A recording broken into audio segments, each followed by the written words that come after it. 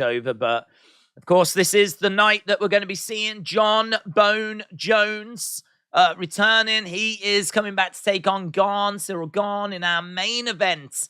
And it is going to be, obviously, noteworthy, whatever happens. Big fight. Obviously, we don't know what Jon Jones is going to look like at heavyweights. He's moving up like the GOAT. I mean, arguably just the GOAT anyway, but the GOAT in the light heavyweight division. Maybe the GOAT overall. And I think if he can get this done tonight, I mean, honestly, that's something I haven't even considered. If he gets this done tonight, does that absolutely cement him as the GOAT? Maybe it does, because the heavyweight championship is on the line here. So if he gets the win here, that might be enough to absolutely cement him as the GOAT. I can tell you we got a fight that's underway at the moment.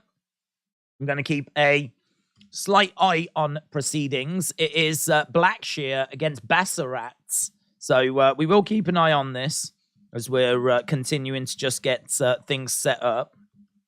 So Blackshear against Basharat. I believe this might be our second fight of the evening. It is indeed. I can tell you that Basharat is minus 500 favorite. So minus 900 favorite for Basharat. We're in second round. He's got him down on the ground.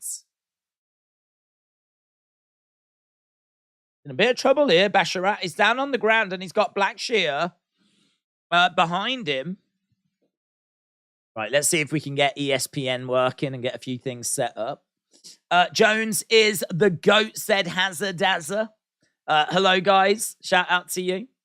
Thoughts on YouTubers doing MMA? Personally, I'd prefer to watch JMX Logan in an MMA fight. Thoughts on YouTubers doing MMA? I don't mind, to be honest. I don't mind. I mean, why not? Why not? I mean, they're not going to claim to go in and be the world's best, are they? Do you know what I mean? They ain't going to step in there and try and take on the likes of Jon Jones and whatever. So, you know, we've seen in boxing that them having their own space has been very successful. And actually probably has resulted in a lot of kids signing up for boxing, you know? I mean, I'd imagine there's a lot of kids, if you go to like your local boxing club now, that have got dreams of getting onto like Misfits cards. And as a result, I'd imagine they've signed up for boxing and they're, you know, trying to chase that. And, you know, it's probably helped a fair few people. So perhaps you would see the same with MMA. Kids wanting to learn MMA so that they could hopefully, you know, fight Logan Paul, Jake Paul, KSI, whatever. I think as long as it's got its own space, it'd be all right. Right, Basharat survived that little scare. So he survived that scare. Right now he is working away. Down on the ground, is in control, is in guard at the moment. Let's get ESPN going so we can get some stats on screen. Coming up next, the next fight after this is going to be Jessica Penne taking for 3. So we've got that fight coming up next. We're in round 2 for this one, by the way. We are in round 2. And we are almost towards the end of round 2. Are you a big Jon Bones Jones fan, says Michael.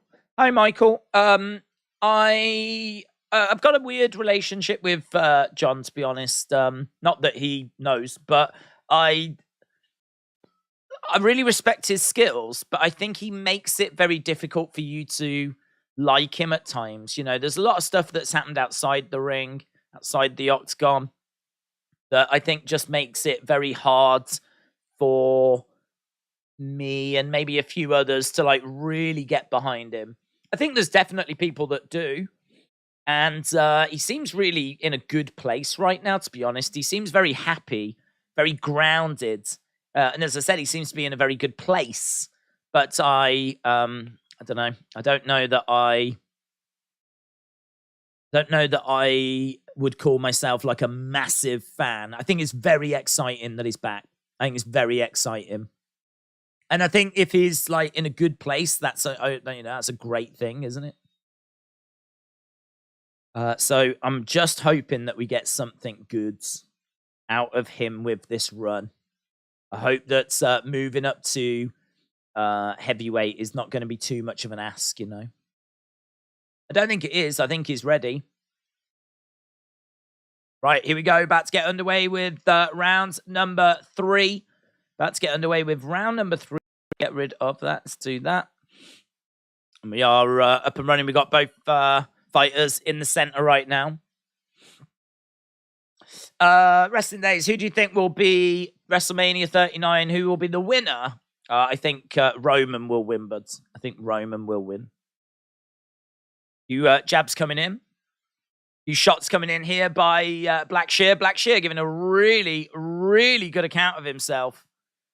Giving a really good account of himself. And his striking is looking very good.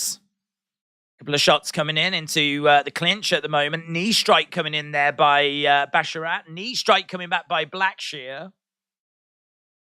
Let's see if we can get some... another big shot coming in. If you are watching and you've not left a like, leave a like. It's obviously we do try to get to 1,000, but I don't think we're going to do that today, to be honest. We are quite late getting to this show, unfortunately. But we'll do what we'll do. We'll see how it goes. Right. Up against the cage is Blackshear. Basharat in control. Takes him down. Good work by Basharat. Shot coming in there. He's got him grounded at the moment. Looking for a head and arm. Looking for a arm triangle. Don't know that he's going to find anything at the moment. But he's definitely getting some control time here, Basharat. Shot coming into the side of the head as well. He's getting a bit of ground and pounds. Nothing too urgent, but there we go. Some big right hands. In. And he's getting up to a seated position at the moment here, Blackshear. Very much Basharat that's in control. He's trying to wrap up the legs. He's actually managed to grab the arm as well. So he's managed to get the arm and the 2 legs, and he's tied them all up. So he's got Blackshear and trying to drive him down. Excellent work. Good work here by Basharat. So we've got a long way to go till we get to our. We've got a long way to go till we get to our main card itself. I think we're over 3 hours away till we get to the main card. I'm sure the main card starts at like 3 in the morning. Right now it's about 11:15. What happened to the numbers next to the fight? This is fight 2. Would keep people from asking what fight this is. I can do that. You missed the first fight. It was a good fight, says Kieran. Very good. Yeah, I didn't want to miss it. I was hoping to be here, but just timing-wise didn't quite work. But at least we managed to get in before the end of the second fight. A couple of jabs coming in there by Basharat. And... both guys on the feet in the center. Basharat circling around. Both guys looking a little bit tired. Think they're feeling the effects. Nice shot coming in there by Basharat. Blackshear putting that pressure on, jabbing away. Low kick coming in. Basharat definitely feeling the effects here. And Blackshear goes for a takedown, but it's well defended. That was good work. Good takedown defense there. A few shots coming in by Blackshear. And elbow there by Basharat. Blackshear goes down.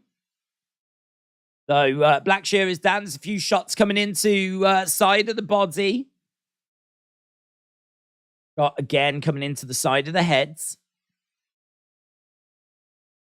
So, yeah, he's on top at the moment. Down on the ground. We're into the final minute of the final round. This one very much looks and feels like we are going the distance on BT at the moment. They're just showing an interview with Valentina Shevchenko. She, of course, is our co-main tonight.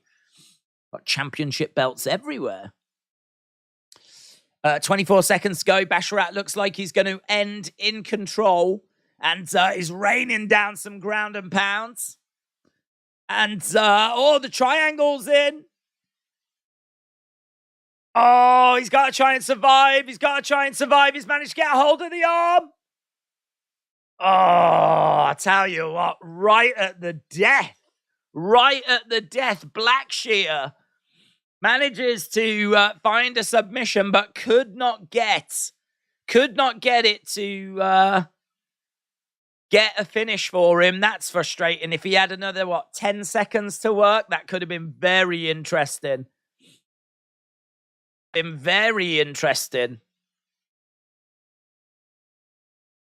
Nice. Showtime boxing. Basharat has got those elbows, and now he was in a choke, says LQ. Shadi Pie, shout out to you, my friends. Appreciate the kind words. Yeah, I really appreciate people stopping by and joining us. I know, this is a massive, massive stream, and ideally we would have started earlier than what we did, but we did what we could. We did what we the best we could, but we're here now. So yeah, that was cinched in quite deep. We'll go over to the judges very, very soon. Here we go. Bruce Buffer actually has got the this is quick.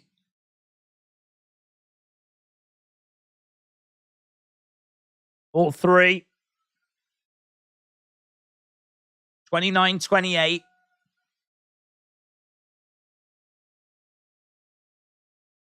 So Basharat has got it. Basharat is the winner.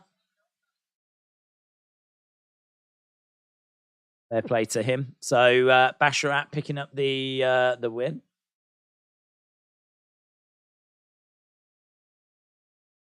Okay.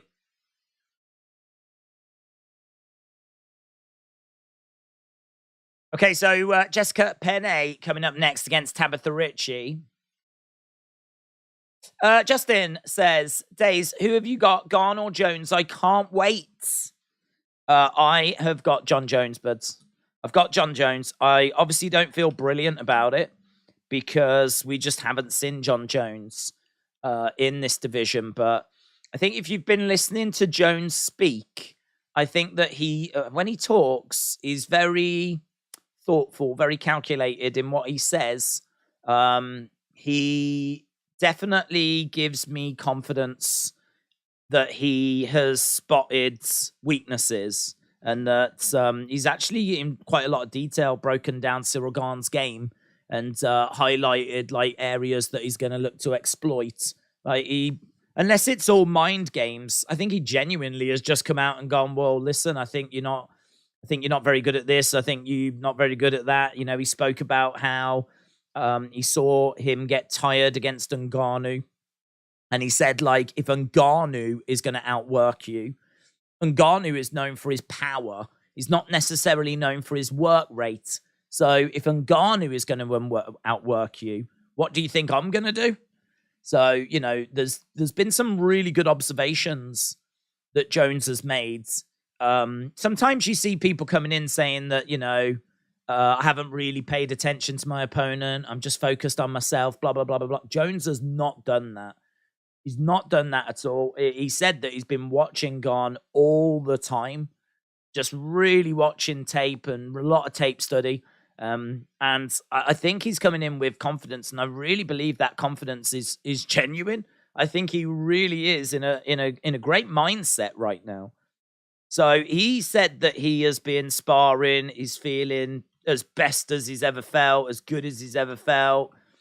This is like his walk around weight. You know, this isn't like a big problem for him to be coming up to this weight.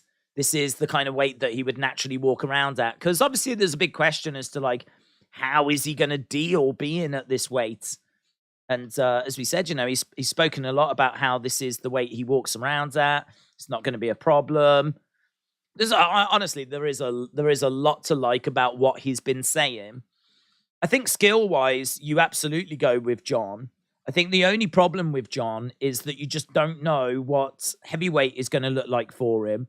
And you just don't know what the layoff is going to do, because ring rust is it's a very real thing. And that's actually a question that Dana got asked in the build for this. He got asked if he believed if ring rust was a thing. And he said, yeah, I do. I think it's a very real thing. So, you know, this is something that has to be taken into account, but we're not going to really know that until we see Jon in there.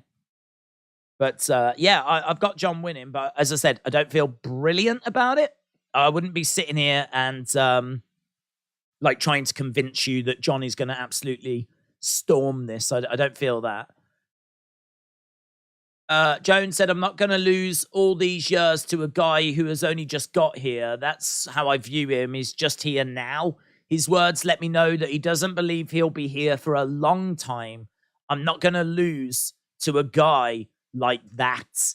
Jon Jones is confident. This is I think, genuinely confident Jon Jones that we've got coming in. And that has got to be a very scary prospect if you are Ciryl Gane. You know, Jon Jones is widely regarded as the GOAT.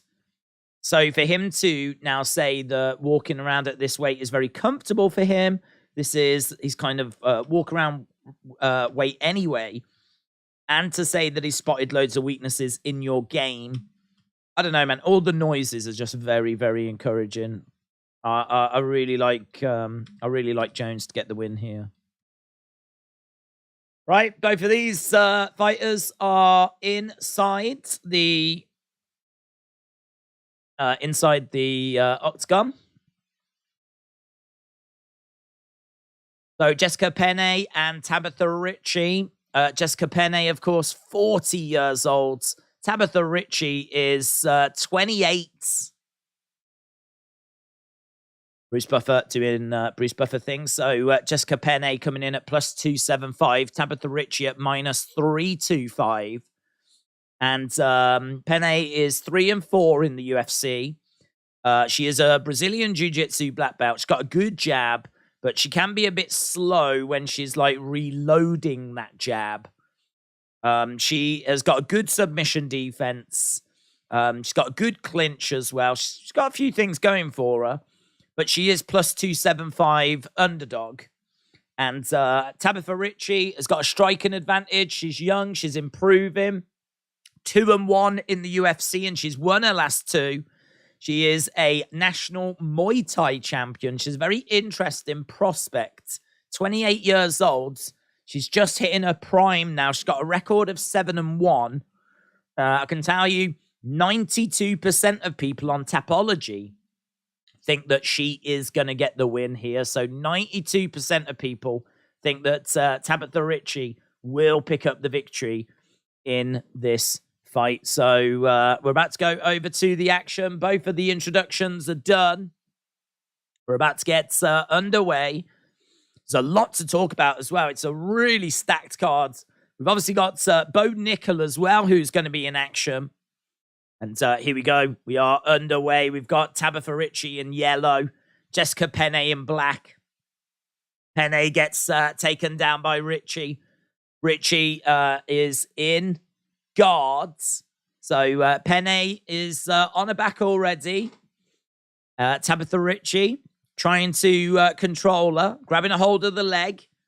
And we're seeing Penne kicking out. Penne is still down on the ground. Kicks coming in there by Ricci. Ricci again throwing in a kick. Another kick coming in there by Ricci. Penne staying on the ground, just kicking out at Ricci. Ricci firing in a few kicks of her own. And she's got a guillotine applied, trying to get round in front. Very frantic pace that we're seeing from Tabitha Ricci. She's constantly moving, circling around on the outside. Jessica Penne standing her ground in the center. Jabbing out there. 1-2. Straight down the middle by Jessica Penne. Low kick coming in there by Ricci. A couple of shots coming in there by Penne as well as Ricci circles around on the outsides. And we've got Ricci, 1-2 straight down the middle. Kick coming into the body as well by Ricci, 1-2. Coming back by Penne into the clinch in the center of the octagon. You can see a lot of seats around the edge of the octagon. A lot of those front row seats. There's no one there. And I don't know what the rest of the arena looks like, but seems like a lot of people are probably just going to rock up for the main cards. But Ricci manages to step out of the grasp of Penne. Penne is down on the ground. Kicks coming in by Ricci. Again, she's just kicking away. And lovely work. Manages to get past the defense. Throws in a few hammer fists to the side of the head. She's managed to grab the wrist of Penne. Penne has grabbed the leg of Ricci. And it's a real scramble at the moment as we go over by the side of the cage. So Ricci has been working hard. Definitely putting that effort in. She's the one that's dictating the action. She's the one that's dictating the fight. So right now we are seeing looking for a takeover. She's managed to get Penne down. So Penne is on her back. And we have got Ricci in the guard again. We've still got 2 minutes to go. I feel like there's been so much that's happened in this fight already. Darren Till has been granted his release. He said, I'm not going anywhere. I've got big plans and I will be back. So Darren Till has been released from the UFC. Kicks coming in by Ricci. Again, Ricci is the one that's leading this fight. No kicks coming in. Jones is a badass, says Bob. Ricci should take this, said Jordan. We are seeing Ricci throwing in some shots, hammer fists, forearms, raining them down on Penne. Penne is grabbing a hold of Ricci, keeping her close. This is undoubtedly Ricci's round with a minute to go. Throwing in some shots to the side of the head. And really, there's nothing here for Penne. She doesn't really have much going for her at the moment.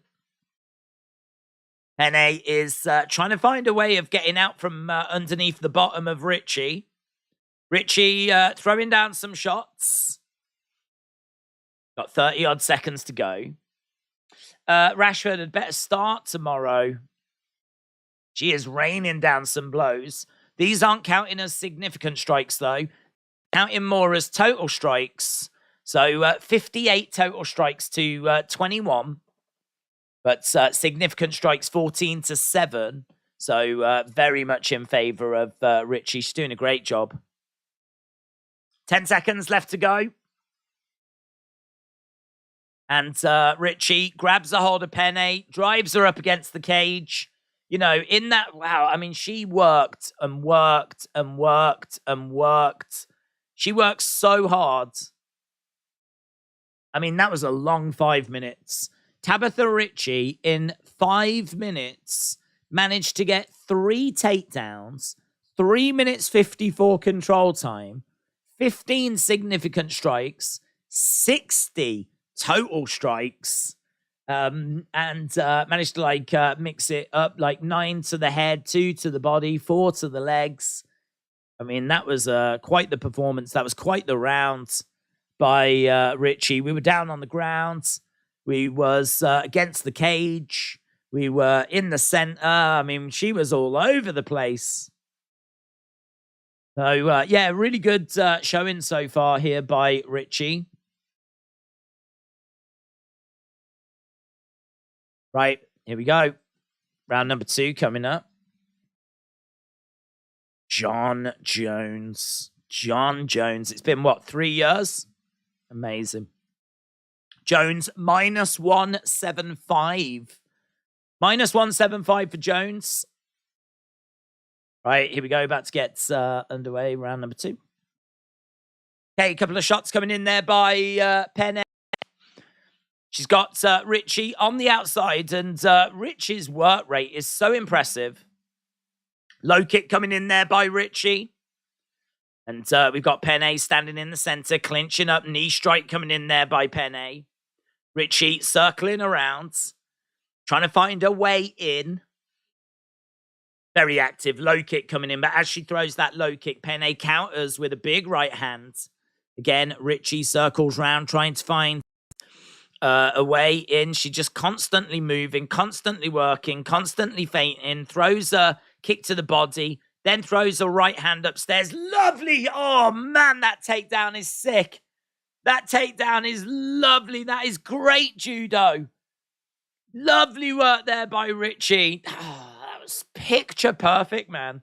That was picture perfect. That was so nice.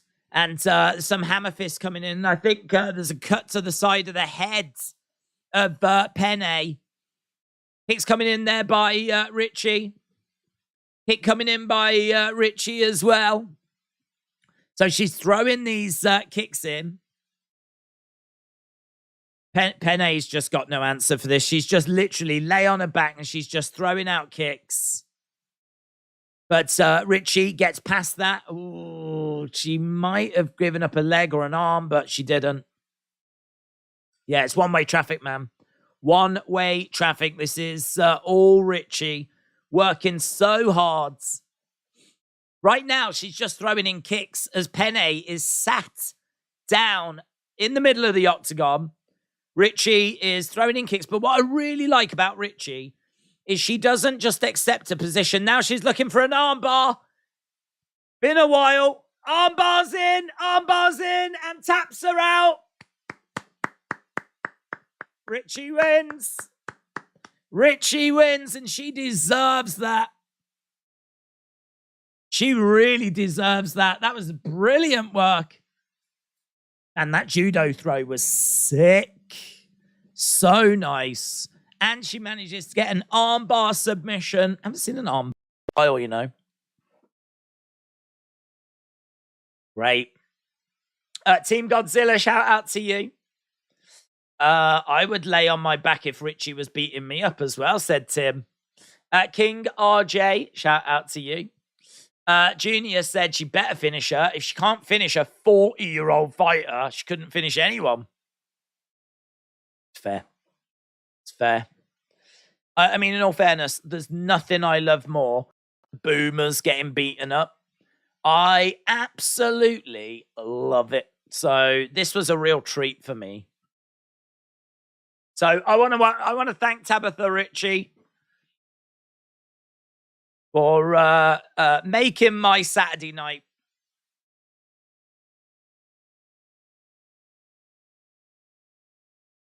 PC is drawing on the screen.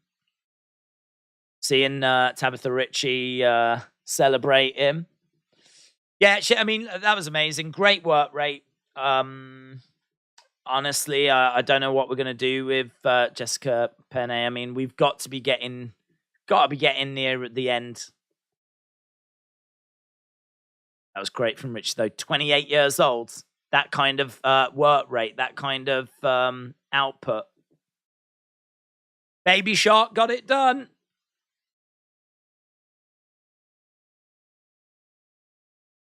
Baby Shark. Days, I'm excited for the stream, says LL.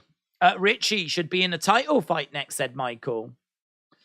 Told you I got a match against Ricci with the win. Let's go, said Jordan. Next stage bids for United is going to start in the next few weeks. Don't know. Did anything come of the last lot, or what's this now? Did we? What? I don't know what we're doing. What is it with the dudes in the chat wanting female UFC fighters to put them in arm bars? Calm yourselves. Well, I mean, listen, we all get our own enjoyment from UFC. As I said, I literally only watch UFC to watch old people get beaten up. That's it. That is it. I don't care about championships. I don't care about rivalries. I don't care about trying to find who the best is. I just want to watch people 40 and older getting beaten up. That's it. There's not many sports that you can watch that in, but here in UFC, they definitely do cater for that. So I really appreciate that. But then there's other people that tune in because they want to see some of the lovely ladies do their lovely arm bars. Each time. Right, we are moving on to our next fight, which is going to be Martinez against Saaiman. Right, let's put this in. Martinez. We're not messing around, are we? Boom, that fight's done. We're on to the next one. LDTV, shout out to you, buds. Shout out to you. Right, cheers. And listening at home to this huge event tonight. When is Jake Gyllenhaal fighting? Jake Gyllenhaal. Boom. I think he fights every day for our hearts. It's a constant battle that Jake Gyllenhaal is in. Did you know that Lukaku has scored more goals than the whole of Chelsea in February, says Bizwaz. That's fun. Haven't Real Madrid scored more goals in England than Chelsea this year? And they're not an English team, Real Madrid. There's only a handful of older people in the UFC. I know, Jordan, and that is why tonight was such a special night for all of us. Tabitha Ricci, Baby Shark did that for all of us. Right, here we go. Right, Cameron Saaiman. I think it's Saaiman. He is fighting out of South Africa. He's 1-0 in the UFC. He is a volume striker. Southpaw, undefeated. 7-0 in total. Little bit reckless. Little bit hittable. Very entertaining. Can lose position when he is attacking. Good clinch knees. Very active on the ground. He's got a good gas tank. He'll have a grappling advantage as well. This is a guy that has got some real skill, real ability. But there's always a but in there, right? So it's like he's very good with grappling. He'll have the advantage, but he does make mistakes. And then like you'll say like, you know, he's a good striker and he's got good volume, but he's also quite hittable, right? But considering he is 22 years old, it is mental. It is mental. So it's not a surprise that there's a few holes in his game. But for 22 years old, this is a real prospect. A real prospect. The only thing is, I do worry that, like, 22, that is young. Like, once you're in the UFC, like, you just can't really make mistakes.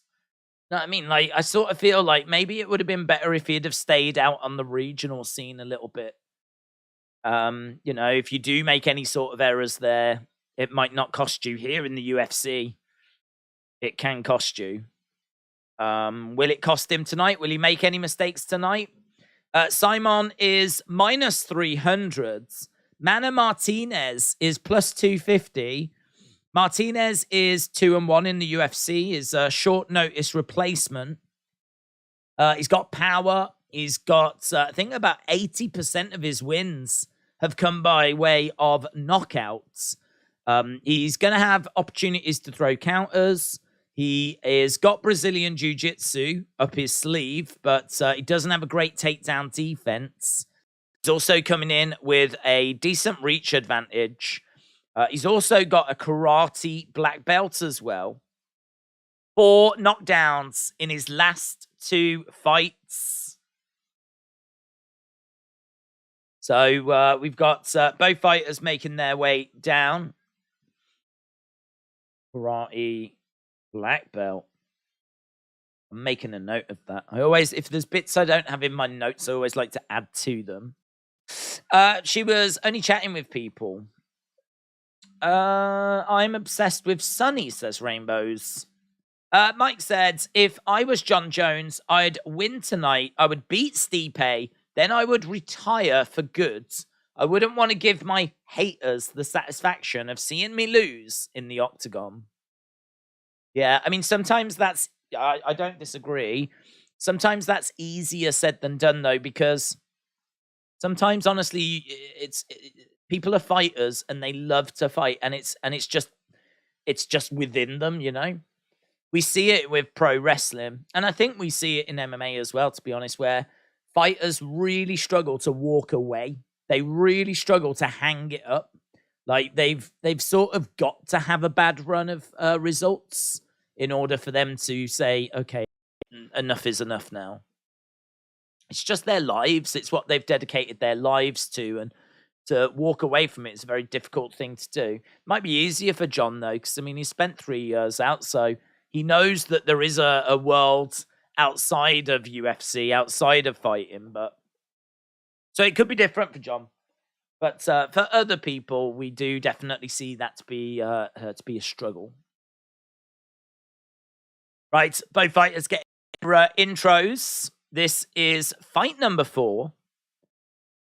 Fight number 4. I don't know how many fights we've got tonight, actually. Got 6, 7, 1, 2, 3, 4, 5, 6, 7, 8, 9, 10, 11, 12, 13. We've got 14 fights tonight, so this is fight number 4. Herb Dean is the referee for this one. About to get underway. Right, here we go. Let's turn this up.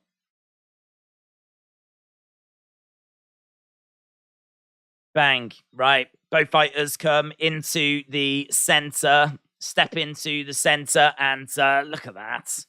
Heavy, heavy hands by Cameron. Kick coming in there by Cameron as well. Low kick coming in by Martinez. Cameron trying to get a high kick. Landing upstairs, tries for a kick to the body, gets his foot caught. He manages to push out of that.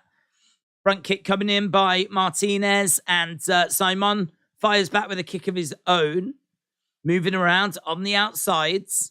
Martinez is the one that's standing his ground in the center. Saaiman is on the outskirts, on the outsides. And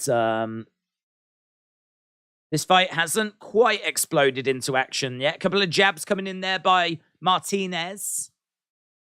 Ooh, that seemed like a nice right hand by Saaiman. Seemed to just clip Martinez with that.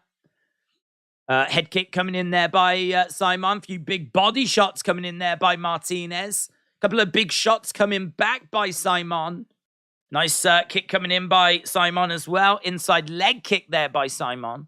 And coming forward, and I don't know if he just got clipped or if he did slip there, but he did go down. I think he got clipped.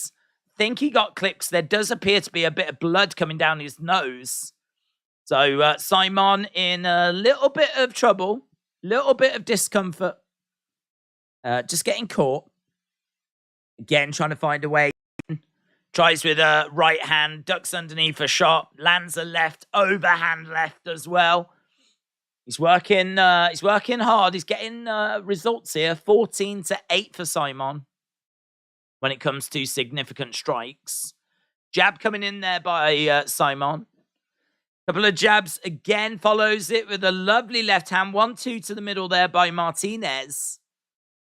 Low kick, outside leg kick, and again by Saaiman. He could probably go back to that a few times. Oof. Charges in, gets caught again. He's definitely getting clipped a few times.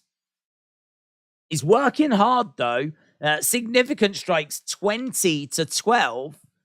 Kick coming in there by Saaiman. Couple of jabs coming in there by Martinez. And Saaiman backing up a little bit. Saaiman bouncing around. And we've got Martinez spin kick there by Saaiman. Oh, low blow. Low blow. And there's a smile on the face of Saaiman. He either doesn't believe that's a low blow or he loves delivering low blows. Either way, he seemed to smile. He seemed to get some enjoyment out of it. We're just having a look at a replay. I mean, it's upper thigh, but he definitely gets some of the junk as well. Definitely gets some of the junk. I don't think this is being put on by Martinez. Taking his time, 30-odd seconds. I thought Sonny was a guy at first, said FaZe. Mangarden has been damaged. Mangarden has been absolutely trashed.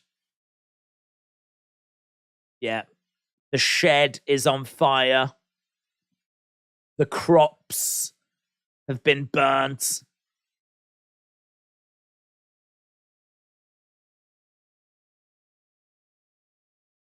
Herb Dean says to Saaiman, you've been throwing your kicks a little bit high. You need to adjust that. So Herb Dean has been basically saying, look, that was coming for a while. You've been throwing those kicks. They've been landing a bit high. Some of these kicks that are coming in now are coming into the body. Outside leg kick. He's landing them on the right leg as well. He's kind of mixing them up a little. We're still in round one here. Still in round one. We got 1 minute 40 odd. It's an interesting little fight, this.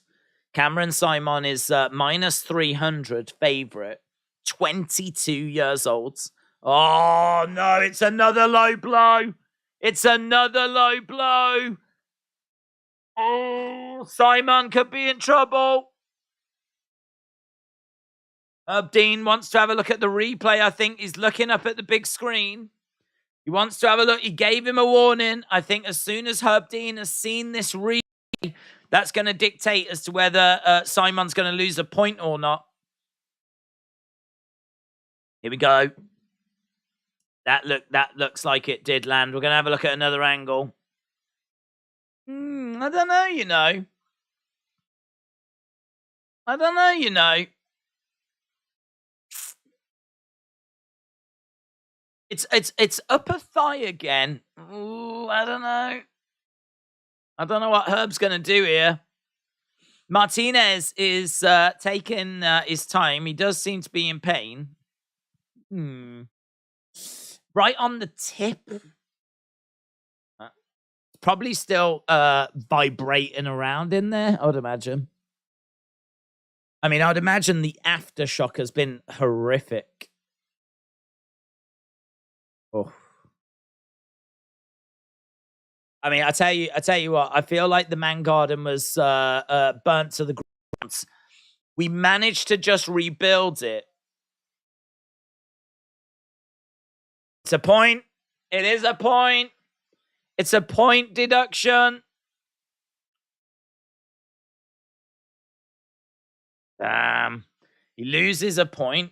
Yeah, I feel like the Mangarden just got burnt to the ground. It then got repaired, and then it was burnt to the ground again. Damn, that's a point. I mean, he was winning this, but now it's probably a draw. Probably going to be a 9-9 rounds. Damn. Damn, that sucks. All of that hard work. I mean, honestly, that would probably be really demotivating. All that hard work. I suppose you got to use it, haven't you, to inspire you. Saaiman just like turned around. I think he was going for like some spin attacks. But he just sort of like span around, got himself a little bit lost there. He can feel his balls in his throat. Ooh, high kick coming in there by Saaiman. But the leg was caught by Martinez. Saaiman trying to find a way forward again. He's had 17 to the legs. That's where most of his damage is coming from. 10 shots to the head, 10 shots to the body, 17 to the legs. Oof. Yeah, Saaiman's looking really, really crisp. I don't think this is a 10-8 round, though, so I think it's going to have to be 9-9. 9-9 for sure, said Craw. Boom. Boom. Ants an accident twice. Definite point, says Clay. Michael said, if Jon Jones loses, I wonder how many people... Jon Jones loses. I wonder how many people's lives are going to change because of it. Fans and media would send negative words his way. But me, I'm a big Jon Jones fan. If Jon Jones loses, how many people's lives are going to change? What do you mean? Like, it would change Gane's life. Would it change Jon Jones's life? I mean, maybe it would. Maybe it would. I don't know, though. I mean, I still think if he was to get some wins, he could get back to a title opportunity quite quickly. Jon Jones is always going to be in the conversation. Right, here we go. We are underway with round number... Is it 2? We're only at round 2. Jesus. Round 2? This is like the longest fight in the world. Obviously, we had a bit of stoppage and everything, didn't we? Days, you didn't see Conor at the weigh-in show. Let the crowds. They brought out a backdrop, Gyllenhaal, another actor, and shot a scene for a Roadhouse movie live, ? No. E. Kaika said, thoughts on Amanda Hebus fights? I think it's a bit of a shame that she's so low down on the card, but it's totally understandable as well. She was being built up for, like, bigger things. She's got a Brazilian Jiu-Jitsu black belt. She's really good on the feet and down on the ground. She's 5-2 in the UFC, which is not a bad record. She is quite favored by people on Tapology to get the win. I don't know, though. I think it's quite close, that fight. I think it's quite close. I might be leaning to Araujo. I like Amanda Hebus. She's just so capable. When you give her, like, screen time, she's like, she shines. So I think they really thought they were going to have a big star there, but some of them results just didn't go her way. Right, we've got big shots coming in by Martinez. We've got a real firefight between these two. Big shot coming in there by Saaiman. We got Martinez in the center. Saaiman trying to find a way forwards. Oh, kick coming in there. Saaiman just ate that. I don't think some of his decision making is the best, to be honest. Shot coming into side of the body. Saaiman charging forward, bouncing around, trying to find a way of getting a shot off. Ooh, looking for a head kick there. Really interesting. Both fighters toe-to-toe in the middle of the octagon. That's a left hand straight down the middle by Saaiman. Got Martinez. Oh, lovely head movement there by Martinez. Saaiman throwing a big shot. Martinez just getting out of the way. Low kick coming in. We need to have a look, see where we are with the numbers. 58-41 at the moment. Oh, Martinez down. Martinez goes down. Martinez goes down, and Saaiman is immediately on top of him. Martinez is still with us, though. Saaiman is all over him at the moment. Forearm coming in. Another forearm comes in.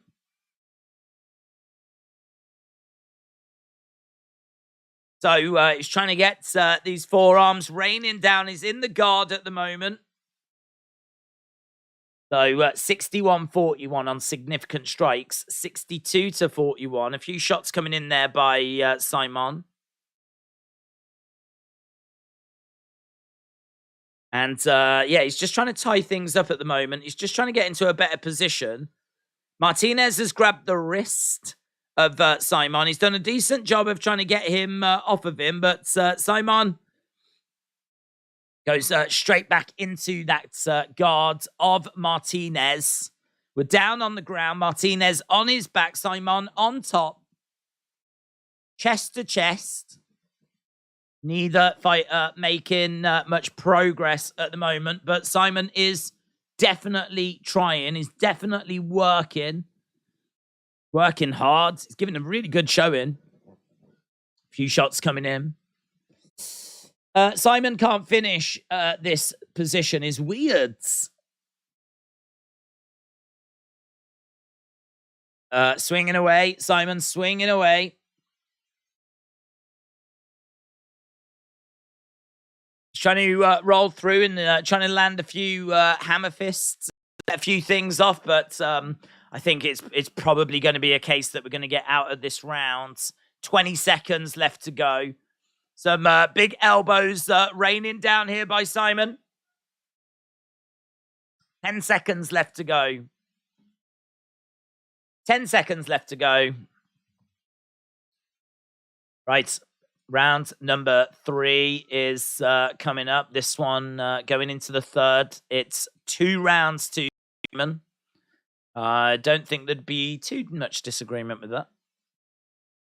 How is this only round 2, said Tim? I know, mate. I know. Feels like it's being... I feel like this is the only fight I've been watching all night, to be honest. Won that round for sure, said Crawl. FaZe, shout out to you, buds. Tyson Fury and Bray Wyatt, shout out to you. But hopefully Gane. Oh yeah, we should. I tried to put a poll up in the last chat, and polls didn't seem to be working. Who will win? Let's see if this will work in here. Gane or Jones? Who do you think's gonna win? Countdown to UFC 285 is just over 3 hours away. Is it gonna work? Oh, yes, it has. It has. It does work. Boom. Right, I ain't gonna mess around with that. We'll just leave that up. Who will win? Gane or Jones? That wasn't working towards the end of the last stream, so that's good. Right, here we go. Then we are underway with round number 3. We are underway with round number 3. 51 minutes streaming, and it feels like 10 to 50. That's true, yeah. 50-odd minutes we've been streaming. In all fairness, I have spent at least 45 of those setting the stream up, so... when we started, I don't think there was like much on screen, so we've had to do quite a bit of stuff whilst been streaming. So, curious to see if the judges scored that first round a 10-8 for Martinez or a 9-9. I think it was a 9-9. Round 2 was clear for Saaiman. Saaiman is winning it. Yeah, even with the point deduction, is winning it. So he's in the center with Martinez. Martinez trying to find a way forward. We're just looking at significant strikes right now. It's 78, although we're showing 80 to 44 in favor of Saaiman. Again, we're seeing Saaiman moving forward. That's a lovely right hand there by Saaiman. Oh, seemed to catch Martinez. Kick coming in. Martinez backed up against the cage. Doing a couple of jabs coming in there by Martinez. Herb Dean comes in. Are we complaining of an eye poke now?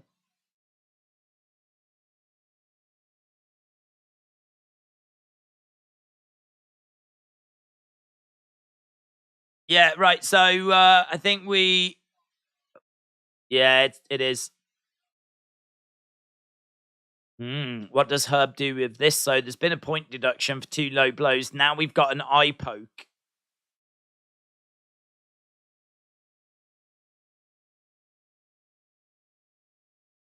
Eye pokes suck, man. 30% wise visual. Jones by spear, followed by a jammer. Yeah, what are we going to do with this? What do we do here? This is another. Oof. Rogan said maybe we should take a point off for every eye poke to try and find a way of just stopping them. They are just having a little look in the eye.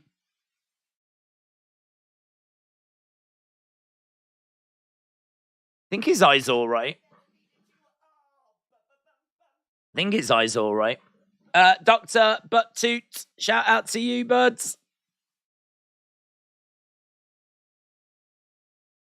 Right, whilst we are waiting for this to get back underway, let's go over to Dr. Butt Toot. Toot toot. Days, always good to listen along, my guy. That's really kind, my friends. Thank you. I'm excited for this card. I think this card looks fantastic. I mean, this really is one that unsurprisingly has grabbed people's attention. The return of Jon Jones, Shevchenko. Obviously, we're seeing Bo Nickel. Jeff Neal against Rakhmonov. Gamrot against Turner. There's some big, big fights. Some very, very exciting stuff. Yeah, we've just got to get through a bit of a... I don't know, this kind of early prelim stuff's all right. But, yeah, the good stuff is on the way.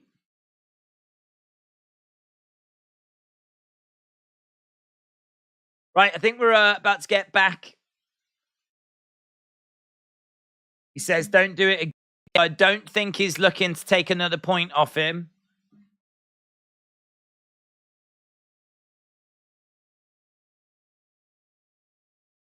Okay, we are back underway with this. So yeah, Dr. Buttsuit, really appreciate it, buds. Right, heavy kicks coming in there by Saaiman. Low kick coming in again there by Saaiman. Both fighters in the center outside leg kick. Nice switching of stances. Saaiman really giving Martinez something to think about. High kick coming in, spin kick coming in.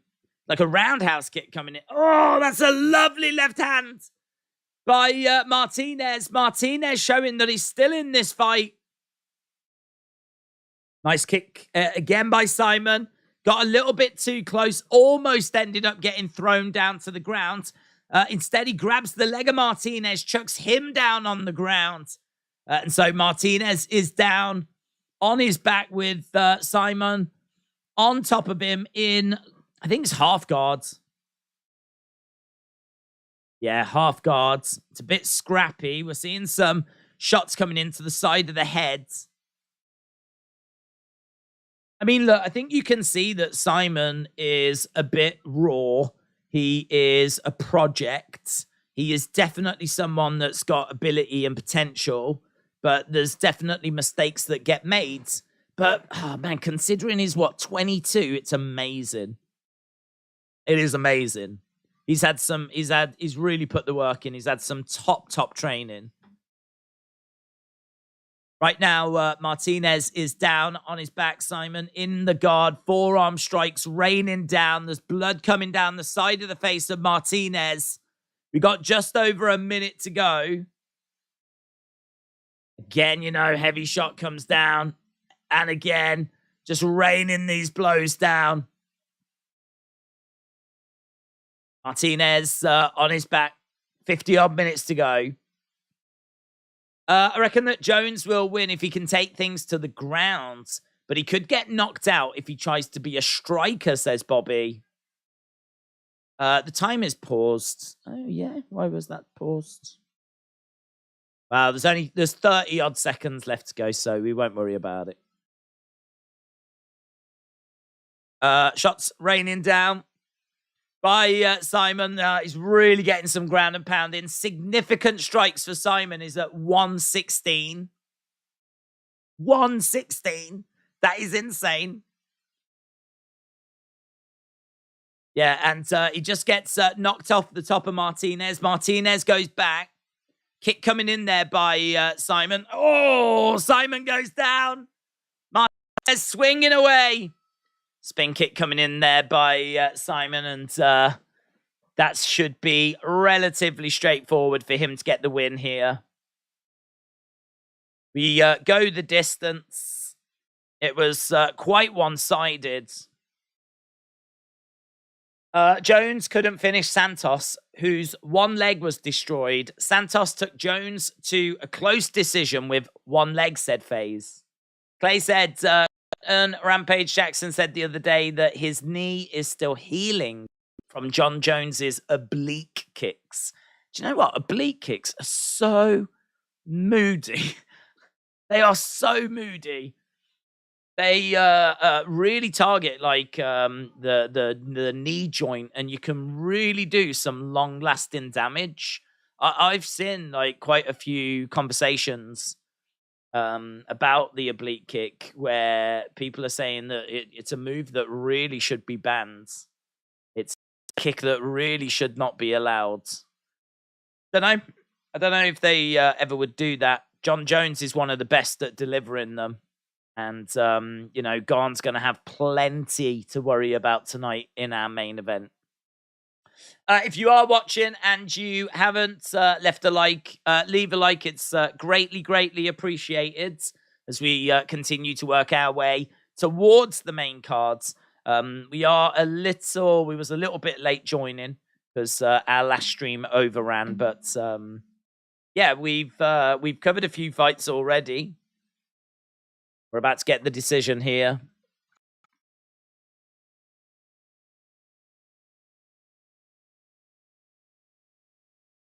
Majority.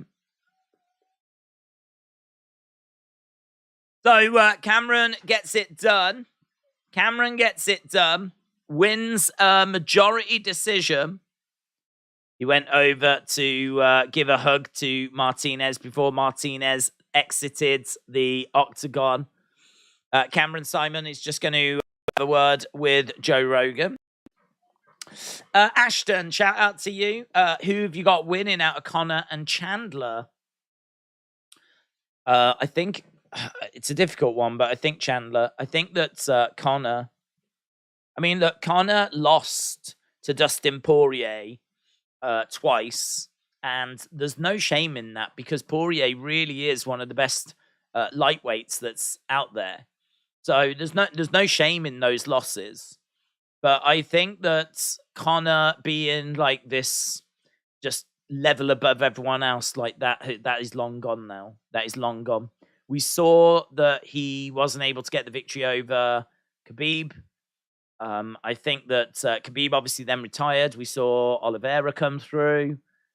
Oliveira, I think, would have been too much for Conor.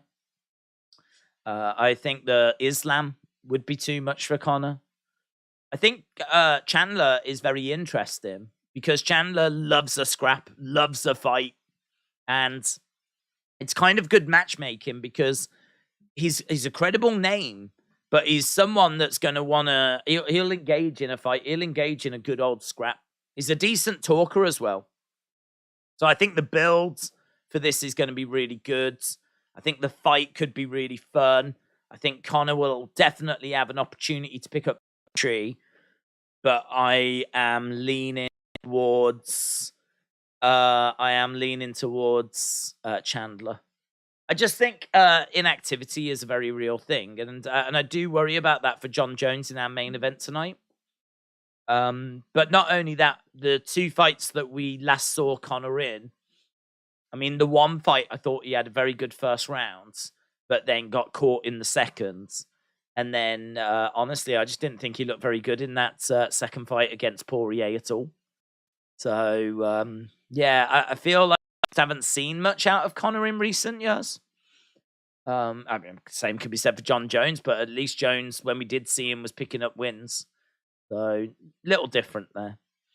So, yeah, I'm going to go with Chandler, but it's not one that I feel, like, fantastic about. It's not one that I feel passionate about. It's not one that I'm, like, shouting about. Right, we are going over to Garry now. I tell you what, I am so surprised at how quickly we are racing through this card. I mean, you want, what, 4 fights for the prelim? Prelims are going to start in about 50 minutes. So that means we've got this 1 fight to get us through the next 50 minutes. Because Bo Nickel is the start of the main cards. So, yeah, we've got 4 fights on the prelims. This should be the last of the early prelims. Right, okay. Song and Ian Garry. Yeah, next fight. They're not really giving us much time to breathe, are they? They're not really giving us much chance to, like, whew, what did you think about that? Where are we with this? There's no time. It's just bang on to the next one. Did you enjoy that fight? Right, good. On we go again.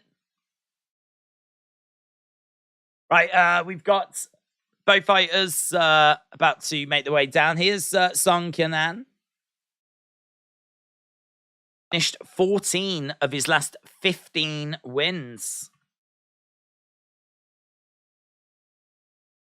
So he's made his way down.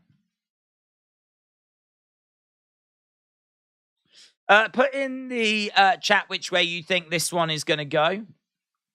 Which way do you think this is going to go? Who do you think is going to pick up the victory in this next one? Ian Garry, I can tell you, is a -800 favorite. -800 favorite.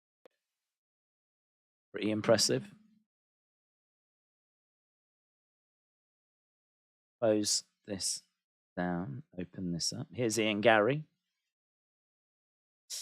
Yeah, so Ian Garry, -800s. Song is +550. Garry is a striker. He's very explosive, seemingly beatable. He is 3-0 in the UFC, very aggressive. He has got great ground and pounds. He's tall. He's a bit green, as we said. Beatable. He does show a few weaknesses in his game, but he does have good low kicks. He's got great outside striking. Always looking for a finish, and he moves very, very well. He is not really outstanding in any area, and the quality of competition that he's beaten has been relatively low.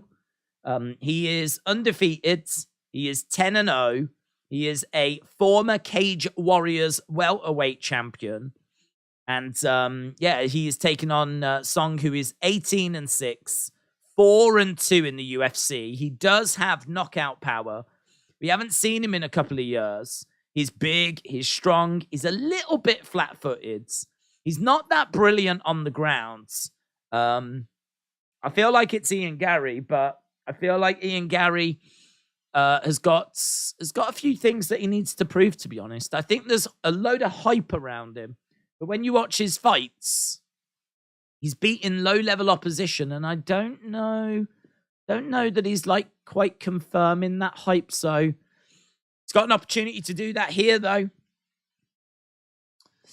He's got a 3-inch reach advantage as well, Ian Garry. 3-inch reach advantage. -730. I can tell you that Kenan Song is +530. So a little bit of money coming in on Song. Bruce Buffer about to do an intro. I am rooting for the underdog Song, even though I did pick Garry. Do it for your dong, said Tim. LDTV said, are you a fan of Johnny Bones and his body of work? Yeah, I think if you've been watching MMA for a long time, it's been impossible to not see Jon Bones Jones. I mean, he has been one of the biggest stars in the sport. I mean, not Conor levels, but I think for MMA fans, he has been the real deal. He has been the GOAT. He has been the person that I think Khabib was measured against, and Usman. Usman might have been measured against Khabib, to be honest. But I feel that whenever we talk about GOATs, Jon's name always comes up. And you know, that Gustafsson fight, for example, and the Dominic Reyes controversy, and just, I don't know, there's loads to his career. Loads of talking points, loads of great moments, the Cormier stuff. And of course, we said earlier, you can't not discuss the dramas outside of the octagon as well. So he's a polarizing figure. He's undeniably talented. He is debatably the GOAT, but he is back tonight. And it's been a long time, and there will be a lot of people that have never actually watched Jon Jones in action, unless they've gone back and checked him out on like old videos. Right, we've got Garry trying to edge forward. Hello, Nolene. Nolene O'Neill. Shout out to you, my friends. Long-time supporter of the channel. Really great to see you around. Hope you and the family are well. I think Jones outstrikes him and knocks him down in the 4th or 5th. I think Jones is the better striker, said United Beast. I can't have him as a GOAT when he could have been winning with help, said Fortnite. Right, we've got Garry edging forwards. Song on the outsides. Garry, again, just coming forwards. Low kick, outside leg kick there by Garry. Inside leg kick there by Song. Kick coming into the body. Jab coming in there by Garry. A couple of shots coming in there by Garry. Garry, it is worth saying, only 25 years old.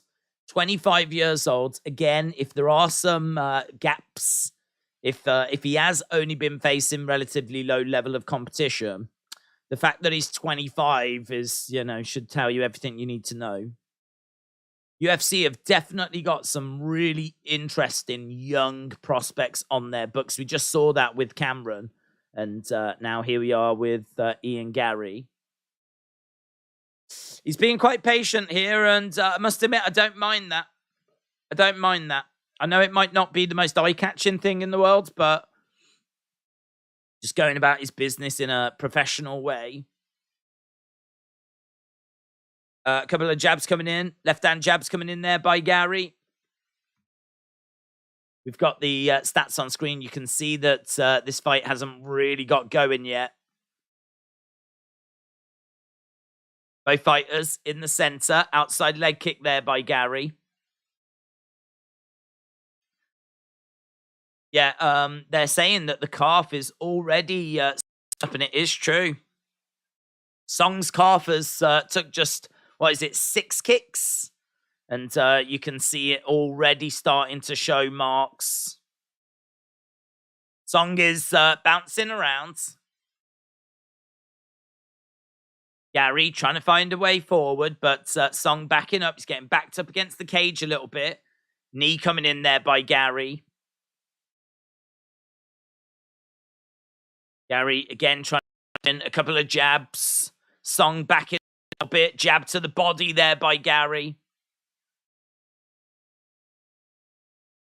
Kick coming in there by Song. Nice kicks to the body there. Front kick coming in. Push kick coming in. Jab. Outside leg kick. 1-2 upstairs there by Garry. Outside leg kick coming back by Song. Song getting backed up a little bit as Garry is putting the pressure on. 14-12 on significant strikes. Garry goes down. Here's Song throwing some big shots in, but Garry gets back up. Wow. Big blows coming in. Song is all over Garry. Don't forget, Ian Garry is a -800 favorite. And Song is all over him right now. We've got real drama. Song stepping over, throwing in some big shots. Garry's in big trouble. Song is kicking and stomping and throwing in some knees. We're over by the side of the cage. Song has grabbed Garry. Kick coming in there by Song. Song has got Garry up against the cage. Both fighters coming into the center. Garry survives that storm. Knee strike coming in there by Garry. Into the final stages here of this round. Feels like what we just saw is to give that first round to Song. We got a knockdown. Drama. It looks like Jones gained all the weight around his belly area, said FaZe. You enjoyed MMA Hour Show with Chael and Ariel. I only saw highlights, to be honest. I think got good banter, good back and forth. It was certainly fun from what I saw of it, but I didn't get a chance to sit down and watch like all of it. Cody needs love Garbrands. Nolene, shout out to you. Should have put a message, Nolene. Should have put a little message in. Yeah, I hope you're well. Hope Patrick's well. Hope the kids are doing well. This Saturday evening, as we continue to build towards that main card, which is getting ever closer. We've got about 2.5 hours. About 2.5 hours till we get to that main card. We got plenty of good fights coming up as well. You know, we got Hebus, we've got Cody Garbrandt, we've got Plessis. Okay, we got both fighters in the middle right now. We got Garry putting the pressure on Song. Song on the outside. Bouncing around. We've got Garry edging forward. Tries to throw in a high kick. And that is blocked by Song. Inside leg kick coming in there by Song. Just showing March 11th next weekend. Yarn in action again. Garry trying to put the pressure on. Inside leg kick, body kick coming in. I think there's a complaint maybe of a low blow. I think there is a low blow there. Ian Garry throwing in a low kick, but seemingly that was a low blow. We're going to see a replay here. I don't think there was much to that, to be honest. I don't think there was much to that. Right, leg kick coming in there by Garry, but he does eat a jab. Nice exchange of shots upstairs. You were seeing a bit of damage around the knee of Ian Garry. Ian Garry's definitely taken some punishment on the leg, but so has Song. There was an oblique kick that just came in there by Garry. Kick to the side of the body of Song. Song is edging forward. Outside kick there by Garry as well. Garry coming forwards, throwing in a few shots.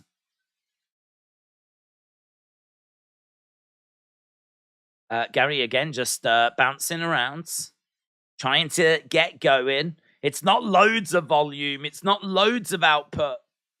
But what we are getting is relatively effective. Less than 3 minutes to go. Hook shot just misses there by Song. Both guys jabbing away at each other. Both guys bouncing around. Kick coming in there by Song. Outside leg kick there by Song. Garry is edging forward, jabbing away. Song is getting backed up. There's a jab. Kick coming into the body there by Song. That's better. Letting the hands go a little bit. 1, 2, straight down the middle. Go into the body. That drives Song back. Now he's letting the hands go. Heavy outside leg kick. Song spins around. Side kick to the body. We were just starting to get going then. We were just starting to get somewhere. And you can see the damage on Garry's leg. You can see the damage on Song's leg as well. Garry has thrown 18 leg kicks. Song has thrown 13. Garry is edging forwards. Couple of jabs coming in there by Garry. Trying to go straight down the middle as a shot comes back there by Song. High kick coming in by Garry. Still jabbing away. And we're seeing in this round 22 significant strikes to 7. Well, that's total strikes. So Garry winning on total strikes in this round. Winning on significant strikes overall as well. Don't underestimate Jones. Betting on him is not the worst idea, said Jordan. We got just over a minute. Just over a minute. Nice kick coming in there by Garry. We are in the second round of this. Y'all must have forget my favorite fighter was Roy Jones Jr. Went welterweight. His speedmate heavyweights look as if they were standing still, says Bob. Man, those kicks. We've seen a fair few oblique kicks coming in here by Garry. He's gone to it quite a few times. He is mixing up his work very, very well. He's changing his levels well. Mixing up his kicks as well.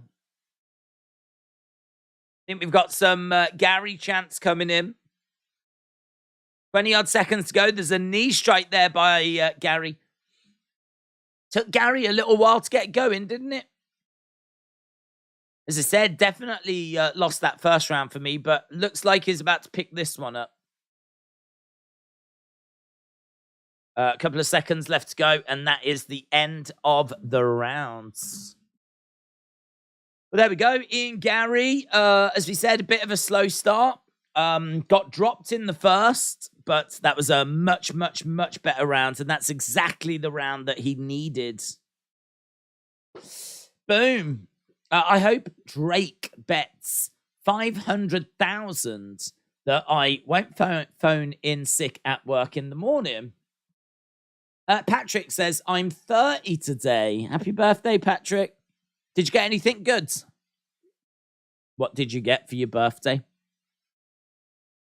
But, yeah, many congratulations, dude.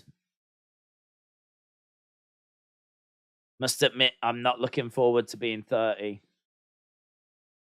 It's not quite a boomer age, so you're all right, but big one. That is a big one.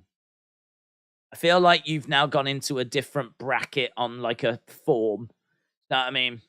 If you're filling out forms and they're like, what age are you? I feel like it's normally 20 to 29 or 25 to 29. Like all of a sudden you got a different box that you've got to tick now. Right, these two fighters into the center and they embrace. I think there's a real show of respect between them.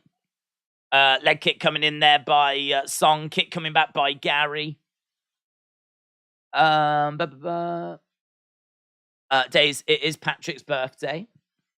I know. I'm looking forward to finding out what he got. Nice kick coming in there by Garry. And again, constantly targeting that leg. Coming in there by Garry. Seeing the damage on the face of Song as well. He's not wearing this damage very well. We know that damage is a big, big thing. It doesn't look good, does it? With his face all pieced up. Lee said Jones is overrated. Gane is going to win by knockouts. Okay. Yeah, I think it's really close. You could be right. You absolutely could be right. Kick coming in there by Garry. Garry has kept things relatively simple, relatively comfortable. Jab coming in there by Garry. Patrick said, I got a wife. Ah, you've already got one of them. Can you get a refund? Can't have two wives.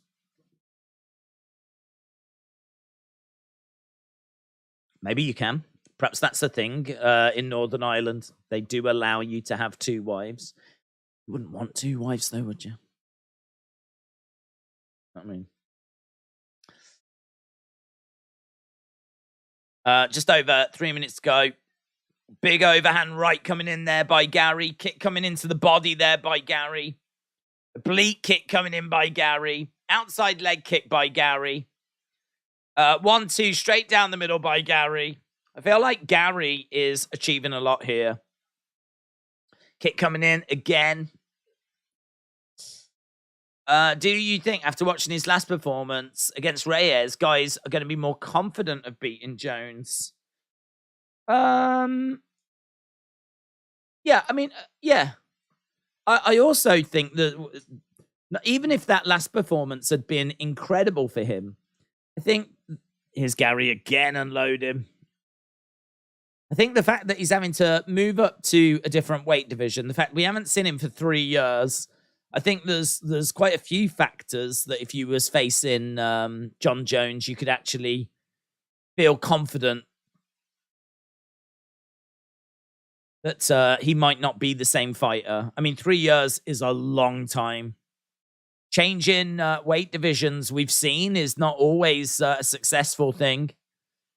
Adesanya, for example, trying to win the light heavyweight championship. High kick coming in there by Garry, and Song blocks it. Leg kicks coming in. Song has just been absolutely beaten up. He's been absolutely destroyed. So 83 significant strikes to 41 is where we are at the moment. Garry has just been constant output, really pouring it on. So updated to 87 now. And again, I mean, his cardio, you've got to say his cardio is very, very impressive. Very impressive. He's undeniably winning this round. And I would say undeniably winning this fight. It coming in there by Garry.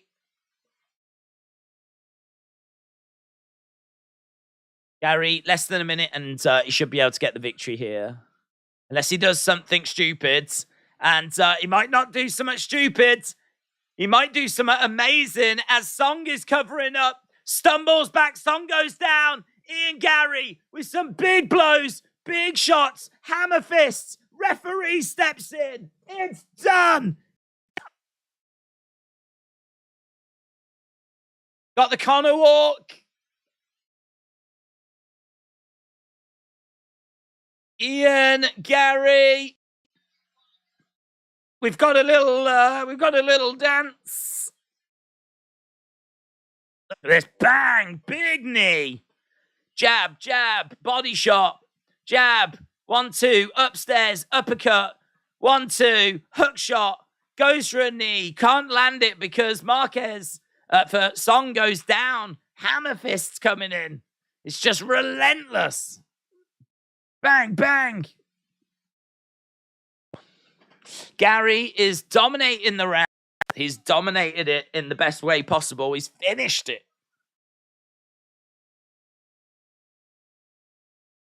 I think what we said in the build-up for this is very true. I think he does give you opportunity. I think he does, leave some openings and make mistakes. And we definitely saw that more in the first rounds. After that, though, once he got through that phase, he looked very, very impressive. He looked very, very good. Still undefeated. Ian Garry now goes 11-0.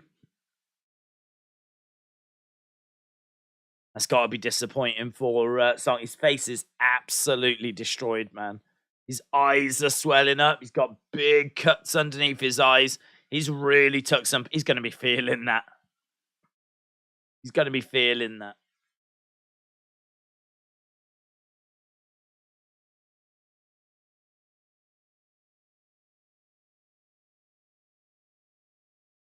Everyone here deserves to be here, says Ian Garry. Anyone can drop anyone in the UFC. He was flowing, man. He looked really good. R.I.P. Joe Rogan. Yep. R.I.P. Joe. He will be missed. He will be missed. What do you think about the Max versus Allen fight? I worry a bit for Allen, to be honest. I really like Allen, and I want to see him get somewhere. And I suppose you've got to, if you want to get somewhere, you're going to have to go through Max. I mean, I think it's a great fight. I think it's a fun fight. There's maybe a few questions over Max. Didn't look as good, did he, against Volkanovski as he did the first 2 times? And that could just be Volkanovski working him out, or it could be that we are maybe starting to see a bit of a decline. I think it's actually a really important fight for both fighters, and it will really dictate their futures. Ian Garry, you little lazy. Tweet coming out from Conor McGregor.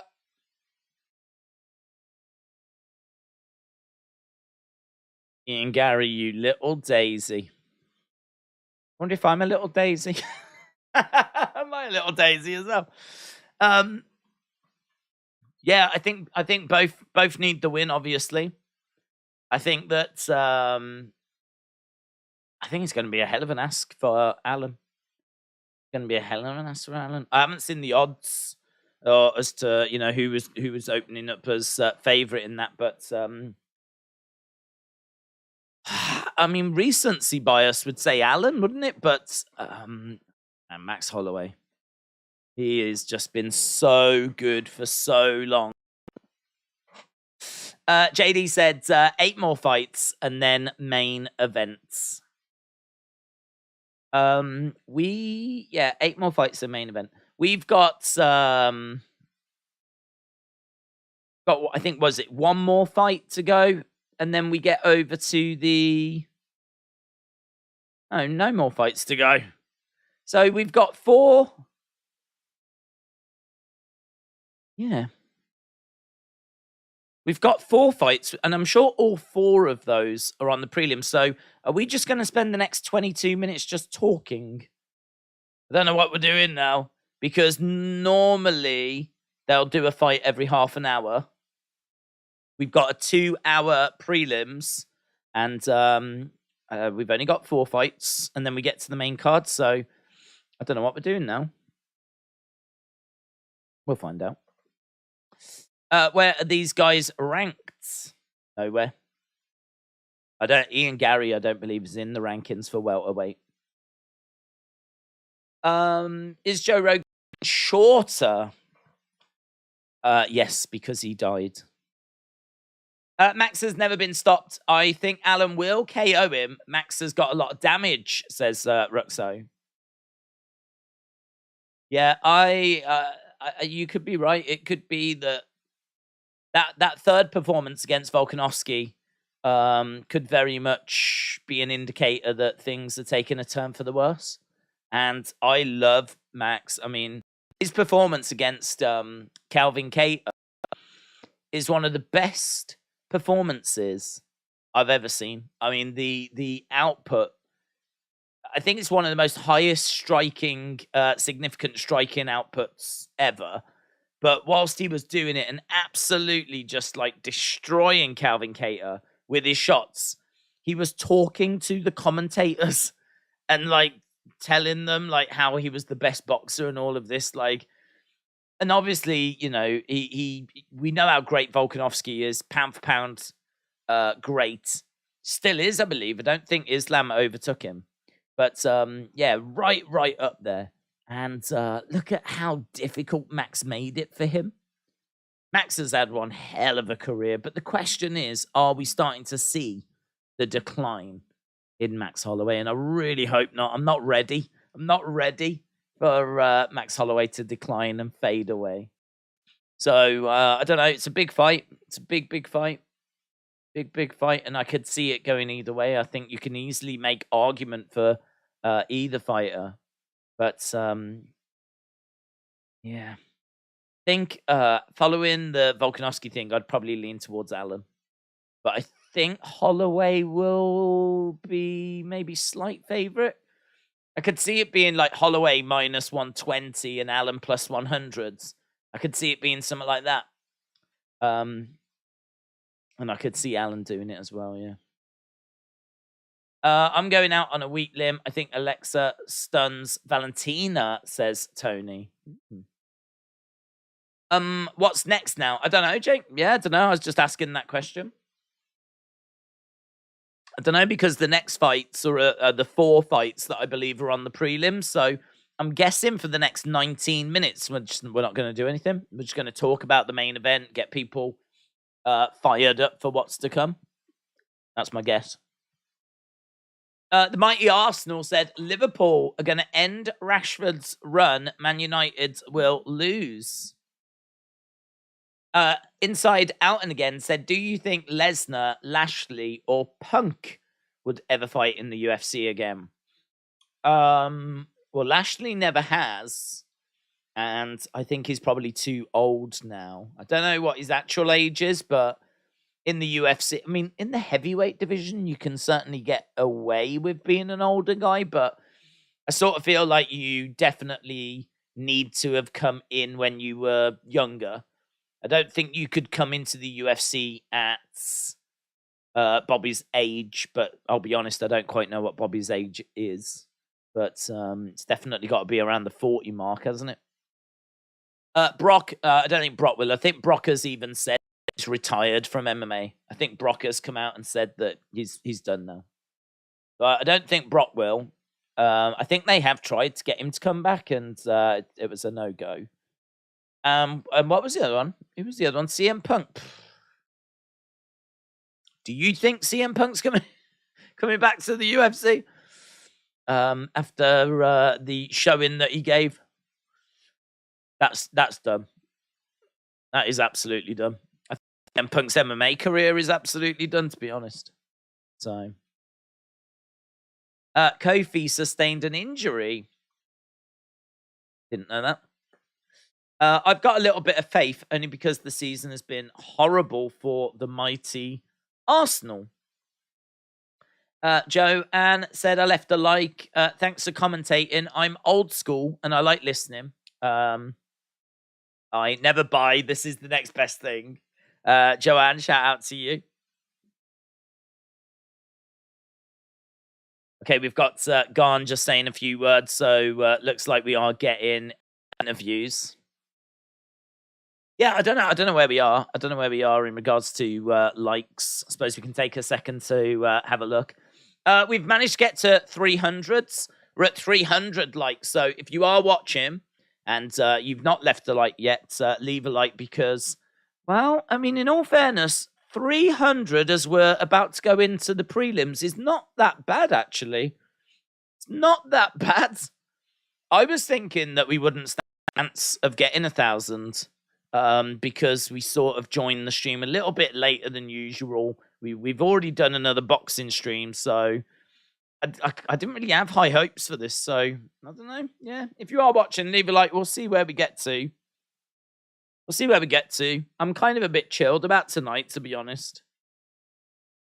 I don't know. I don't know what to expect from it. I think Dana had high hopes. Dana was saying that things are tracking that this is on track to be the 4th largest UFC event ever. Now, I would take that with a pinch of salt, because we've seen this and heard this many times before about how the show's done amazing, and then the numbers kind of come out and it was far from amazing. People have very different ideas as to what amazing is, but I think that this show is going to do some serious numbers. This will do some serious numbers. I just think that the heavyweights, if you're a casual fan, the heavyweights really resonate. If you know someone is fighting for the heavyweight championship of the world, you don't really need to know anything else, do you? That belt is like the belt. It's the baddest man on the planet. Really, the heavyweight champion should be able to beat all the other champions, as well as obviously being the best in that heavyweight division. So the fact that it's the heavyweight title, I think, makes it feel quite a big deal. But add in the fact that it's Jon Jones. I mean, that just takes it to a whole new level. And it's a decent card. It's a fun little card as well. So that helps a lot as well, of course. UFC 200 was bigger, said Zachary. Yeah, there's a few. I mean, there's a lot of Connors. I mean, I don't know. I mean, we ain't going to get anywhere near Connor and Khabib. We ain't going to get anywhere near that. I mean, that was in a different stratosphere. Connor Khabib was just absolutely incredible. So we ain't going to get near that. I think Fight Island was massive as well. I think they did a great job of grabbing people's attention. And a lot of people thought that they were actually going to have the fights on the beach. Not on the actual sand, but put an octagon, like, on the beach. And they were going to do it, like, outside. And they even teased some along those lines with some promotional pictures they put out that had the octagon right on the seafront. So it wasn't maybe on the sand, but it was just a little further away, and you could see the sea and the sand in the background of the cage. But they didn't use that for the fights. Those were just pictures that went out to just kind of promote the event. It was quite cheeky, actually. But I remember at the time a lot of people asking that as a question. And that really was a big question for Fight Island. Are they fighting on the actual beach? Like, people were saying, I saw the octagon. It's outside. It looks sick. And it's like, that's just a promotional. It's just a promotional thing. But it worked. It worked. The card was good as well. Card was sick. But, yeah, the fact that we were in lockdown and the fact that he'd sorted out a Fight Island, and the fact that the promotional pictures came out and it sort of teased that it was going to be on the beach. There was a lot going into that. I remember that doing some big numbers. I can't remember that. I can't remember what number that one was. It's like, what, 261? Probably not 261. 251, something like that. But yeah, Fight Island was a big one. When are we going to see your dong again? Said Wrestle with Andy. Well, I've got an OnlyFans. I do have an OnlyFans, and you know, it is discounted price this evening. It is literally just $50 a month, and honestly, that is a bargain. That is an absolute bargain. It's $50 a month, all you can eat, and you'll love it. So I'll send you the deets. Wrestle with Andy. Marc-Andre Barriault is going to win via unanimous decision in the next one. Well, to be honest, I wasn't going to jump into that yet because I don't think we're anywhere near that. I think we are probably about 20 odd minutes away. So I might just hold fire on breaking down the next fight. Marquez against Marc-Andre Barriault. There we go. Right, well, we can at least change that over. We are asking the question at the moment. Here we go. Who will win? And in our main event, we've had 682 votes already. It's not been up that long. We're sneaking our way towards 700 votes. Keep your votes coming in. Keep your likes coming in. It's really appreciated. And Jon Jones has got 64% of the vote. 64% of the votes. Ciryl Gane, 36% of the vote. So that's where we are at the moment. In all fairness, that's not bad for a sample size. We have found in the past that once you get like 250 votes, there normally isn't much change, or it doesn't like sway much. Difference between that and like 1,000, 2,000, 3,000, 4,000, etc. So once you get over that like 250 mark, you've got a pretty good sample size. You've got a pretty good read as to what people are thinking. So we've got nearly 700 votes, and Jon Jones 64%, Ciryl Gane 36%. So keep your votes coming in. We'll see if it does change. And as you said, keep your likes coming in as well. Bob says, I love it. That is true, actually. That is true. Bob is a premium member of my OnlyFans. And that gets like exclusive perks. Just like really special services that I try to cater for people that subscribe. And let me tell you, Bob has got some serious demands that I do try to cater for. But no, appreciate the support, Bob. Appreciate the support. You know that. But I'm not sure if everyone was peeved off and backed. That was hilarious.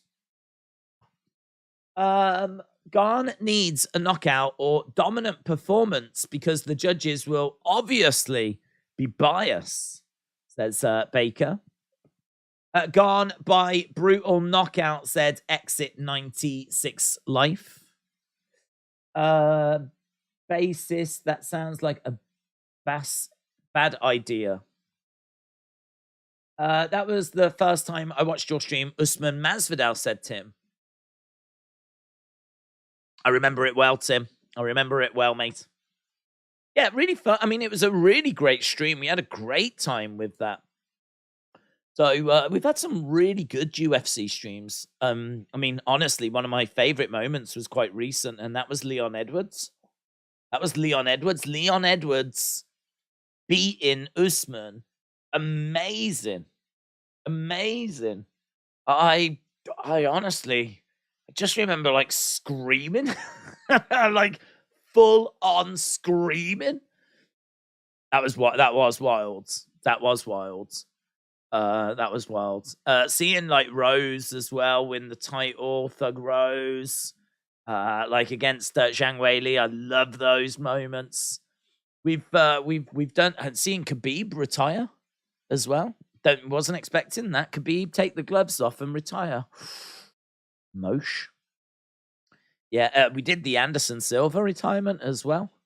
Such a shame that he walked away in the Apex and there was like no fans there, you know? That was a shame. He deserved better than that.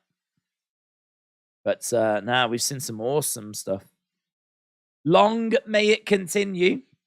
And in fact, we guaranteed to see awesome stuff here again because we are working our way, of course, towards the main event tonight and the return of Jon Jones. Your Edwards call was legendary, said Seth. The Leon Edwards reaction was a classic. Dort Knight said it was a big shot. You screamed when Leon knocked him out, and it was hilarious, said Andrew. I just honestly did not see that happening at all. That is, there's maybe not many pure, innocent, like genuine, heartfelt moments, reactions on social media. I feel like a lot is put on for cameras. I feel like there's a lot of I can give you my words.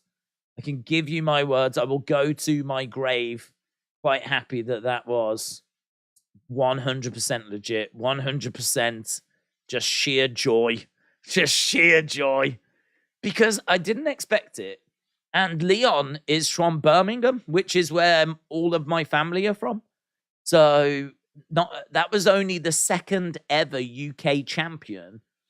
And from someone that just happens to be from the city that all my family is connected with as well. Like, oh, God, just incredible. Just incredible. And not, I mean, like, not only did he do it, but he did it against Kamaru Usman. And he was losing the fight. And right at the death, bang, head kick, catches him. Usman goes down. It was sick, man. It was sick. Yeah, I absolutely love that moment. Might be my favorite moment.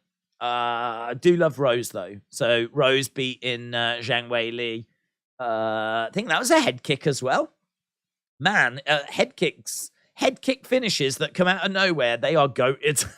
They are goated. Because there's two that's just proper killed it. So, yeah, as I said, long may we get many, many more great moments. Cordarius Reed. Cordarius. It's nice. I think Kamaru is coming back with bad intentions. Well, I mean, look, Kamaru was winning that fight. Kamaru was winning that fight. He definitely was winning, and he was not far away from retaining his title. And then he just gets caught. Now, what we do with that rematch, I don't know. I mean, Leon, I don't know if Leon can perform better in a rematch. Like, I don't know that he can beat Kamaru. It's kind of it's weird because, like, even though Leon has got the belt and I'm like super pleased for him, I will be the first to admit I don't think he's the best in that division. I don't think he's better than Kamaru Usman. I think he caught Kamaru Usman, and look, this is how it goes, isn't it? This is how it goes. He caught him, and he gets the belt as a result. Brilliant. But yeah, rematch really could be going Usman's way. Right, I think we're just waiting for these prelims to start. There's no fight or anything on at the moment. They're just showing some video packages and whatever. What camera do you use? It's a, I don't know what it's called actually. It's a Logitech. There's some numbers on it, but it just says HD 1080p.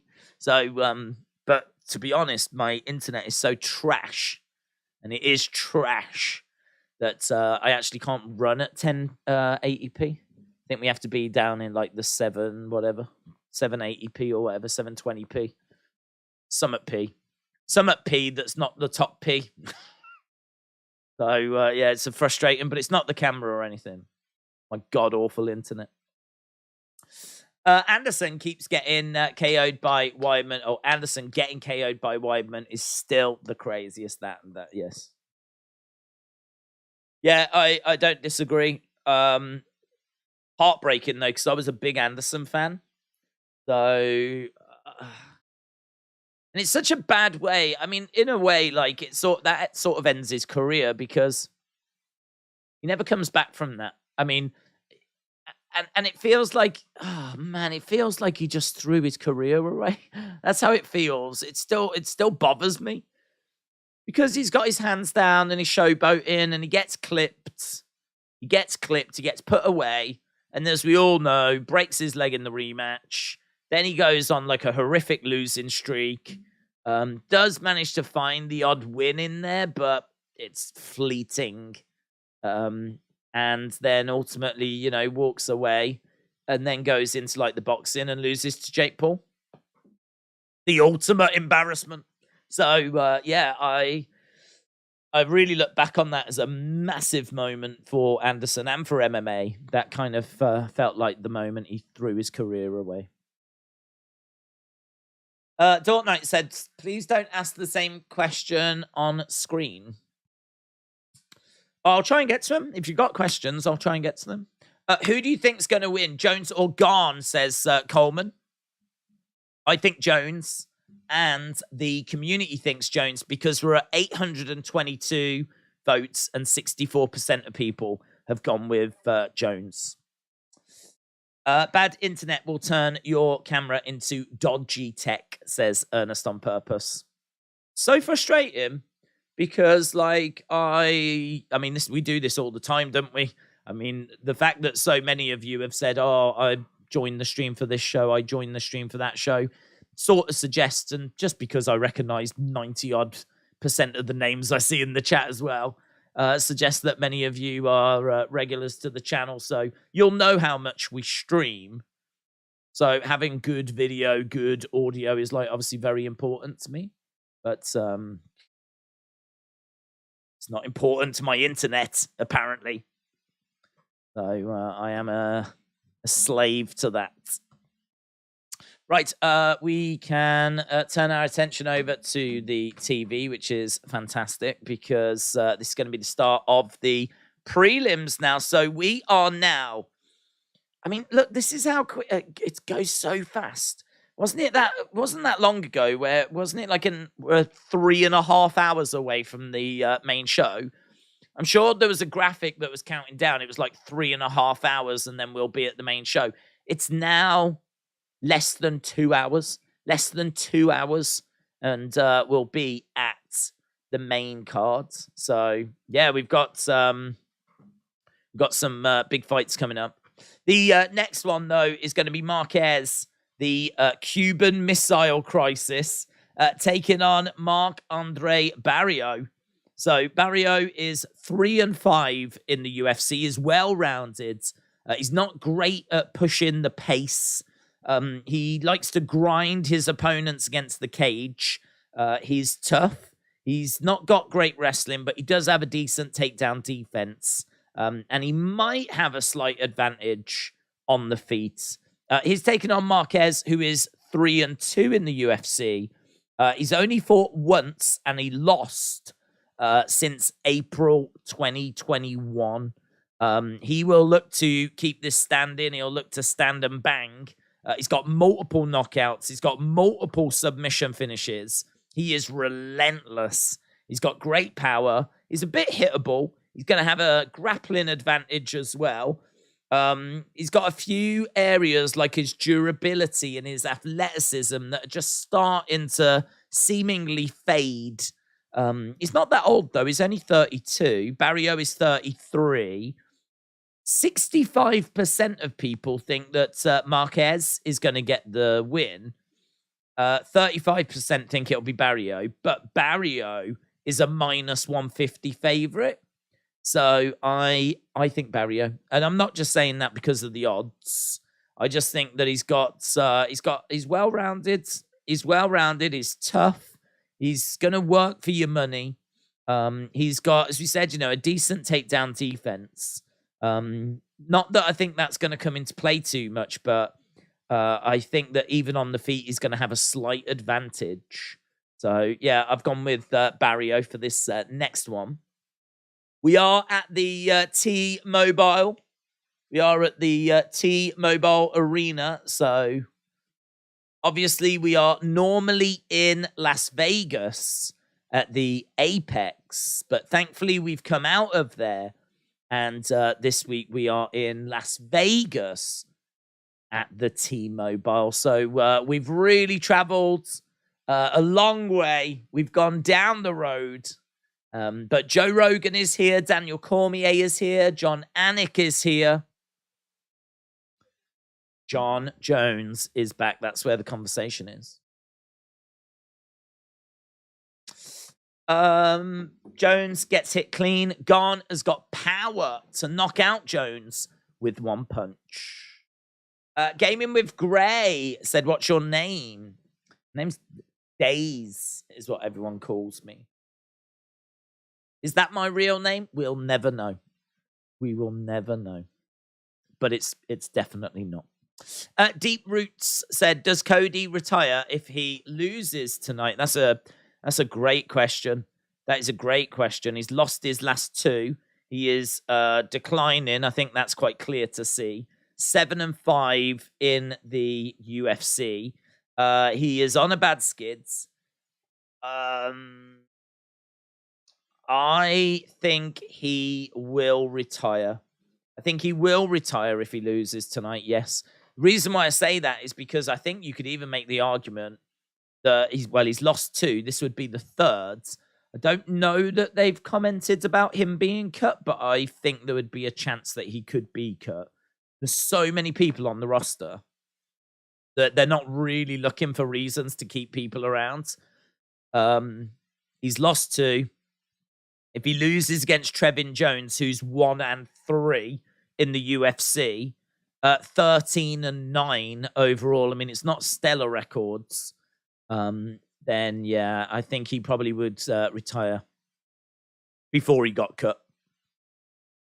Because I think there'd be a chance he'd get cut. LaShawn said, FaZe Jones, he's smart. It doesn't matter how many times he gets hit. He comes back at the end of the road. He shows the judges what they like. I've just got this idea of Jones at the end of the fight going over to the judges, showing them, like, cupcakes and things like this. Just anything they like. You like this, do you? Do you want to watch? Would you like a watch? I mean, honestly, I wouldn't put it past him. We all know that You know, the lines are a little bit blurred, aren't they, when it comes to Jon Jones and what's right and what's wrong?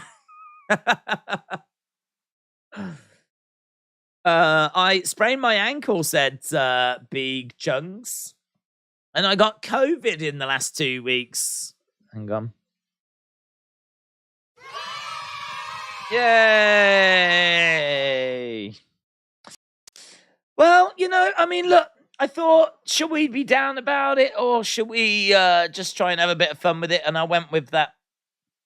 I do sort of regret that now that I've thought about it, but I'm sticking with it. I'm going to double down.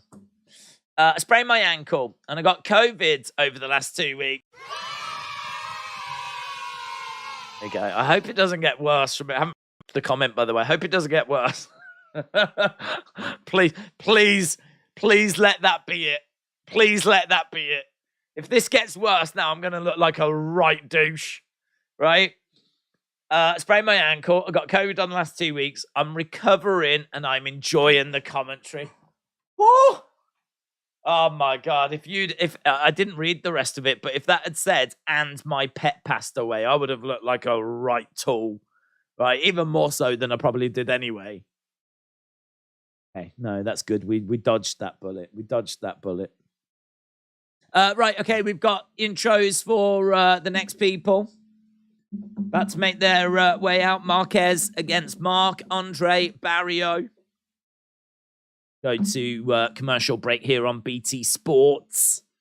We don't mess around with no ring walks. Not interested in your ring walks. So we are at commercial break, so enjoy those ring walks if you are watching those. 1,000 on Jones. Are you mad? Claude said I put 1,000 quid on Jones to win at 7-1. Woo. I put 10,000 on Jones to win at 14-3. I don't even know what that means.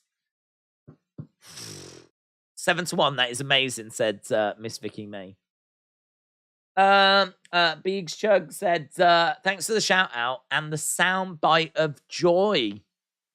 You're welcome, buds. You're welcome. I'm just glad it worked out for everyone, that's all. Ruxo said, don't believe the hype. Wait, that's a great bet, says Bob. Not sure I believe it. Not a straight bet at 7-1. Oh, hello. Hello. We have got some accusations. Claude, can you please... oh, no, don't delete it now. Don't delete it now. Miss Vicky May, don't you dare delete that. We all saw it. Miss Vicky May was questioning Claude. Said, I don't know if I believe that. Not a straight bet. 7-1 seems a bit suspicious. Hey, listen, do you know what? I'm going to be there as well, though. Because right now, Jon Jones is minus 160. That doesn't equate to 7-1. So what's going on, Claude? Hey, what's going on? What's going on? How have you got this 7-1? Is that from some mobsters? Are you dealing in the underground? What's going on? Because I don't think you're getting that from the bookies. Something seems off. Something seems a bit off. I want answers. We're going to get these answers, Miss Vicky May. We're going to get these answers. It'd be funny to watch Jones take the L, says FaZe. And also, I think immediately we would all think of Claude, wouldn't we? We'd all think of Claude with his grand riding on Jon Jones. Patty is going to win tonight, guaranteed. Watch me eat 500 million hard-boiled eggs, says John Kong. John Kong, send me the video, mate. I'll watch that. Get 'em, Vicky, says Bob. Yeah! Go on! We haven't heard from Claude. It's all gone very quiet. It's all gone very quiet. It's all very... here we go. It is all under the radar. Check the Chinese. Check the Chinese. What's this? What's this? Some sort of drugs deal? What does that mean? Check the Chinese. Am I meant to pass that on to the Russians? Lord says, check the Chinese. Do with that whatever you will. What does that mean? I don't speak in code. Check the Chinese. Anyone have you got your code books, guys? Have you got your code books? Check the Chinese. That means I need to poop. That's what that means. I need to poop, apparently. I mean, in all fairness, my code book might be out of date. I'm not sure. Right. Very suspicious. Yeah. I think we all agree with that, Miss Vicky, mate. It's very suspicious. Very suspicious. Right. Spy balloons. Oh, now we're talking. Spy balloons. Oh, now it makes sense. Are we blaming that on Claude as well? TD, shout out to you. Days, what's the best example of an American doing a proper English accent in a film, TV, or an impression? Do you know what? Right. Do you know what? The English accent is so varied that I have heard quite a few Americans do it. And unless they keep like slipping out of it, you know, like if you say certain things like the American accent might come back in, as long as they just stick to it, whatever it is they're doing, it's probably, you know, it's probably an accent that exists somewhere. I can't say I ever hear like horrifically bad ones, to be honest. I think as long as you're really committing to it. The one that I think most British people think of, the one I think of is Dick Van Dyke. I'll tell you the opposite. I think about the opposite. I think about House. You know, the Doctor, House. He puts an accent on, and it's an American accent. And I don't think that sounds very good, but I think you just get used to it, don't you? And the other one, Rick Grimes out of The Walking Dead. I know what he sounds like. He's English. And I've seen him in shows. And so, obviously, Rick Grimes is an American accent that he's putting on. I don't think that sounds very good. But again, you just get used to it and no one really questions it. And I think the same is true for when people do British accents. Like, it might be a bit jarring at first, but you just accept that that is their accent, to be honest, after a while. And then it's just like, yeah, it's fine. No, it's all right. I can't really name any that are like... Dick Van Dyke's the one that everyone thinks of, though. As, you know, an accent that's being put on. Hello, Mary Poppins. that was pretty bad in all fairness. Chimney. Right, we've got Marquez in the center. Big overhand right, trying to land it on Barrio. We are underway with this, by the way, in case I wanted to know. Marquez trying to find a way forwards. Gaming with Gray, shout out to you. Claude became Claudette. Tony became Phony. Oh! Shots fired. Shots fired in the chat. That's it. Let's stir some drama up. Might as well. Ain't got nothing else to do. Some big heavy hand in there by Marquez. That Marquez is just edging it at the moment. Just edging it. And I felt like Bob Ross when I was saying that then. Just going to pop a little happy tree in here. We don't make mistakes, just happy little accidents. A couple of jabs coming in as Barrio gets driven back. These two really throwing some heavy shots straight down the middle. Lovely work there by Marquez, driving Barrio back. Barrio in the center. At the moment, it's 11 significant strikes to 9. There's, as we said, not much in it. Oh, this is good by Marquez. Really starting to unload. Working well in the pocket. He's got Barrio backing up against the cage. Couple of shots coming in there by Marquez. Barrio back into the middle, and that seemingly is rocking Barrio. Barrio continuing to try and move forward. Hook shot coming in there by Barrio. Jab coming into the body there by Marquez. And swinging away again as Barrio backs up. Some shots coming in by Marquez, but Barrio trying to fire some shots back of his own, but you can see that Marquez has opened up a gap now. That's a lovely kick there by Barrio. It was well blocked by Marquez. To have a bit of zip to it. Couple of shots, jabs, straight down the middle. Good head movement there by Marquez. Marquez trying to get back into the center. We've got about 1 hour, 40 minutes until we're going over to the main cards. We are getting closer and closer to the return of Jon Jones. As we're seeing the numbers on screen, it's 35-20 for significant strikes. Kick coming in there by Barrio. Kick coming into the side of the body as well. Then a right hand. Marquez with the right hand to the body and the left hand up top. Knee strike coming in there by Marquez. And we've got Barrio over against the side of the cage. He's trying to come forwards. Marquez again throws out a left hand, right hand straight down the middle. Couple of shots coming straight down as Barrio again continues to move forward. And that is the end of the round. That is undeniably a Marquez round. Boom. I recognize that person on the platform. Do not wager their chickens.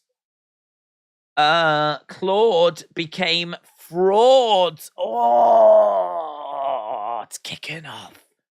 Guys, you know me. I don't want these things to get out of control, but Claude, did you see what James said? How'd you feel about that, Claude?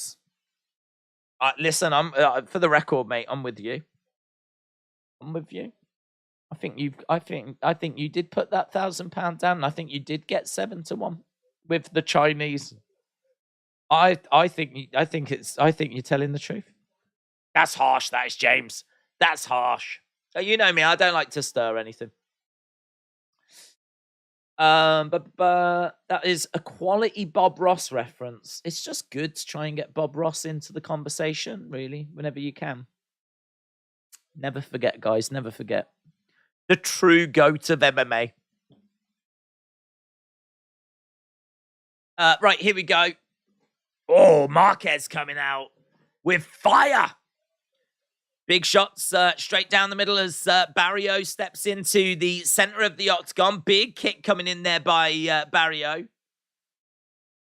Barrio backing up against the cage. So big right hand coming in. Grabbing a hold of Marquez and driving him back against the cage. Big forearm strikes coming in there by Marquez. Barrio in the middle. As Marquez goes to the bod. Barrio just edging forward. Outside leg kick there by Marquez. Couple of shots straight down the middle. We're 50 seconds into this. James, shout out to you.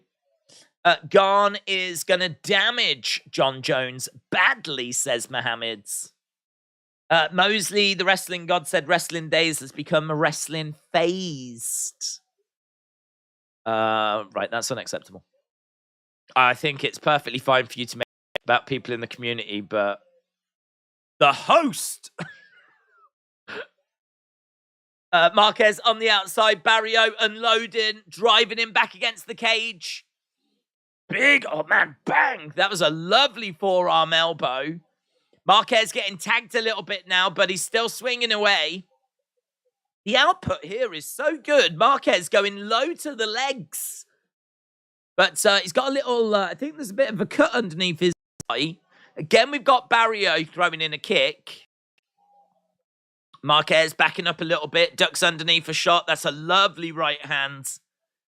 He's charging forward, trying to grab a hold of Barrio. Barrio again, edging forward. We've got Marquez on the outside. That blood coming down the face. We know that damage is very important to the judges. That is something they really do look out for. So this could be significant. But right now, 58-48. Barrio again throwing in some heavy shots. Marquez over against the side of the cage. We might not have to worry about getting to the judges because Marquez looks a little unsteady. Big bombs coming in. Both guys in the center right now. Marc-Andre Barrio coming forward. Marquez swinging away. He's getting backed up against the cage. Big shots coming in. He's covering up.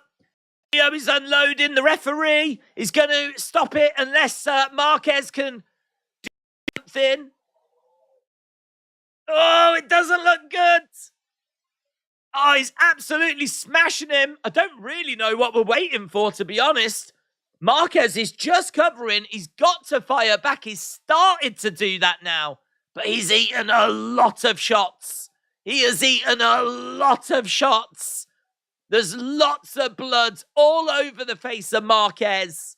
Marquez absolutely gushing up against the cage. Significant strikes in this round. Barrio 51, Marquez 29. And it's all Barrio. He's using forearms, using elbows. Smashing him. He's smashing him. The punishment that Marquez has taken in the past few minutes. Oh, he's trying to respond with some shots. We got just over a minute to go. There's blood pouring out his face, dripping all over his feet. It's all over his legs. Big uppercuts coming in. Bang, bang, bang. It's relentless by Barrio. The ref's got to stop. He's got to stop it. What's he waiting for? Stop the fight. Oh, and he does. He finally does. Oh, my God. Sweet mercy arrives. I don't know what we were waiting for. What were we waiting for? Was we waiting for his soul to, like, actually leave his body? He was getting smashed. He was getting smashed. Marquez. Barrio just gets a couple of shots in, really stings Marquez, and from then it was relentless, man. It was just a barrage. It's Hebus time. Simps, if you're out there, and we know this community is full of simps, absolutely dripping with simps. It's time, guys. It's time. Rejoice, simps. Unite and rejoice. Because coming up next, it's Amanda Hebus. Oh, yeah.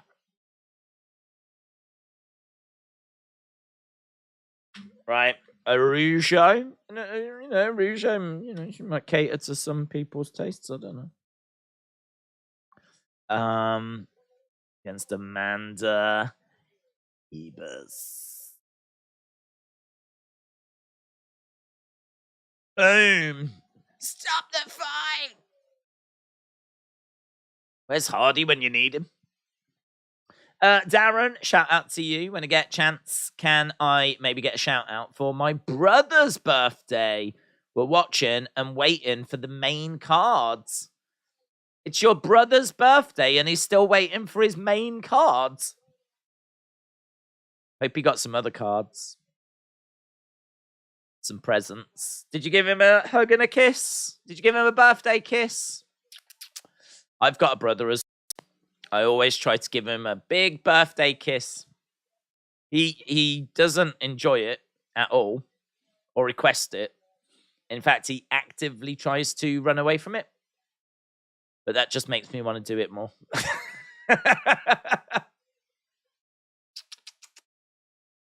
If you're with him right now, you should give him a big birthday kiss. Are you streaming tomorrow? Yes. AE dub tomorrow. LDTV said, Days in your best Roger Moore. My name. The name is Bond. Days Bond. I don't think I can do Roger Moore, to be honest. If ever I do Bond, it just automatically goes Sean Connery. The name's Bond. Days Bond. But I mean, like, Roger Moore is difficult, isn't it? Because he's, like, English. And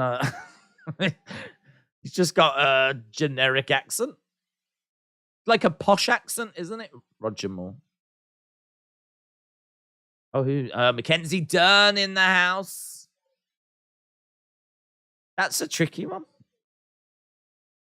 My brain can't do it. It automatically, if I'm going to say my name is Bond, James Bond, or Days Bond, I will do it in a Sean Connery accent, or at least it would be close. Well, it would be an attempt. He said, thank you. What, for the kiss? Tell him he's welcome. Forgot to add tongue. I mean, I don't do that in all.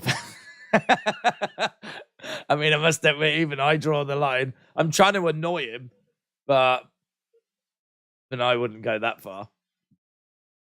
There she is. He bus. Bang, bang, bang, bang, bang. Bang, bang, bang. Whoosh. Kick, punch, punch. Bang, bang. Oh, yeah. Wow, I mean, look at that. She's really putting on a show for the camera. Drew, the YouTuber Dober. Sean Connery is the best. Brian said, or you could fart on his pillow. Do you know what? You could do both. Couldn't you? Imagine that. Do you know what you could do? Is you could on his pillow the night before he goes to bed. Then he goes to bed, and then in the morning, wake him up by giving him a kiss, and then tell him, last night, I need you to know I farted on your pillow. I mean, you don't want to be waking up to that, do you? You don't want to be waking up to that. That's a bad start to the day. Dern is fine. Ledger Killer, shout out to you. Sean Connery is the best. He is the best. Do you know, I did really, really enjoy Daniel Craig as Bond. I really enjoyed his run as Bond. I really did.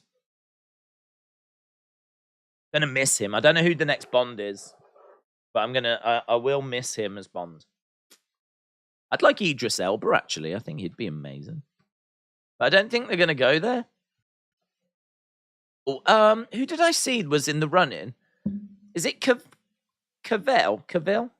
You know, the Superman. Apparently he's in the running. Henry Cavill. I don't know what his flipping name is.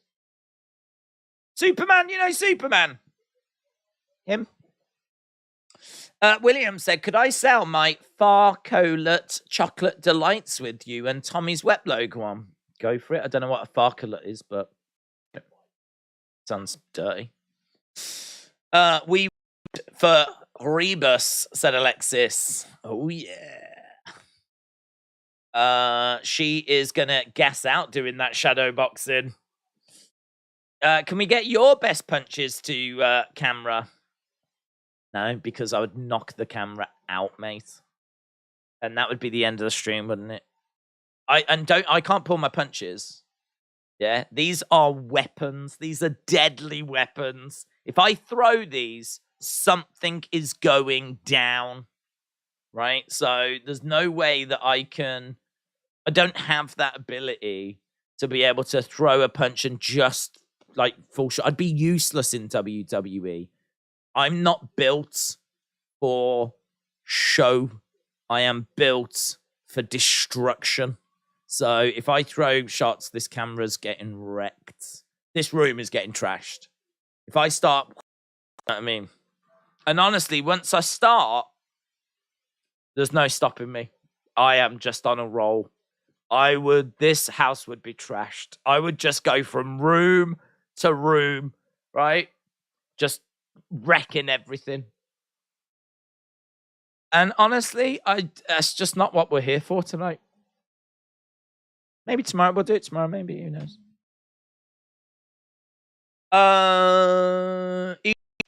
So far is too old. There's no way he could do 5 bombs.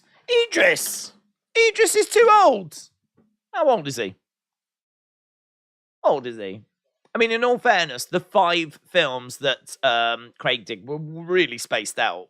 I would agree if they were going to be that spaced out, but I don't think they need to be that spaced out.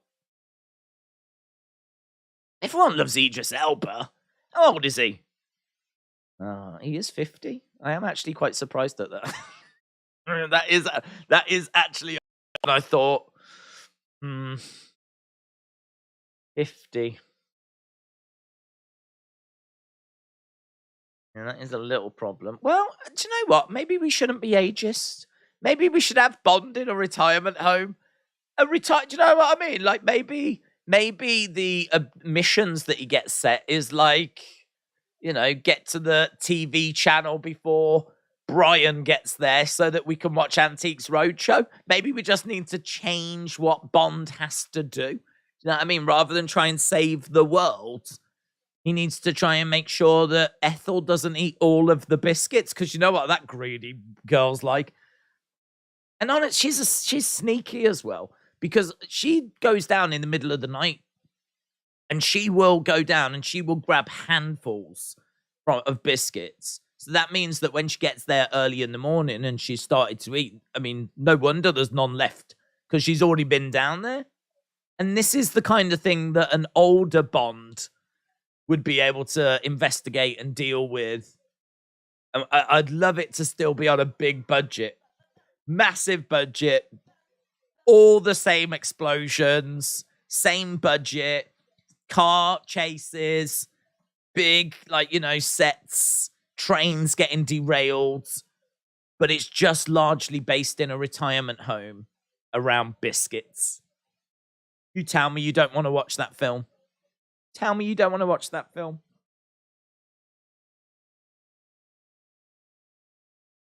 No time to nap.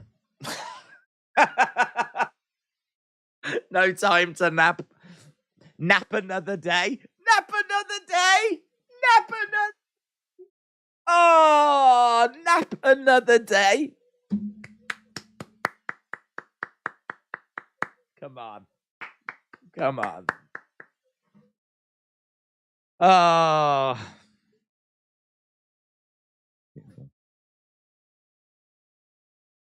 Mitchell said there's a lot of rumors that Tom Holland is going to be Bond. Is there? I heard about that. Henry Harvey Cavell. Whatever. I heard about him. I didn't hear about Tom Holland's. Wouldn't mind. Tom Holland, how do I feel about that? Am I getting him confused? Who's the guy that played Bane? That's not Tom Holland, is it? Who's that? That's Tom Hardy. Tom Hardy, I'm thinking of. Tom Hardy would be good, wouldn't he? Tom Hardy would be a good Bond. Why don't we go for him? Tom Hardy's pretty cool. He's probably quite busy, though, isn't he? Who's Tom Holland? Is that the Spider-Man dude? I don't want him. Tom Holland. Yeah, wasn't he Spider-Man? Was he Spider-Man? Jesus. I don't want him. What's he going to do? Break into secondary school?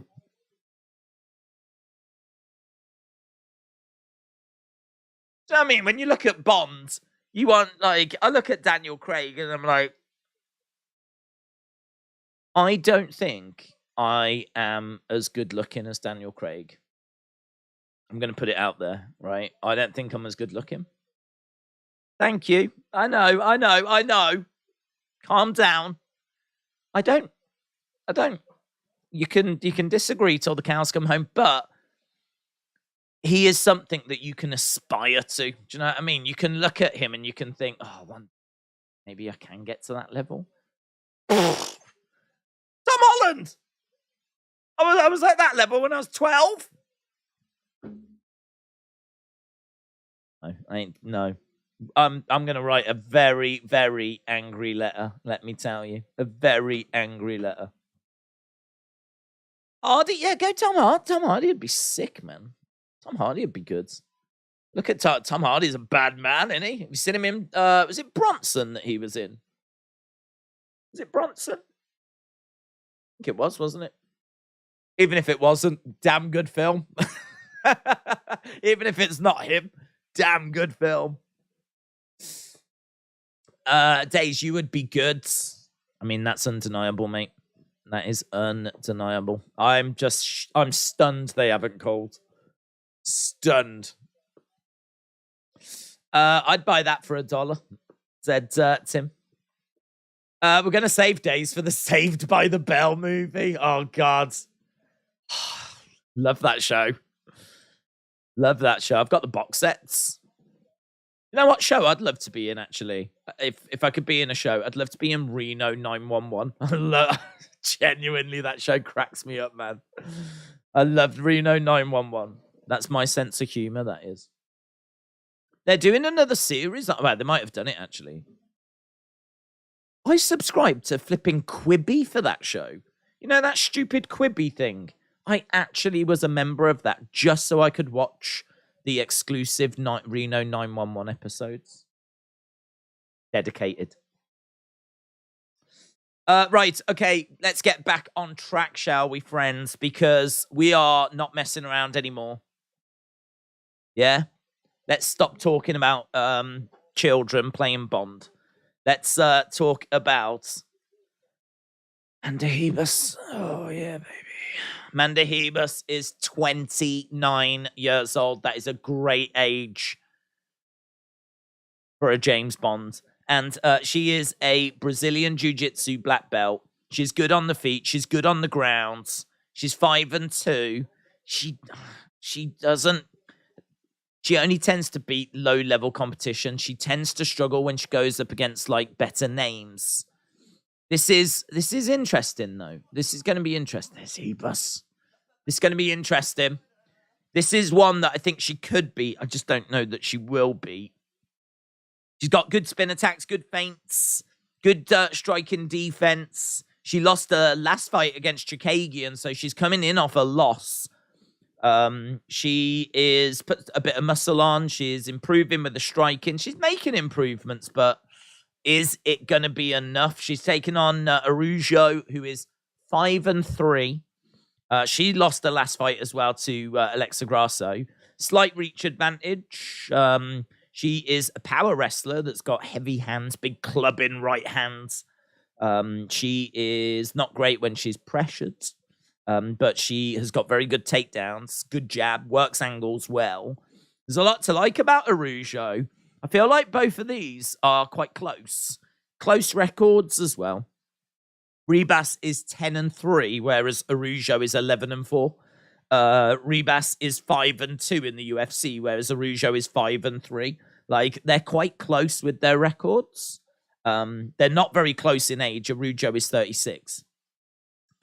Still a good age for Bond. But Ribas is 29. So, yeah, I'm Team Ribas here. But I don't know. In the chat, who do you think's going to win? Who do you think's going to win? Mitchell said, I would love to see you as Michael Scott in The Office. No way, man. No way. You couldn't do that, could you? Because, like, that was nailed. That was done. That role has been goated, perfected. You will never beat it. It's done. It's done. You won't beat it. No way. If I was going to be in The Office, I would want a brand new role. Something that where you just would not be getting compared because that's it's been done. Perfected. That whole show is amazing. I wouldn't want to take on any of those roles. I mean, Dwight is just perfect. That whole thing is so good. I actually think the American version is better than the English version. That's quite controversial. Certainly here in the UK, people get quite defensive about the Office because it was such a big hit that normally when there's like American remakes, no offense, they don't always get done very well. But I think they absolutely killed that. I think you absolutely smashed it out of the park. I love the American Office. My money is on Hebus, says Hans. I'm told we're Team Hebus, said Miss Vicky May. Miss Vicky May, I am Team Roman Reigns. Because I'm told I have to be that. But right now we are all Team Amanda Hebus. Yes, that is correct. Days, best American with an English accent, hands down, goes to Austin Powers. Is he Canadian? I think Mike Myers is Canadian, isn't he? I don't think you can have that one, bud. I think you can claim it, but I don't know that it would count. Community is underrated, said WrestleLandy. Do you know what? I've never seen it. Never seen it. That's one I've never seen. Do you know what I did finally get round to watching? Parks and Recreation, because I got told it was amazing. And I watched it, I think, last year. And really enjoyed it. Really enjoyed it. I get why the hype was around it. I thought it was a great show. Schitt's Creek as well. You know, that won loads of awards. That is one that also I checked out and thought was really good. Yeah, there's some really good comedy shows. I do like comedies.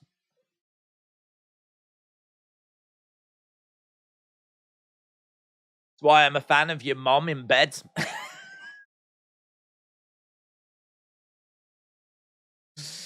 Hebus gets her intro. Right, we've got Vivian Araujo. She's minus 105 favorites. Benny has been coming on Araujo. Johnny said Parks and Recreation is hilarious. Yeah, I've not seen Community. I don't know. I've not seen Community. Johnny said older Reno 911 was the best. Spanish Mike, Homeland Security. What's his name as well? The guy on the roller skates. What's his name? Tony? I don't remember his name. He cracked me up as well. He was so funny. Right, here we go. We are underway. Hebus against Araujo. Both women coming off losses. Both women need to get something here out of this. Kicks coming in there by Hebus. Hebus in yellow, Araujo in black. Frantic moving around by Hebus. Leg kick coming in there. Come on, Hebus. This is where Hebus is going to start making a push for the title now. We've got used to being in the UFC, and now we're going to make some moves. Shot coming in there by Araujo. Hebus on the outside, grabbing Araujo. Ooh, guillotine. Oh, she's grabbed a hold of the head. Get out of it, Hebus. Get out of it. She'll pop her head out of that. Oh, pop. There we go. So Araujo down on her back. Hebus on top. Shots coming into side of the heads. Oh, that was a lovely shot to the side of the body. Hammer fist in there by Hebus. It's quite frantic, you know, at the moment. Hebus is on top of Araujo. She's in side control. Good work here by Hebus. She's not panicking. She's going about her work. Oh, that's nice. She's managed to trap the head. She's got the legs. It's exposed the body. Bang, bang, bang. She's just throwing in some shots. Good work here by Hebus. Hebus doing a good job. She's got that arm trap look. She's got the legs trapped as well. She's in a good position. telling you, this is where we make a push for the title. She's got this. She's got this. Come on. 2 minutes gone. Down on the ground.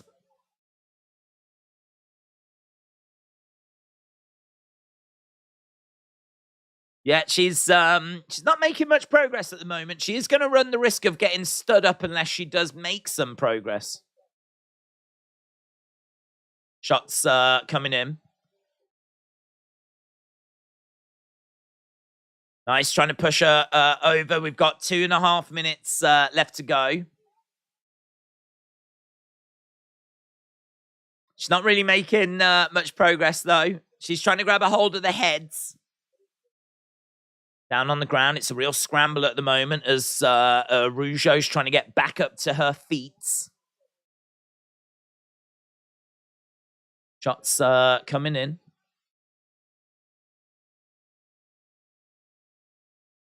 Yeah, the pace of this has kind of fallen away as they're kind of cancelling each other out at the moment. They're both kind of just back to their feet, and they do. They finally get back up. Right, now we're back into the striking game. I don't think Hebus really made the most of that opportunity. I think she'll be a little disappointed with that she wasn't able to make a little bit more out of it. A couple of shots coming in there by Hebus Rougeau. Lovely kick to the midsection there by Hebus, and she jabs out. She's quite square on here. Again, a couple of shots coming in. Hebus on the outside. Again, moving around, throwing out a left-hand jab. Rougeau tries to get her right hand going. Hebus is very active. But there's not much in it, though, is there, when you look at like total strikes and significant strikes? Couple of jabs, both jabbing away at each other. Rougeau starts coming forwards. Hebus thinks about looking for a takedown there. We're into the final minute. Kick coming in there of Hebus. Shot coming in. Couple of jabs coming in. What's up? Thanks for what you do. Kurt Grizzly, shout out to you, buds. I hope you're well. Rougeau, 15 significant strikes. Hebus, 12. Very, very close. Both women on their feet at the moment. Feels... Oh, both jabbing away at each other. Feels like it might be a Rougeau. Not really much sign of damage on the face of a Rougeau. Hebus, it's hard to see, but there might be some blood coming down her nose. Jab coming in. That was nice, actually. She jabbed her and kicked the inside leg. Hebus nods. I think she's quite pleased with that. Yeah, not much damage there for a Rougeau. Nothing. Yeah, they're just putting some Vaseline on. That looks all right. I'd like to see Hebus and see if she has got blood coming out of her nose. All right, they're just telling her to take some water on board. Let me know who do you think took it? Who do you think took that first round? Hebus did end up with 9 more significant strikes at the end, in all fairness. She did get the takedown. She did get control time. But, I mean, control time doesn't mean anything if you don't do anything with it. Hebus just doesn't wear damage well. She doesn't wear damage well. I think there was blood coming down her nose because she's still got a mark here. She's got some swelling under her eye. You know that damage is the most important thing in MMA these days. She just does not take damage well.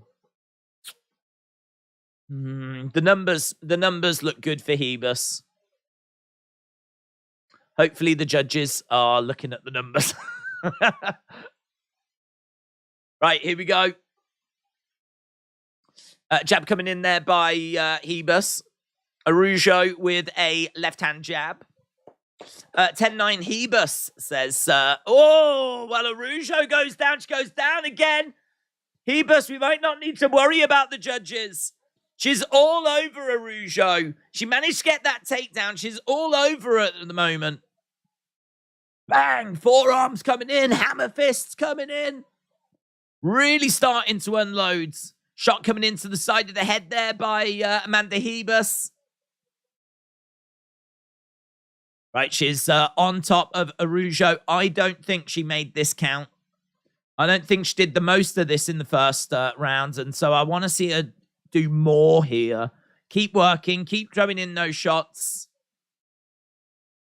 Again, another shot coming in. Takedowns don't massively mean anything. Control time doesn't massively mean anything. Got to work. You've got to, like, make progress. You've got to ask questions. She is throwing in shots to the side of the head, though. This is good. This is good. Give the judges something to look at. Elbows coming in. Shots coming in. She is constantly working. I do find with Hebus, right, that she does a lot of stuff just to, not to finish the fight, but just to get points. I feel like a lot of her striking is just to, you know, I've landed something. You know, an example would be where she sort of threw a jab and a kick, kind of came very quickly after. Like, it's sort of, there wasn't really much pop in either of them, but it's like, you know, you get to land a couple of shots. And we know that volume is important, but they're not shots that are designed to put her opponent away. Just like what we're seeing here right now, you know, elbow, shot to the side of the head, elbow. Like, I know I need to be doing something. I know I can't just lie here. But these aren't things, they're things that are going to be frustrating. And they're things that are going to, you know, maybe build up over time. But there's nothing, you know, she's not smashing Araujo down on the ground. But she's to stay on the ground, because obviously if she wasn't making progress, she would get stood up. Shot to the side of the head there, and again, trying to get into a slightly better position. Another shot coming in there. Hebus in control, throwing in these shots. She's throwing in a few elbows into the thighs. In all fairness, if you look at it from the other point of view, there's not really any reason to give the fight to Araujo, even though control time doesn't really mean anything. Takedowns don't really mean anything these days. What are you going to give Araujo in this round? She's just getting held down and smashed. So ground strike, 68-24. 68-24. It's happening, guys. It's happening. The push for the title is on. Big blows coming in. Araujo's going to win in round 3, said JJJ. Shots coming in again here by Hebus. Again, hammer fist there. Punch. Elbow into the back. Just doing what she can. She's kept it down, but Araujo's starting to get back up to her feet. Hebus takes the back. Hebus saw an opportunity. She went for the back. She saw an opportunity. She's trying to jump over the back, and she's trying to get the hooks in. She got Summer on. She got Summer locked in.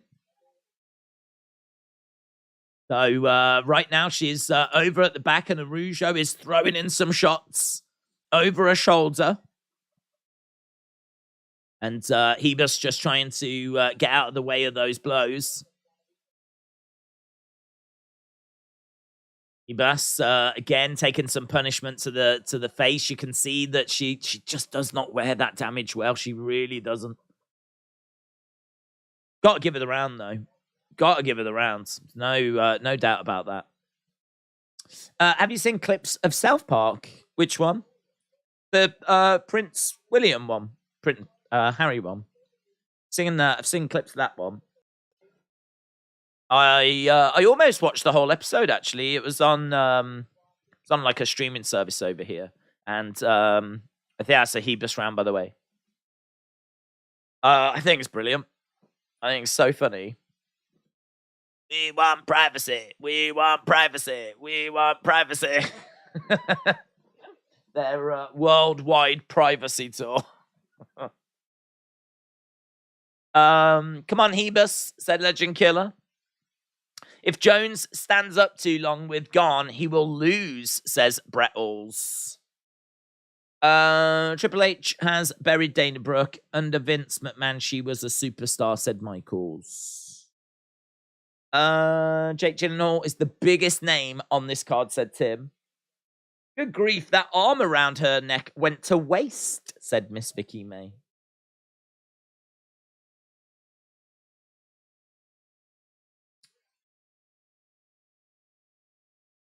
She's, her face is like swelling up a little bit and, oh dear. You hate it, don't you?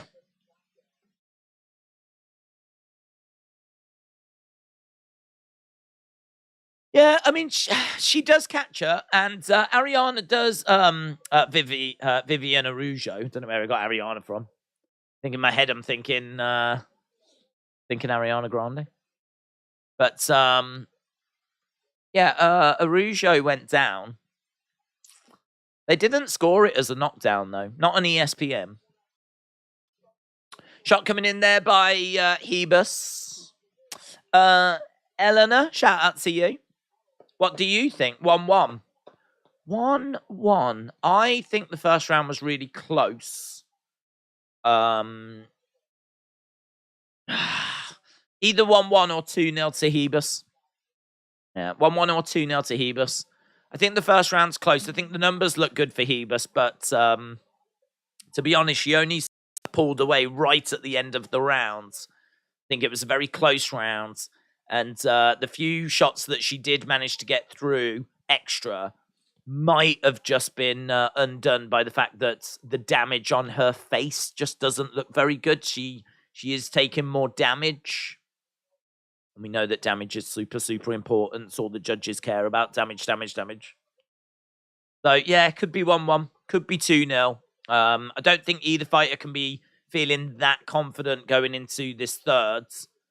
Certainly don't think Heba should take the approach that she's definitely 2-0. So she's got to work, take this round. And she is working.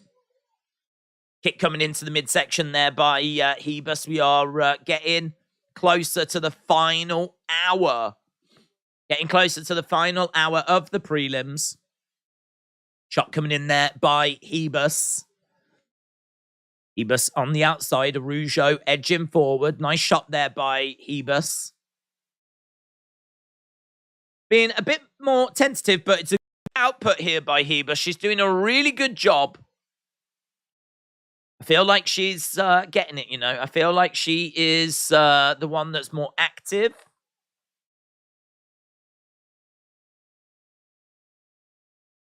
Shot coming in. Staying out of range. There was a good shot there by Hebus, and she bounced out the way. She knew that a counter was going to come straight back. Nice. Couple of shots upstairs and a low kick. Oh, lovely little spin kick. And there's blood coming down the face now. Blood coming down the face of Araujo. Again. Oh, lovely head kick there by Amanda Hebus. Circling around on the outside. Still working hard. Great output. I mean, honestly, the work rate, very, very impressive. Very impressive. She is putting a lot of work in.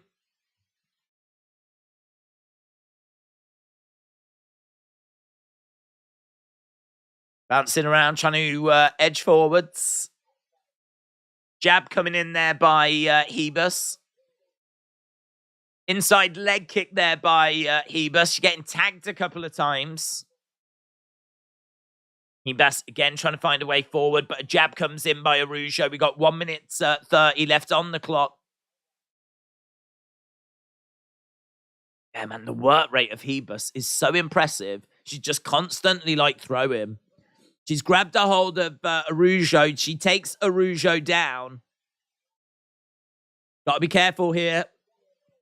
She's got to be careful because her arm is in a very dangerous position. It would be so disappointed if she got armbarred or something now. Have a look, see where we've got that arm is in a little bit of trouble. Ooh, that arm is in a bit of trouble. That arm is in big trouble. That arm is in big trouble. She's trying to hold on to it. Shots coming into the side of the head. There's only 30-odd seconds to go. Oh, my God. Hold on, Hebus. Hold on, Hebus. Hold on, Hebus. Don't give up the arm! Don't give up the arm! Oh, God, I think she's managed to get out, and now she's throwing some shots. Throwing in some shots to the side of the body. That was like heart in the mouth kind of moment there. Araujo is exhausted. That felt like a great opportunity for her there. And she was really trying to get that arm. And Hebus is all over her. And we get to the end of the fight. Hebus stands up, puts her arms in the air. Her face is really swollen up, though. Hebus celebrating, and I think she could be getting the victory.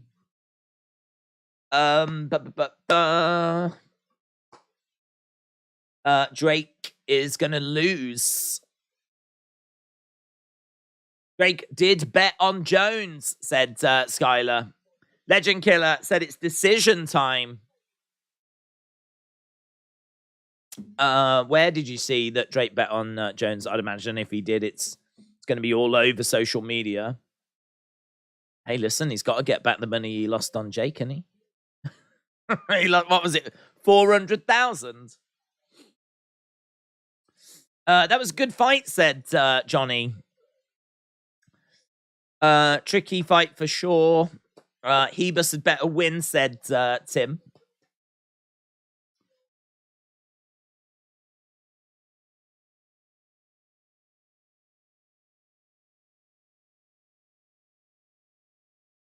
She can't get her top on. She might have beat Araujo, but she's struggling to get the better of that t-shirt. Oh, there we go. And they shake hands. Okay. Bounce. 29-27. 30-27. I think was it 29-26? Amanda! Hebus! It's bouncing up and down. She gives Joe Rogan a big hug.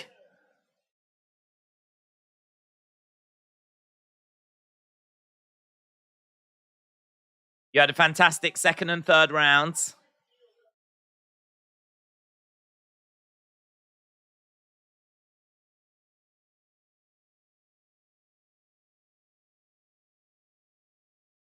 Fans of UFC, I'm here, I'm back.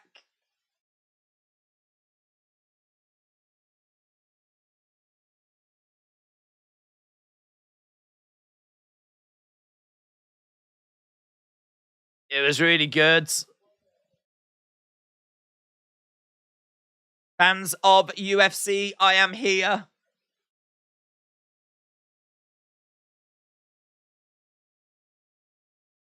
It's so good to be here and see everybody. Oh, she's nice, isn't she?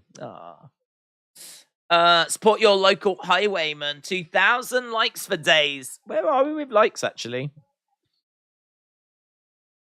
We are at, what, 471. Keep the likes coming in. If you haven't left a like, leave a like. It's greatly, greatly appreciated as we continue to work our way towards that main card. Jon Bones Jones coming up. Massive night of action. We've just seen Araujo against Hebus.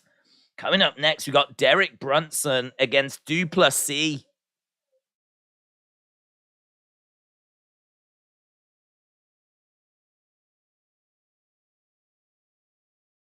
Please, UFC. Give me top 5.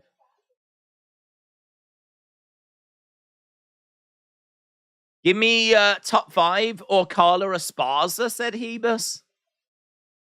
I'm here. I love that girl. Right. A win for Amanda Hebus. We got Marvin Vettori in the crowds. We got Michael Chiesa as well.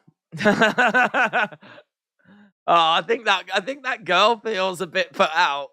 I think that must have been his partner. And when the camera cut over to him, he was sort of sitting there. He had his arm around her and he was really chilled. And then as soon as he noticed he was on camera, he went, started acting all cool. And the poor girl next to him, she was like,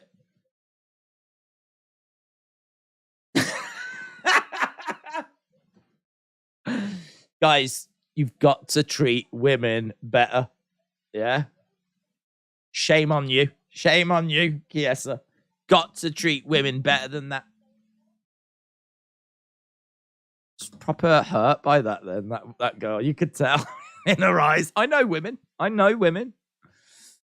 I mean, not many. I know a few. But I know enough to know that she was hurting. I know when a woman is in distress. Trust me. I've been in many relationships. Right, Brunson. Get some capitals. What these people deserve. Against Plessis. Right, this is going to be next fight. This is the co-main event of the prelims. Co-main event of the prelims, and I don't even know if that's a thing, but it is now. Brunson is a wrestler grappler. He is past his peak. He's a chain wrestler, 14-6 in the UFC, 20 UFC fights. His striking was never that deadly or dangerous. He's quite hittable. Only tends to lose to really good fighters, in all fairness. He's got a good fight IQ. His cardio isn't the best, as we said, not the best on the feet, but he's a great athlete. He can keep his hands low and his chin a bit high. And there's question marks around if this is his retirement fight. I genuinely don't know. That was something that I meant to look into a bit more, to be honest. We are very much at the end of the road for Derek Brunson. And I don't know if this is it or not. So, honestly, after this, we could see him put his gloves in the octagon. But he is taking on Plessis, who is 29 years old, former Cage Warrior champion. Can be a bit wild. 4-0 in UFC, though undefeated in UFC. 18-2 overall. Good power, low outputs, good kicks, good-looking guillotine. Keep an eye out for that. And his best defense is his offense. He is all action, going forwards, exciting. This should be fun. It's very explosive, good kicks. Likes to switch stances. He is a finisher. Constantly looking for submissions. And both of these guys are ranked. Derek Brunson is ranked number 5 in the middleweight division, and Plessis is ranked number 10. Of course, Alec Pereira is the champion. We are going to see that rematch against Adesanya. As we said, 39 years old. I mean, honestly, 39 years old, even outside of the octagon, is very old. That is very, very old. So, you know, he probably should think about retiring and just enjoying these final years of his life. Put his feet up, have a tea, cup of tea, do you know what I mean? Go down the park or something, I don't know. Do whatever it is that boomers do. Mark said, Days, I was wondering, has there ever been a crossover event between MMA company and a wrestling company? I know they're both different, but I was just curious. Well, I mean, I feel like there was big crossover over in Japan because of Pancrase. So there was wrestlers that were coming over. There was a lot of wrestlers that came over, but I don't know that I'm actually ever aware of a card that mixes the two. I don't think I've seen a card where we do like a wrestling match and then we've got an MMA match and then we've got a wrestling match and then we've got an MMA match. Pro wrestling, that is. I'm not talking about wrestling. But there's plenty of examples of wrestlers, pro wrestlers, going into MMA and competing on cards, most notably over in Japan. And we, you know, I mean, like Antonio Inoki obviously had one of the first MMA fights when he fought Muhammad Ali. So we had a wrestler versus a boxer back in the 70s, and that was Antonio Inoki against Muhammad Ali. So that was one of the first. It wasn't the first example, but it was one of the first examples because of course, then you've got judo Jean LaBelle as well, going back to I think the 60s for him, where he was obviously a master of judo and he took on a boxer as well. So, but Antonio Inoki, of course, is one of the most famous pro wrestlers of all time, and massively influenced by MMA. And then you've got the likes of Suzuki as well. So, yeah, loads of wrestlers that have done it. And obviously, CM Punk, if you want to include that in a bit more of a... And Brock Lesnar. You want to look at Bobby Lashley in Bellator, of course. I think Jack Swagger as well. Jake Hager, he came over, didn't he? But I think your question was there like a mixture? And I don't recall seeing one. Not a card that's got them both mixed on. Lesnar versus Velasquez in WWE. It's a good shout, yeah. We've had it go the other way as well. Not always to great success, like that fight, which was very short. And it was kind of panned, to be honest. So, yeah, I don't think that's one that people kind of tend to look on fondly. But you're absolutely right. The rematch between Velasquez and Brock did happen in a WWE ring. Mostly in Pancrase and IWGP had MMA fighters against wrestlers, says Inside Out and Again. Maka said, who do you think wins in the Garbrandt Turner fights? I've got Garbrandt winning. I think that's a big fight for him as well. I think he needs that win, and that's our main event of the prelims, minus 210 favorites. And then Turner's taken on Gamrot. I think Gamrot's going to get that. That is on our main card. It should be a really fun fight. Turner's on a 5-fight win streak.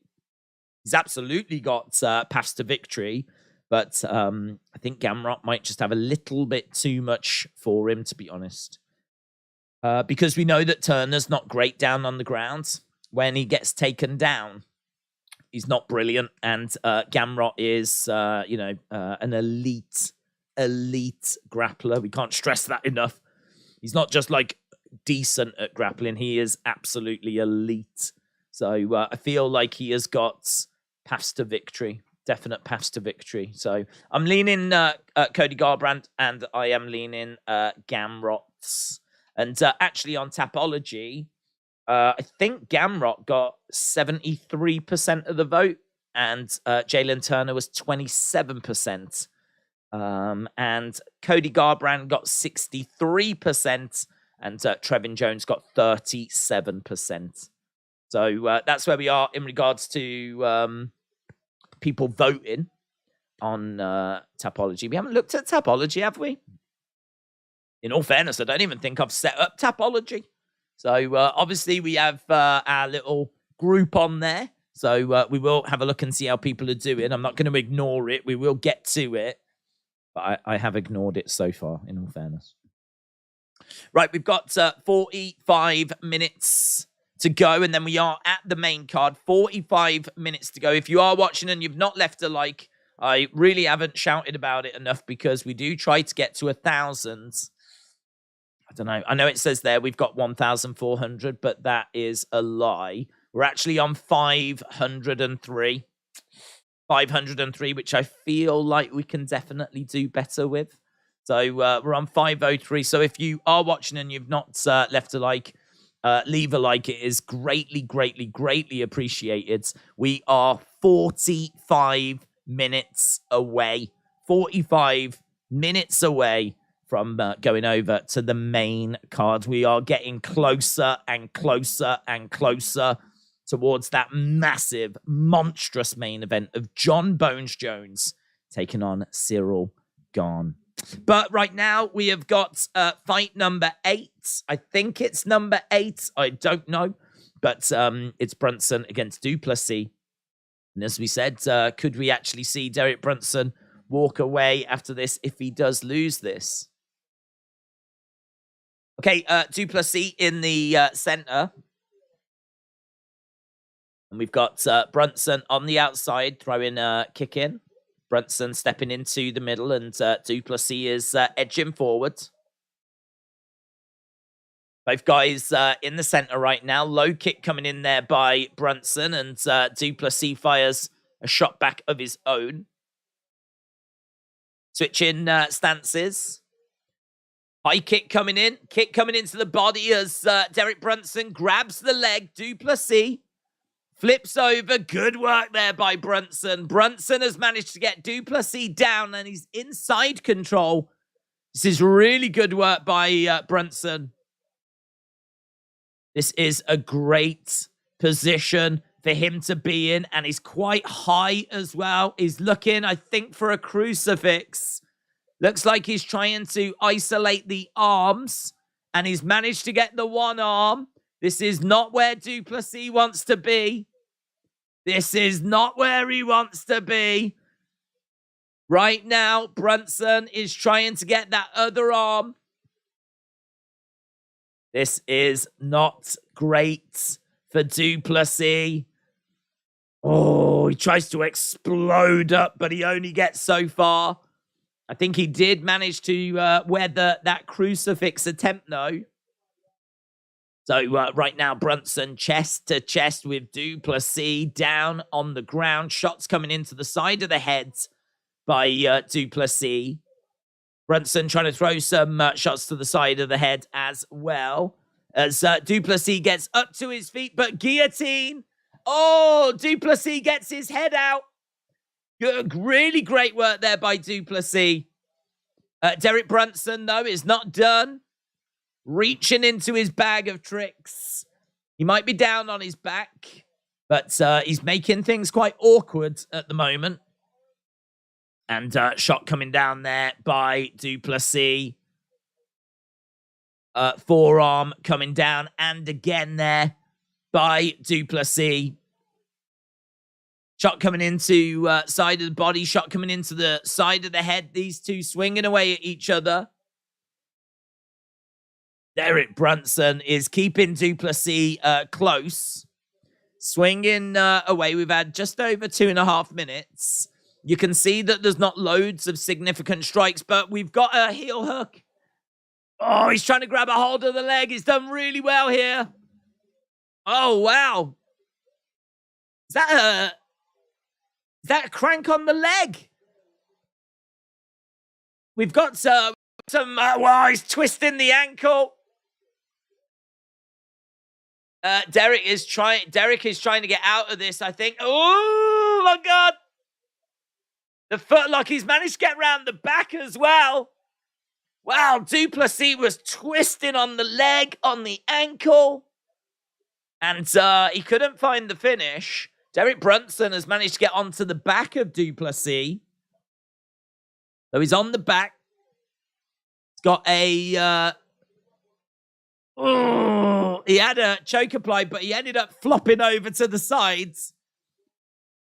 And you just do not want to be messing around down on the ground with the likes of Derek Brunson, a wrestler grappler. You want to get back on the feet. Oh! But as he gets up, Du Plessis eating some big shots. He's covering up. He's up against the side of the cage. Brunson. Is Brunson's leg all right? He looks like he can't put any weight on that leg. Du Plessis goes down. Du Plessis goes down. Derek Brunson seemed to have a bit of a hobble to me, but it didn't really matter because he was smashing Du Plessis. Du Plessis has gone down. Derek Brunson has got a choke applied right now. It's on the chin, though. It's not wrapped around underneath the chin. But 20-odd seconds. Du Plessis goes on his back. God, this has been wild. This is a good round for Derek Brunson. Perhaps there is a bit more in the tank than what we thought. Derek Brunson getting up to his feet. Knee strike coming in there by Du Plessis. Forearm strike coming in by, spinning back fist. It's right on the buzzer. Smile on the face of Du Plessis. He knows that he's in a fight here. He knows that he's in a fight. Beanroyd, shout out to you, my friends. Shout out to you. Billy says, wow, that was good. Wow. Hang on, I've got a wow. Have I got a wow? Got a wow. It was a wow moment. Wow. He cannot hang with you on the ground. That is very clear. I mean, Derek Brunson, so impressive down there. What she said. Lexi, shout out to you. Johnny said he's done. He had a beautiful lock applied, didn't he? And a couple of times, actually. I mean, they were both grabbing at ankles and twisting at, like, looked like there was a knee bar attempt in there as well. So a few different holds that they were going for. Right, here we go. Round number 2. That was fun, man. That was fun. I'm totally down for another round of that. Right, okay, we've got Brunson in the center. Low kick coming in by du Plessis. Brunson, again, trying to throw a big shot, but he gets caught there. Du Plessis, again, trying to get something going. He lunges forwards. 10-9 Brunson. Took something out of du Plessis' tank. 10-9 for the blonde Brunson. What a fantastic opening round, said Mike Heck. Kick coming in there by Brunson. We're staying on the feet at the moment. Both guys in the center of the octagon. Lovely shots coming in. They look like a straight shot there by Brunson. Big wild hook came in. And du Plessis backing up a little bit. Kick coming in there by Brunson. Minute gone. Round 2. Du Plessis switching stances. Low kick coming in, but he couldn't connect. Tries to swing with a hook shot. Du Plessis being a bit reckless. Needs to kind of regroup, I think, here. Needs to try and get a bit of a game plan together. Because at the moment, he's just retreating, covering. Backing up against the cage. Brunson having a little look. Just out of range. Du Plessis swinging away. Kick coming in there by du Plessis. Shots going straight down the middle. They connected by du Plessis. Great work. Down the middle. That stunned Brunson. Kick coming in as well. These two swinging away as du Plessis stumbles backwards. Beautiful shot coming in there by Brunson. Trying to swing away. Smile on his face. Low kick coming in. Again, another big shot coming in. There's a lot of action going on at the moment. Kick coming in there by Brunson. We're sneaking our way towards the halfway point in this fight. Both guys in the center. Du Plessis again switching his stance. And that does seem to be causing Brunson problems. He gets clipped. Another shot coming in. Brunson on wobbly legs. Low kick there by du Plessis. Brunson is looking for a takedown. Du Plessis managing to survive. Both guys are a bit gassed. Brunson again moving out the way. Du Plessis, jab coming in. He knows he's getting success on the feet here, du Plessis. Couple of shots coming in and Brunson backing up. Big response coming back though. Du Plessis is able to move out of the way. Kick coming in there by Brunson. So far in this round, du Plessis 23 significant strikes to 14. Du Plessis again putting the pace, putting the pressure onto Brunson, who's backing up against the cage. Du Plessis, ooh, there was nowhere for Brunson to go, so he just exploded off the cage. 1-2, straight down the middle. Shots just falling short, but du Plessis connecting with his. Again, shots getting through. Body shot coming in there by du Plessis. Du Plessis again trying to find a way forward as Brunson backs up. Oh, lovely work by du Plessis. Couple of jabs coming back, though, by Brunson. Both guys with smile on their faces. Du Plessis looking for a takedown. And ends up smashing Brunson against the side of the cage. It's well prevented. Both guys getting back up to their feet. This is wild, said Johnny. Oh, big shot by Duplessis. Oh, Brunson is rocked. There's not much in the way of defense here by Brunson. The hands are down. The movement is lethargic. And Duplessis is trying to apply pressure. But honestly, I think Duplessis' gas tank is pretty drained as well. I don't know if he's got the energy to capitalize. He clips Brunson again. Brunson up against the cage. Shots coming in. Brunson goes down. Brunson goes down. 20 seconds left to go as Duplessis throws him big forearms. Shots coming in. Duplessis is shattered. We got 10 seconds left to go in this round. 10 seconds left to go. Big shot raining down by Duplessis. Hammer fist. Big blow. Oh, that was fun, man. That was fun. Both guys are so shattered. Brunson is down. Can't even get up. Duplessis is shattered. He slowly goes over. And are they going to call it?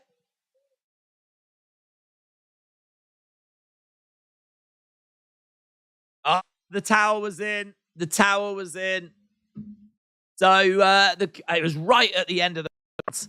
It was right at the end of the rounds. I mean, honestly, if I was Brunson, I would be pretty gutted, to be honest, because I thought that round had ended. There must have been like a second left. They just showed a replay. Couldn't see it at the time, but the towel is thrown in. It's a victory for Duplessis. Duplessis wins. Towel is thrown in. Oh, we're seeing the end again. Big shots. Ah, oh, hammer fist. He is eating some big shots. You don't actually see from that camera angle the towel being thrown in.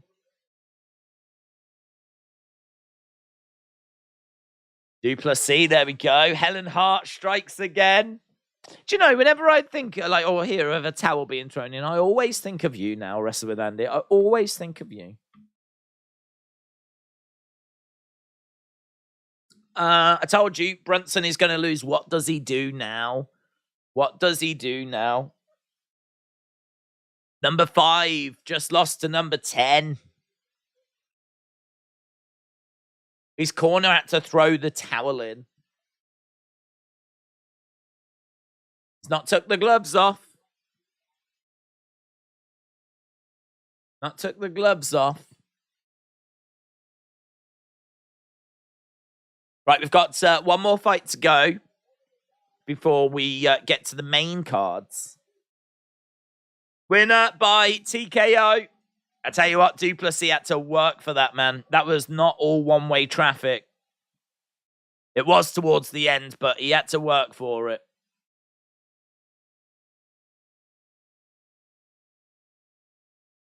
Duplessis gets the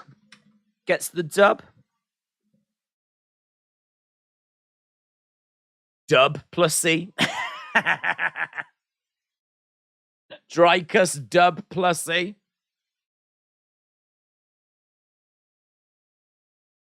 He's got the longest active win streak in middleweight division with 5. Brunson spent all of his energy in round 1. Brunson needs to retire, said Johnny. I always think of Rocky 4.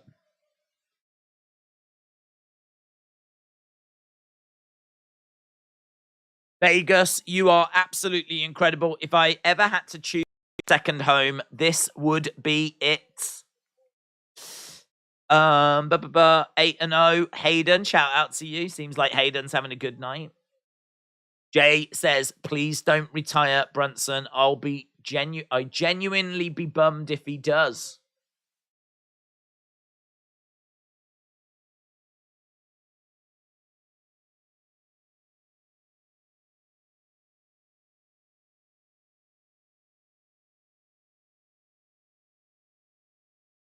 What? When I get in here, it's business, said Duplessis.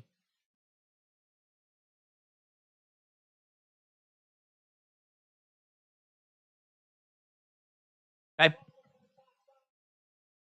Welcome to the top 5, Plessis. Okay, he's just pandering to the Vegas crowd. Vegas, you've been absolutely amazing.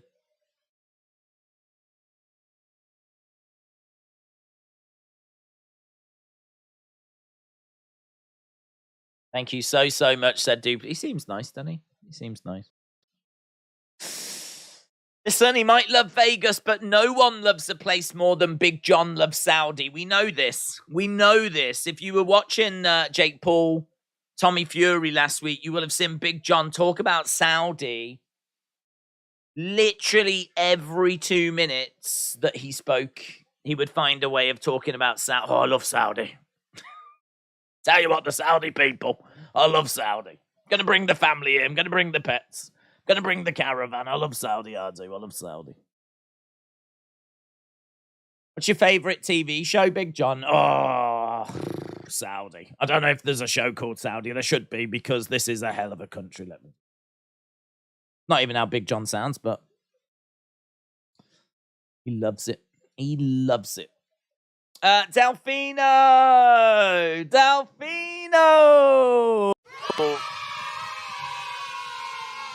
Yeah, Delfino! And his name is... Yeah. Delfino, please take your hat off if Ciryl wins. I'll take my hat off if Alexa Grasso wins. How about them apples? You like apples? Delfino, let us know. Do you like apples? Big Jon Fury. Yeah, Big Jon Fury. He flipping loves Saudi. It seems like when they went over to Saudi, someone just said to Big Jon, like, listen, the royal family really love it when you praise Saudi, right? That's what they want. That's why they're giving us the big bucks. So can you just mention that you love Saudi? Oh, I can do that. Don't worry, I can do that. Big Jon, I can do that. Yeah. Oh, I love Saudi. Big Jon, what's your favorite thing? Oh, it's got to be Saudi on toast. Oh, I love Saudi. Saudi sandwiches. We call them Saudi witches where I come from because we love Saudi so much. Oh, thanks, Big Jon. Thanks. AWC Legend said, when does the fight start? What, this next fight? I mean, we've just ended the fight. This next fight is going to be, not long. We've got 27 minutes, one more fight to go. This is going to be Cody Garbrandt taking on Trevin Jones. Garbrandt is 7-5 in the UFC. Lost his last 2, but he's got good power. He's athletic. He's going to look for takedowns. He's a better technical boxer. He's got a good jab. His chin is gone, though. His chin is definitely not what it was before. Well, it is. No, physically it is, but the state of it. He was a state champion wrestler. He's fought at a high level. He's got probably the better skill set. But he will likely be cut if he loses, and he can't afford to be reckless. He's a fighter at the age of 31. Sadly, he's a fighter in decline. But he is still minus 210 favorite. And he could be cut if he loses, as we said. Trevin Jones, black belt in Brazilian Jiu-Jitsu. He is a tricky southpaw. He's only 1-3 in the UFC, and he's lost his last 3. I mean, really, if you can't beat Trevin Jones, it is done, mate. It is done. You are done. Trevin Jones is low volume. He is a power puncher. He's got a good straight left, but he's off the back foot very well. But other than that, he's very limited. He's not someone that you see achieving great things in the UFC. Cody Garbrandt has got to win this fight. He should win this fight. I think he wins this fight. He's minus 210 favorite. He's just looked so bad recently. He's just looked really bad.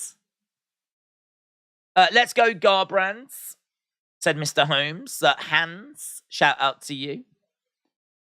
Both fighters getting their intros right now. Right, we are going to be going over to the fight very soon. We're going to get ring walks. Obviously, PT Sport don't show us those ring walks, so I can't bring you any information in regards to ring walks, but sure you'll survive. Put in the chat, who do you think is going to win? Who do you think is going to win? If you are just joining us as well, and you haven't left a like, leave a like. It's really is appreciated. We always try to get to 1,000. I don't know. I think we were quite late in the stream. So saying that, we're at 585. It's not too bad. Got over 1,000 people joining us right now. We're at 585. So, yeah, if you haven't left a like, leave a like. It's greatly appreciated. Are you streaming AEW, says Corey? Yes. Days, have you watched Creed 3? No. Rocky isn't in it. And as a result, I am not going to watch it out of solidarity. It is a disgrace. It is ageist. Rocky should be in that film. He should be boxing. He should be the focus of the film. It should basically be Rocky 7. I think, joking aside, this is the first film that he's not been in the like that's connected to the Rocky franchise. I just don't. I'm dying. I'm not allowed to say anything bad about Creed. I start to choke. I just don't care about him as much as I did Rocky. Bad, innit? I mean, I really love Rocky and Adrian. I mean, it's all iconic. I don't feel that Creed has got to that level. I made this point the other day. I don't know what his partner's called. Everyone knows Adrian. Do you know what I mean? And Mick. We know these people. We know Apollo Creeds and Thunder Lips and Clubber Lang, Ivan Drago. We know all these people. They're legends. Legends of cinema. But I just don't know. Like all the names for like the Creeds ones from the Creed verse. So yeah, I mean, look, I've heard good stuff about it. It's meant to be a good film. Rocky sucks. What? What are you on about? Rocky's the best.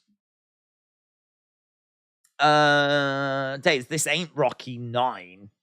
No, but it should be. That's my point. Yeah, he should be in there fighting. He should be beating up people.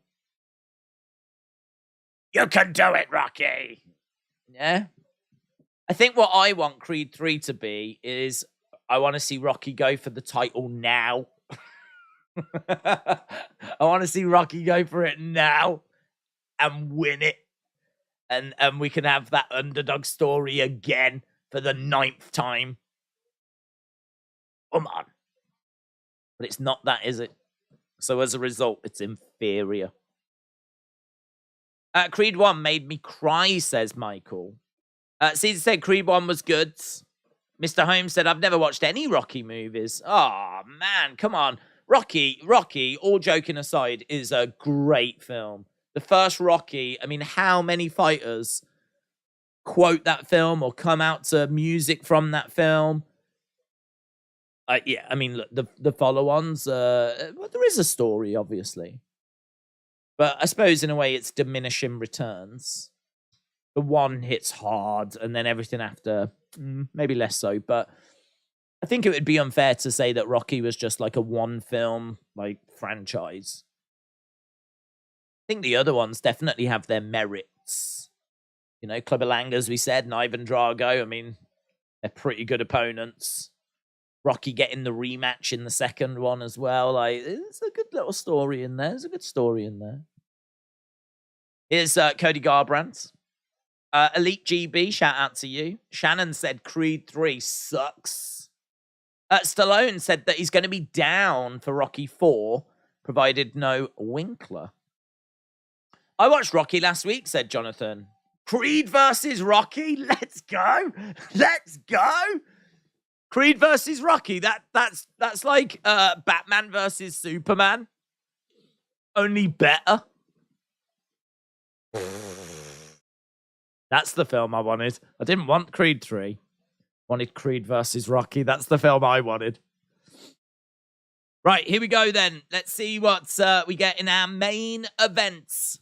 Main event starting right now. Main event of the prelims. This is Cody Garbrandt taking on Trevin Jones. You can do it, Rock. Hit coming in by Garbrandt as Jones is edging forwards. Cody backing up a little bit. Again, you know, he's got to not be too reckless here. Like a leg sweep. Cody chants. I feel like I'm watching WWE. Cody chants in the arena. Trevin keeping it quite tight at the moment. Kick coming. Oh, that was a heavy kick to the body. Heavy kick to the body there by Cody Garbrandt. Jones edging forward. Kick coming in there by Jones. Garbrandt backing up as Jones putting the pressure on. Continuing to come forwards. It's being quite respectful here, Cody Garbrandt. And Jones edging forwards. Low kick coming in. There's not much in it at the moment. It's 4 significant strikes to 0. Again, crowds maybe getting a little restless. It's been a minute and a half. There's not been loads of activity here. They're both standing in the center. Just out of each other's range. Kick to the body there by Cody Garbrandt, though.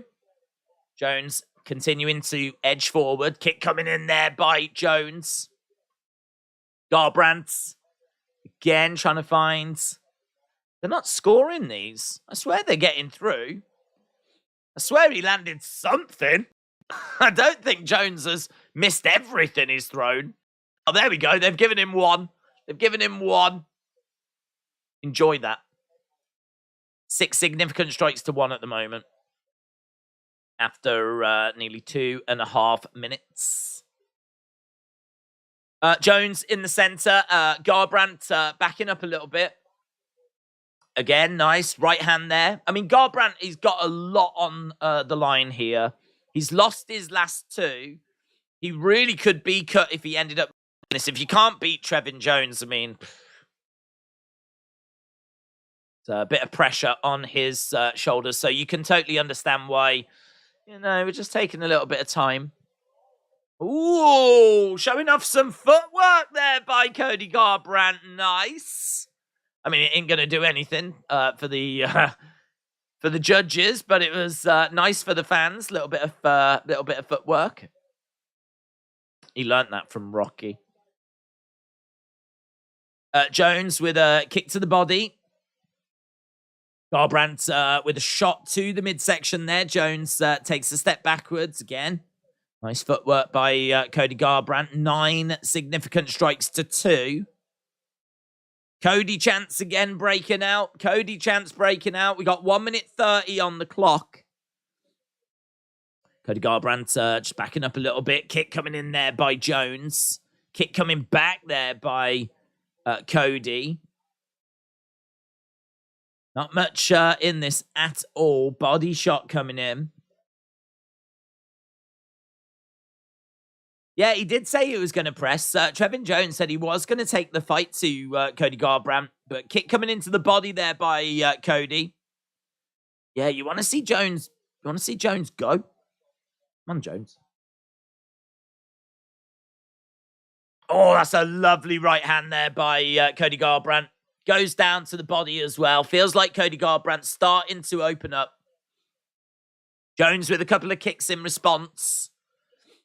38 seconds on the clock. And Cody on the outside, circling round, trying to reset. He's up by 10 significant strikes. Again, circling around, trying to find a way of just getting something through. 20-odd seconds left. Oh, big overhand right by Cody. Didn't land it. Lovely kick to the body, though. Hitting and moving, keeping it simple. Whoa! Down we went, up we came again. Little bit of showboating, but hope he doesn't get caught with that. Hope he doesn't get caught. Cody. Trevin should change his name to Little Bones. Trevin Little Bones Jones. Gane is a goat slayer, said Lexi. Leon Rocky Edwards, the welterweight champ, is also inspired by Rocky, said Summit. Yeah. Talking of, underdogs. Movie endings. His victory over Kamaru Usman. That would be great for the next Rocky film. Rocky tries his hand at MMA. Tries his hand at MMA and takes on Kamaru Usman. In fairness, Rocky's a big boy. He would probably have to go out after whoever wins the heavyweight title. Wouldn't he? So it'd probably be Jon Jones. Jon Jones against Rocky for the next Rocky film. 1-0 to Cody. Yes. Cody was winning. I haven't said that since about 2019, said Tim. How are there no headshots when Cody's nose is bleeding? Oh, kick coming in there by... lovely takedown by Cody. Nice kick. That brought Jones forward, and he went, bang! Takedown. Lovely work. Lovely. When showboating goes wrong, clip incoming, said Mr. Unfamiliar. Cody never had much of a chin, said Hans. Well, that was a lovely moment. Very crisp. They're saying that Cody is looking like a world champion. Settle down. Calm down. Calm down, Joe Rogan. When a guy gets knocked out a few times, we start getting nervous.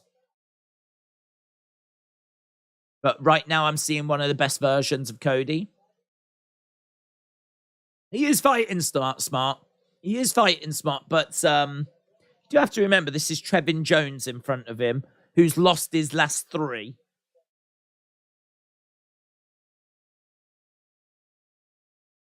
Cody on the outside, then circling rounds. Output is very low. We're seeing a world champion. This is like a world champion performance. 15 significant strikes to 3. Look, grabs him, takedown. That's nice. That's nice. Nice takedown by Cody Garbrandt. Does have his head grabbed by Trevin Jones. So there is a guillotine that's been applied here. Pops his head out, though. Manages to get out of that. He's in guards at the moment. So, yeah, he is on top of Trevin Jones. Trevin Jones is down. Autumn Breeze. Shout out to you, my friend. Hope you're well.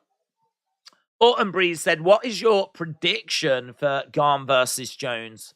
I am leaning towards Jon Jones. I'm difficult to bet against him. I'm certainly not 100% on that. I think Ciryl Gane has got paths to victory. And honestly, you know, at this higher weight, you know, we know that the threat is even more dangerous. We know that the heavyweights have got that one-punch power.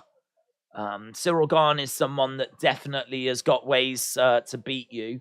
He's not the biggest power puncher, though. But he is still a very, very dangerous fighter. It's just that Jon Jones certainly has me convinced that he's scouted Gane. He knows his tricks. He knows the game plan. He knows his strengths. He knows his weaknesses. I just think Jones would be able to work out someone like Gane. Certainly the Jones of old. I'm not sure about a 35-year-old Jon Jones. Not only has he been away for 3 years, but we're really starting to get to the conversation now where it's mid to late 30s, Jon Jones. You know, that's the stage we're entering now. This is where we do and can see declines. So, Jones, but you can't have much confidence. Nice knee there by Cody Garbrandt. 16 significant strikes to 7 right now.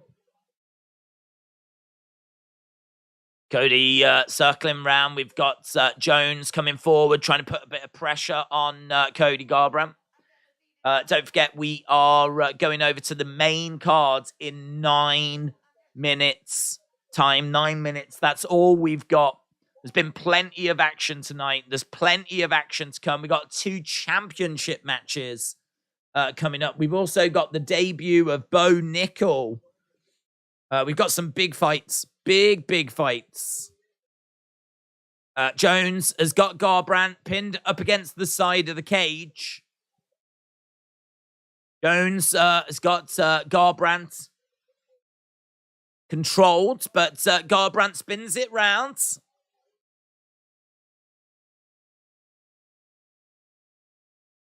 Garbrandt has managed to get back into a controlling position.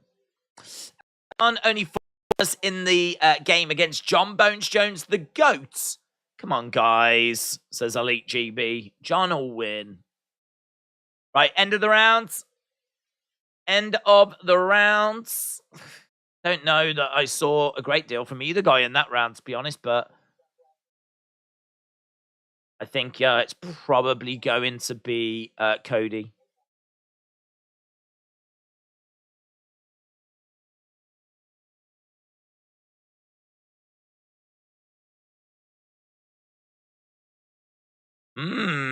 This is a close fight that you have lost because of a couple tactical errors. This is not impossible. You've got to put your hands on his chin. That is really interesting. It's a close fight that due to a couple of tactical errors, you are losing. Trevin Jones responding, do you understand? And he goes, yes, sir. We are just not that polite over here in the UK. That yes, sir response. Trevin Jones. Go on, Trevin Jones. I want Trevin Jones to do it now. Yes, sir. Go on, mate. Jones coming forward has been told you've got to put some shots out there. You've got to land on his chin. You've got to put this guy away. This is not impossible.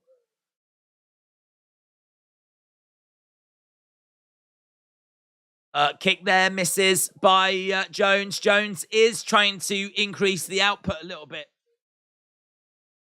Come on, Jones. Come on, Jones. We've got Cody backing up a little bit. Jones edging forwards. He is again, he's waiting. I understand that you run the risk of getting clipped, but there's going to come a point, isn't there, where you're just going to run out of time. Tramper, shout out to you, my friends. Hope you are well. Great to see you again. Said this card is stacked. Thanks again, Days. Here is my chip in on the pay-per-view. That's really kind, dudes. Really appreciate the support. It's great to see you again. I hope you are well. Ooh, keep coming in. James Wagner, shout out to you as well. What's more impressive, Cody versus Cruz or TJ versus Barrio 1? That's a great question. It's a great question. I would be leaning Cody Cruz, I think. Cody Cruz. But both of them are great. We're into the final 3 minutes. Yeah, so James, shout out to you. Tramper, shout out to you. We got loud boos here, you know, by the fans. The fans are really not feeling this. It's been very quiet.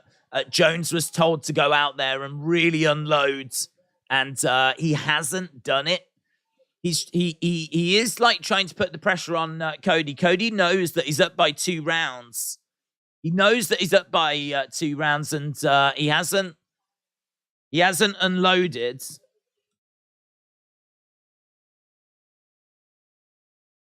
We are seeing a couple of jabs coming in.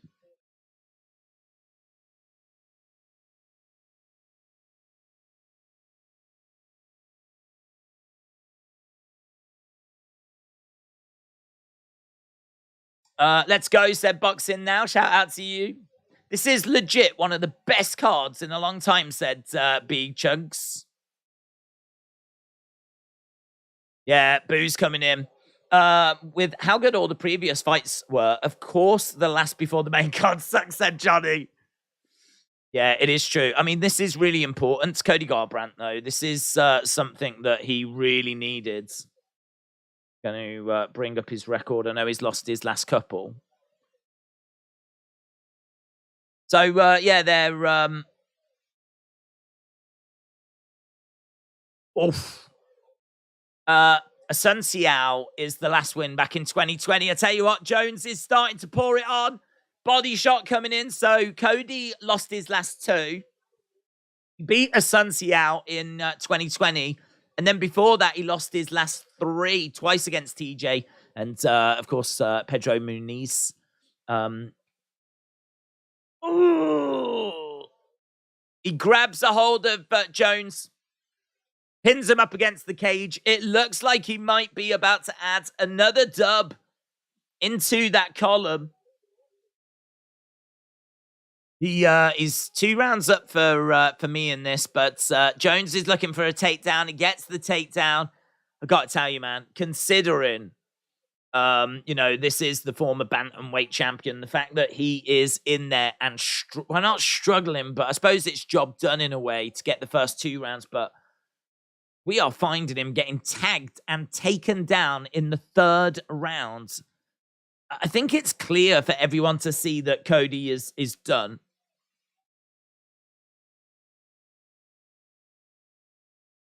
Oh, big heavy shot raining down there by Jones.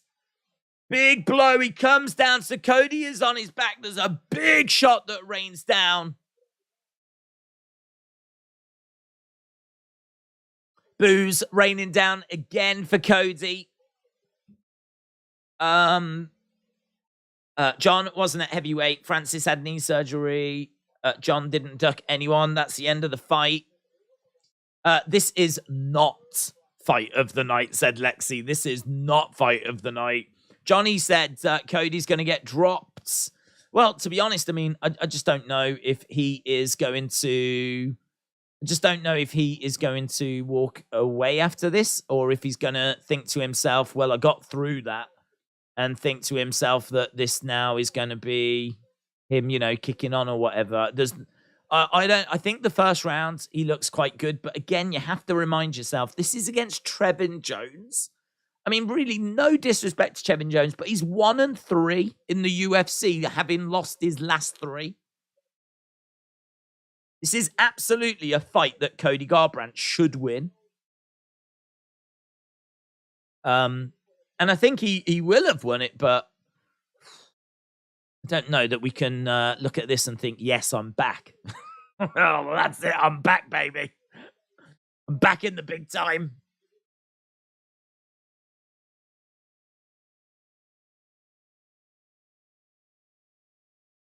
TJ12, shout out to you, my friend. Said, I found you during Colby versus Usman 2. I always chuck the stream on when there's a fight. Keep it up for Melbourne, Australia. Shout out to you, bud. Shout out to Australia. Struth. Cody gets it done. Unanimous decision. It's the right call, but damn, man, honestly. He's not going to get cut, but I don't think we answered many of the concerns. Right, here we go then. We are going over to the main cards, and there's going to be a lot of excitement because coming up first is Bo Nickel. Bo Nickel, who I've been hearing plenty about for quite a while. You know, one of the best collegiate wrestlers out there. Olympian as well. He's coming in, taking on Jamie Pickett. This is clearly an opponent that they've selected so that he can get a dub And yeah, we're going to be starting things off with a very, very exciting debut. Bo Nickel is minus 2,000. Minus 2,000 favorite. His minus 190 favorite to get a finish in the first round. He's got all of his wins have come with first round finishes. He is a 3-time NCAA Division I champion. He could absolutely go on to be the middleweight champion in the future. He's 27 years old. He's grit, determination. He works hard. He's got the right mentality. All of his finishes have come in the first round, as we said. Trains at American Top Team, is at one of the absolute best gyms. Making his UFC debut, is all about wrestling. The only thing I would say, we haven't seen the chin get tested. We haven't seen the cardio get tested. He is definitely someone that has got big elite skills, but we don't know how well-rounded he is. I don't know that gets tested here by Jamie Pickett. Jamie Pickett is hittable, is 2-4. He's lost his last 2. He can be a bit hesitant on the feet. Tough, durable, but does keep moving forward. He is going to be a step up in competition. There's no two ways about it. This is going to be another step up for Bo Nickel, but one that everyone is expecting him to destroy. Dude looks like a bootleg Kobe Bryant, brackets RIP. Right, we are going over to the main cards. Jamie Pickett and Bo Nickel. Boom. Right, wrestlers dominate. About to see another. I believe in Bo, says RR. Support your local highwayman, said Lexi England. Brock Lesnar is going to fight everyone tonight. J-Dub. If you are indeed in need of a good mod, I would love to help. I love what you do, said Hans. I think we're pretty covered, to be honest, but I appreciate the offer. But I think we're all right. We don't really get much in the way of like spam and drama and all that kind of stuff. We're pretty good. We probably will now I've said that. Little Fat Dozer. Shout out to you, Little Fat Dozer. I love that name. Said great fights so far. Come on, let's go, people. Oh, honestly, if you're a UFC fan and you're not hyped for this card tonight, I mean, wow.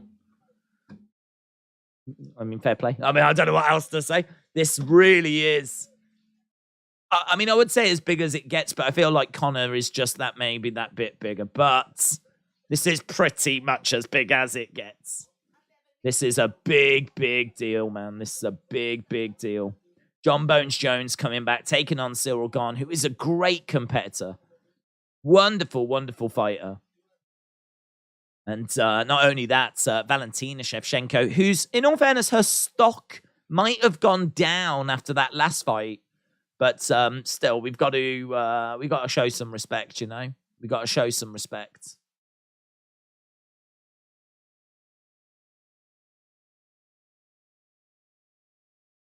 Right, here we go. We are going over to Las Vegas for the main show. The main show is beginning. Bustin' Bass. I think it's Bustin' Bass. It might be Bustin' Bass. Bustin' something. Shout out to you, my friend, says my favorite sports commentator. That's really kind, dude. I really appreciate that. God, there's a lot of nice people around tonight. I'm not going to tolerate this for very long. We need to get some abuse going in the chat. I'm not comfortable with all these nice comments. But shout out to everyone that's joining us. I hope everyone is looking forward to the action tonight. As we said, Bo Nickel against Jamie Pickett coming up first. Jamie Pickett plus 1,000 underdog. Bo Nickel has got 98% of people on Tapology have voted that they think he is going to be victorious tonight. Jamie Pickett, 2%. Imagine going into a fight where only 2% of people think that you stand a chance. That's not going to be great for your confidence. Days, you forgot that whenever Bo Nickel debut, I'm the first person that comes to mind. I told you many times to watch out about Bo Nickel, and I told you that he is in the UFC. I didn't forget, dudes. I didn't forget. You are absolutely probably the first.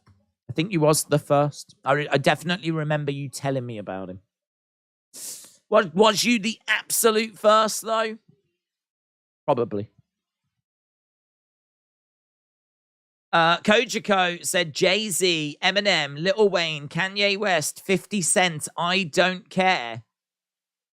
Nice. I don't know what that means. What does that mean? Are we just listing like famous rappers now? Is that where we are? Do it. Go for it. It's late on a Saturday night. Rebecca Black. Woo! Chris D said, don't worry, I got you, you tosser. Yes. Nice. You deserve it. You deserve it. That's correct. Chris D, shout out to you, bud. Jamie Pickett is Bum of the Month Club, said Zugi. Pickett by Swirly. Jones should come out with the song I Got 5 on it. Jones is going to win by submission. Do you know what? I haven't checked the poll in a while. We've had nearly 2,500 votes. Keep your votes coming in. Keep your likes coming in as well. Really is appreciated as we always try to get to 1,000. We're on, what, 6, 7, 8? That's not bad, actually. That's not bad. In all fairness, that's not bad. We should get there.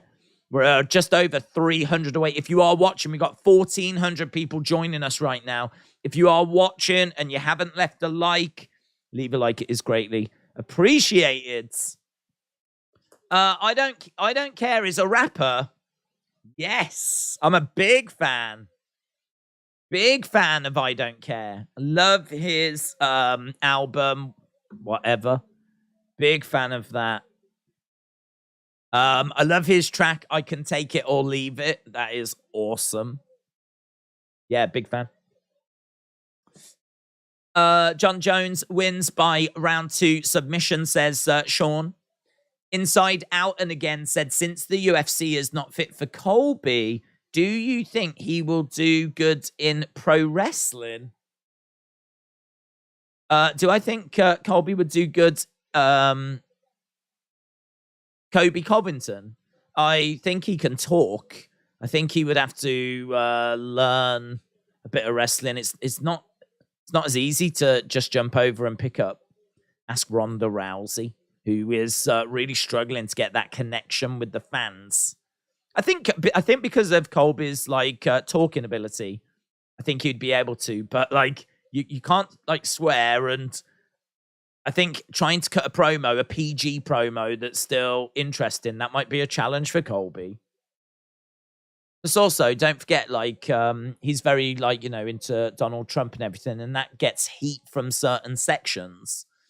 We don't do politics here, right? We ain't going to get into that. Yeah, we're not here for that. But it is a big part of his character. But in WWE, like, I think Linda was, like, actually in his cabinet and everything. And they were big supporters, the McMahons, of Donald Trump. So I don't know that would actually get heat in WWE, to be honest. I think in WWE, a lot of people would just be like, yeah, cool. I don't know. It's weird, isn't it? Like, if he came out and was all like pro Donald Trump, I don't think that would do anything in WWE. Let's not go down these roads, right?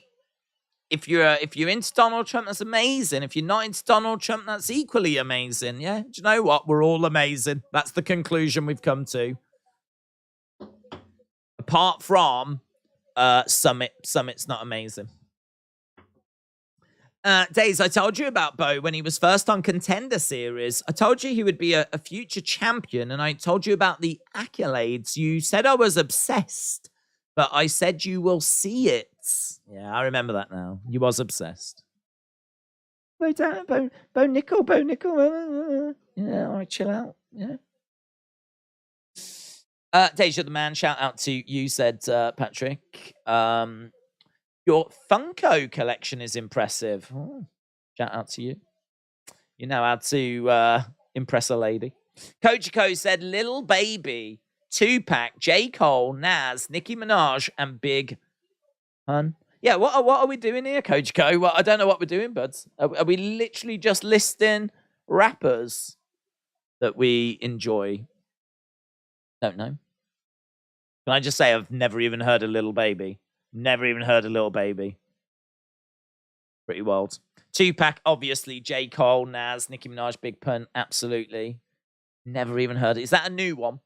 Is that one of the new ones? The Little Baby?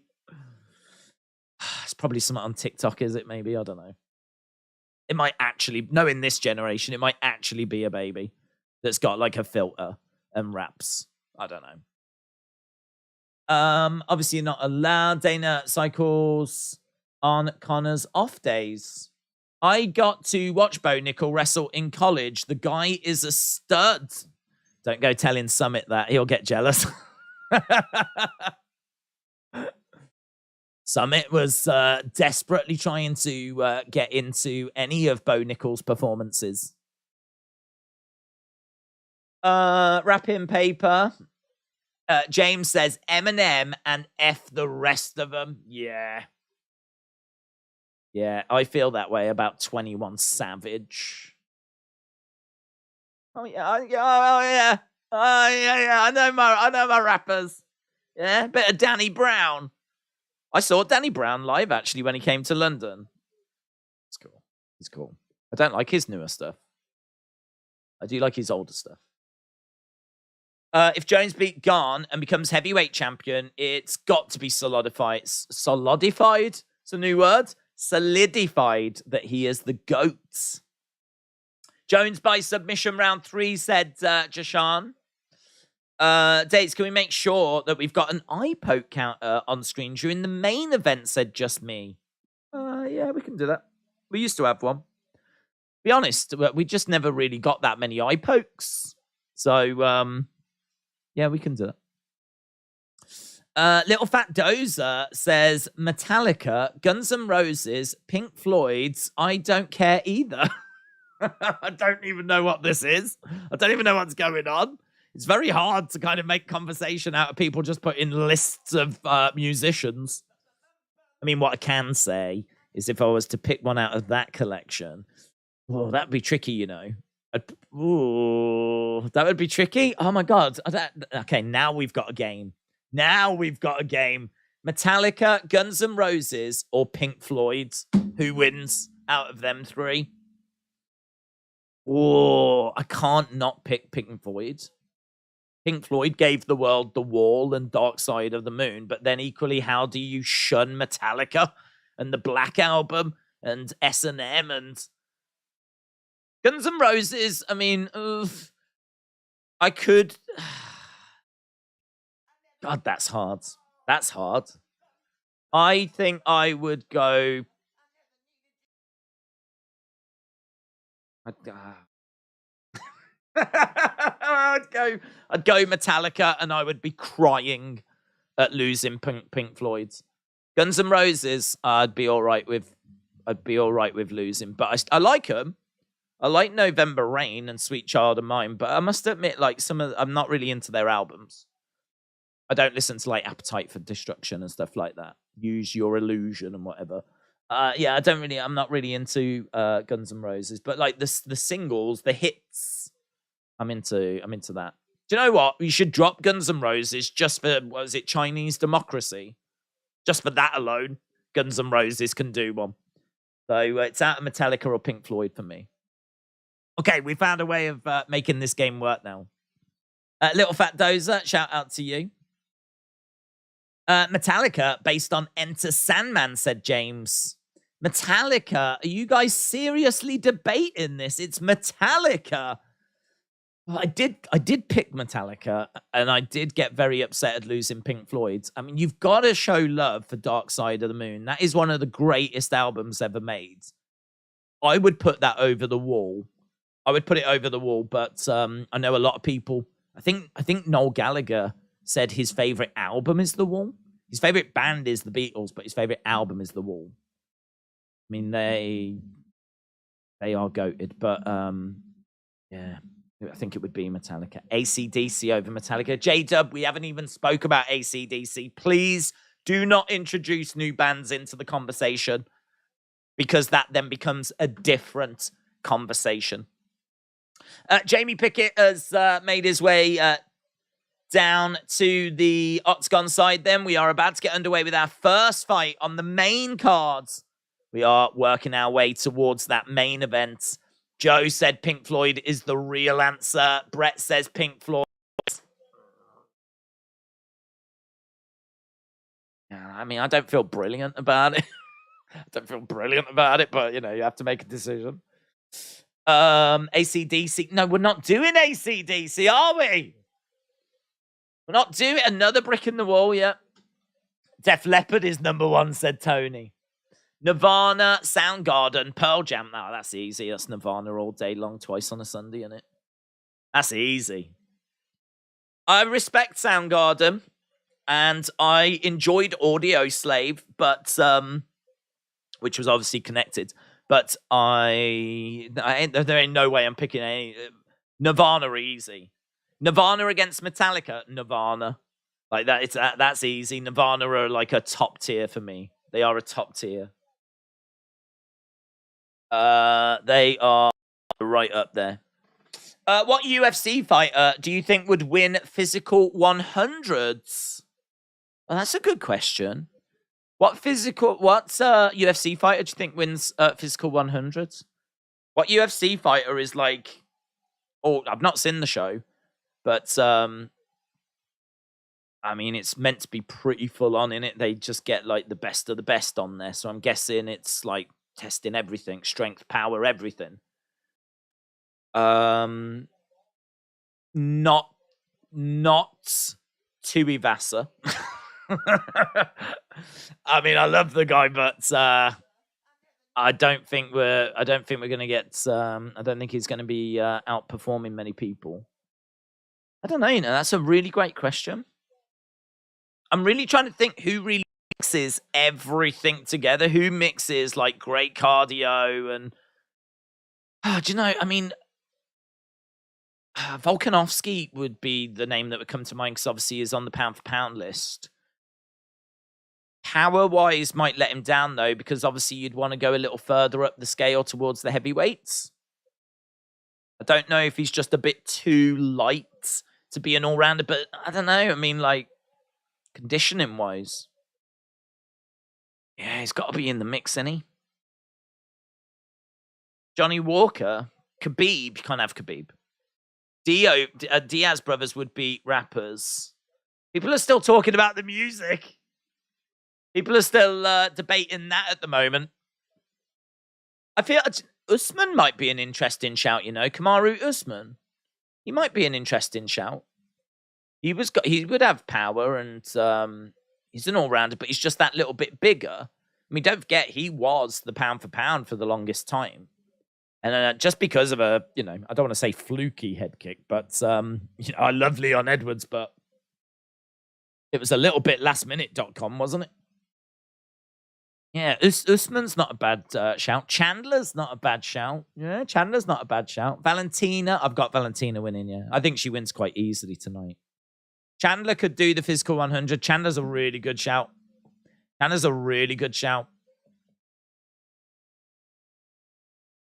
Really good shout. I'm just thinking, is he a bit small? But I don't think, I haven't seen the physical 100, but don't think that's going to be too much of a barrier. Just might struggle going up against like the big boys, you know, for like any kind of strength thing. But yeah, Chandler's a really good shout. Alec Pereira. Adesanya, he's got a pretty good tank, says Philam Records. Colby Covington. Joe Rogan, R.I.P. Joe Rogan. Right, tell you what. Yeah, some good answers there. I really like the Chandler answer. Right, Jamie Pickett, plus 1,000 underdog. So, Ruari, is that how you pronounce it? Ruari, shout out to you, my friend. Ruari, put in the chat, who do you think it would be? Who do you think it would be? I'd be interested to know your answer. Right, here we go. Here's Bo Nickel getting his intro. Minus 1,800 favorite. He is 3-0, 6'1". He is the biggest favorite on this card. He is a big, big prospect. Bo Nickel absolutely can get this done in round 1. Lexi England, shout out to you. Right, here we go. Someone said, what kind of car do you have? I actually don't have one at the moment. I don't really go anywhere to warrant having it, an MOT in it and everything. Here we go. We are underway. Both Nickel going for a high kick there, losing his footing. Pickett comes in, knee strike coming in there. Maybe not the start to his UFC career that he would have wanted there. Going for a big kick, completely missing it and falling over. But right now, Nickel driving Pickett back against the cage. 30 seconds in. Nickel's going to feel quite comfortable in this position. Knee strike coming in and he tried to get him over. Pickett, I think, was he suggesting that was maybe a low? That was low. Either way, Nickel managed to grab a hold of the head. He's going to work. He's managed to get round the back. He's managing to... he's looking for a rear naked. He's looking for a rear naked choke. He's got the arm. It's on the chin. I don't think it's under the chin. That's nice. Arm triangle being applied here by Nickel. It is getting a bit tighter. He is just saying a few words to the ref, though. That squeeze looks quite tight. That squeeze looks quite tight. Jamie Pickett holding onto his arm. Nickel putting that squeeze on. We are down. Oh, there is a real grimace there. There is a real grimace. He's holding onto his arm. He's got over 3 minutes to try and survive here. Oh, this doesn't look good for Pickett. This really doesn't look good. I think, is he fading? No, he's holding on still. Still holding on. I mean, honestly, if he can survive through this, it might take out something from Bo Nickel's arms. Squeezing on for so long is going to really empty the gas tank. Squeezing away at the moment. He's still got this arm triangle. That is really tight, man. You can see that is really, really tight. He's down on the ground. It's a choke. Is the fight over yet? No, not yet. Not yet. Bo Nickel on top of Jamie Pickett. And again, look at that. He's on top of him and he's really driving the shoulder. Ooh, it really felt like it might have tapped then. Oh, there it is. There's the tap. Bo Nickel just had to find the right sweet spot, the right place to position himself. He gets on top of Jamie Pickett, drives forwards, and he gets a win over Jamie Pickett. It was a heavy, heavy favorite to do it. Bo Nickel is up and running in the UFC. Pickett doesn't look happy with something. Tapped. Love seeing a fight start like this. Good, wasn't it? Fire. 9-1. I don't think he's going to get the wrap, but definitely uncomfortable for Pickett. Nickel wins. Nickel wins round one. Round one finish. You could have got that minus 190. So if you was going to bet on Bo Nickel, the minus 2,000 wasn't worth it. You'd have to have bet $2,000 to have won 100. But the minus 190 for a first round finish, that's obviously in retrospect looks very good now. That was maybe the play. Boom, Bo Nickel gets it done. Bo versus Khamzat, says Slick83. Changed my mind. Well, I don't know. I think he might need a little bit. Yes, eventually, but he might need a little bit more. I mean, he's just not been tucked into the deep waters, has he? And we just haven't seen him put under pressure. I think this was a welcome to the UFC type fight for Bo Nickel. Sami Zayn versus Jimmy Uso. Adam, shout out to you. Dean Sinanoff, future champ. The champ is here. Arm triangle, 2 minutes 54. Joe Rogan is in there. Welcome to the UFC.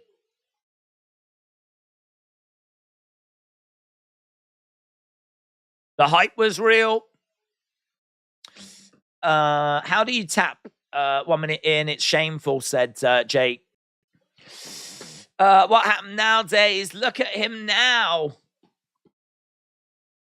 Yeah, he's in, and he managed to beat Jamie Pickett, who has lost his last 2 fights. Well done. Well done. Jamie Pickett, who is 2-4 in the UFC, 13-8.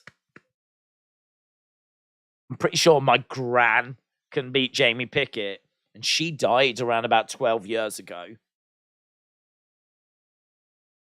I just won $4,500. Let's go Gane, said Lexi. Come on. Wrestle with Andy said the only person that could defeat Bo is Paddy Pimlet. Oh, Paddy the Baddie. They operate in slightly different worlds, but here's Bilal Muhammad's.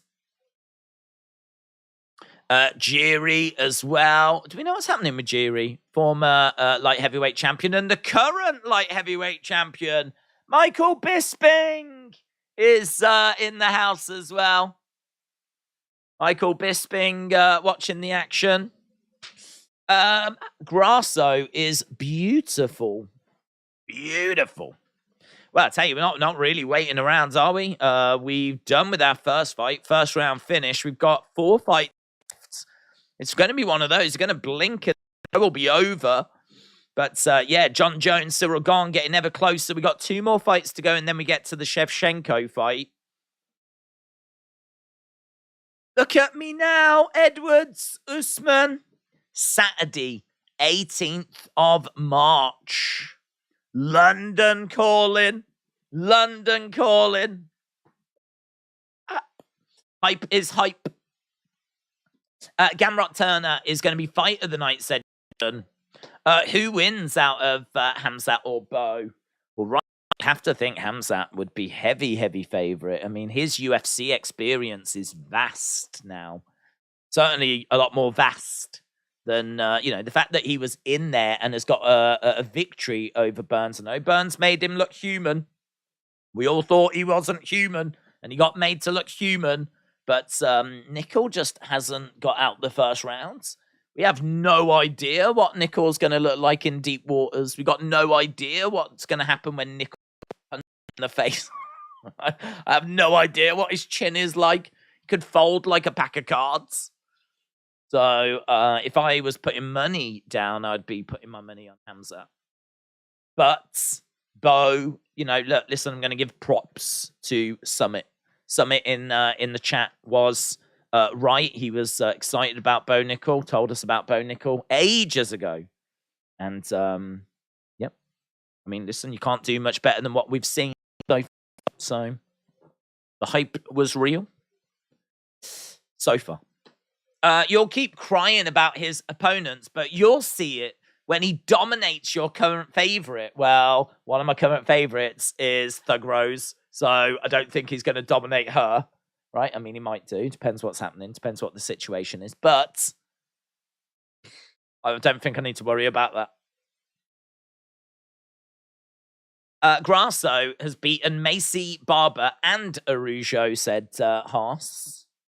If Grasso makes Valentina look human tonight, Valentina could be falling off, said Elite GP. Obligatory shout out to the best fight companion on the web. That's very kind. Shout out to you. Jonathan, yeah, Southern Rockies.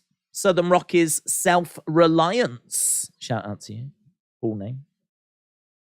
Win Jamie Pickett. Oh, I didn't go that way. Mancool 1. Didn't quite go that way. Hamzat lost to Burns, says Lexi. Southern Rockies said, drop a like if you are reading this.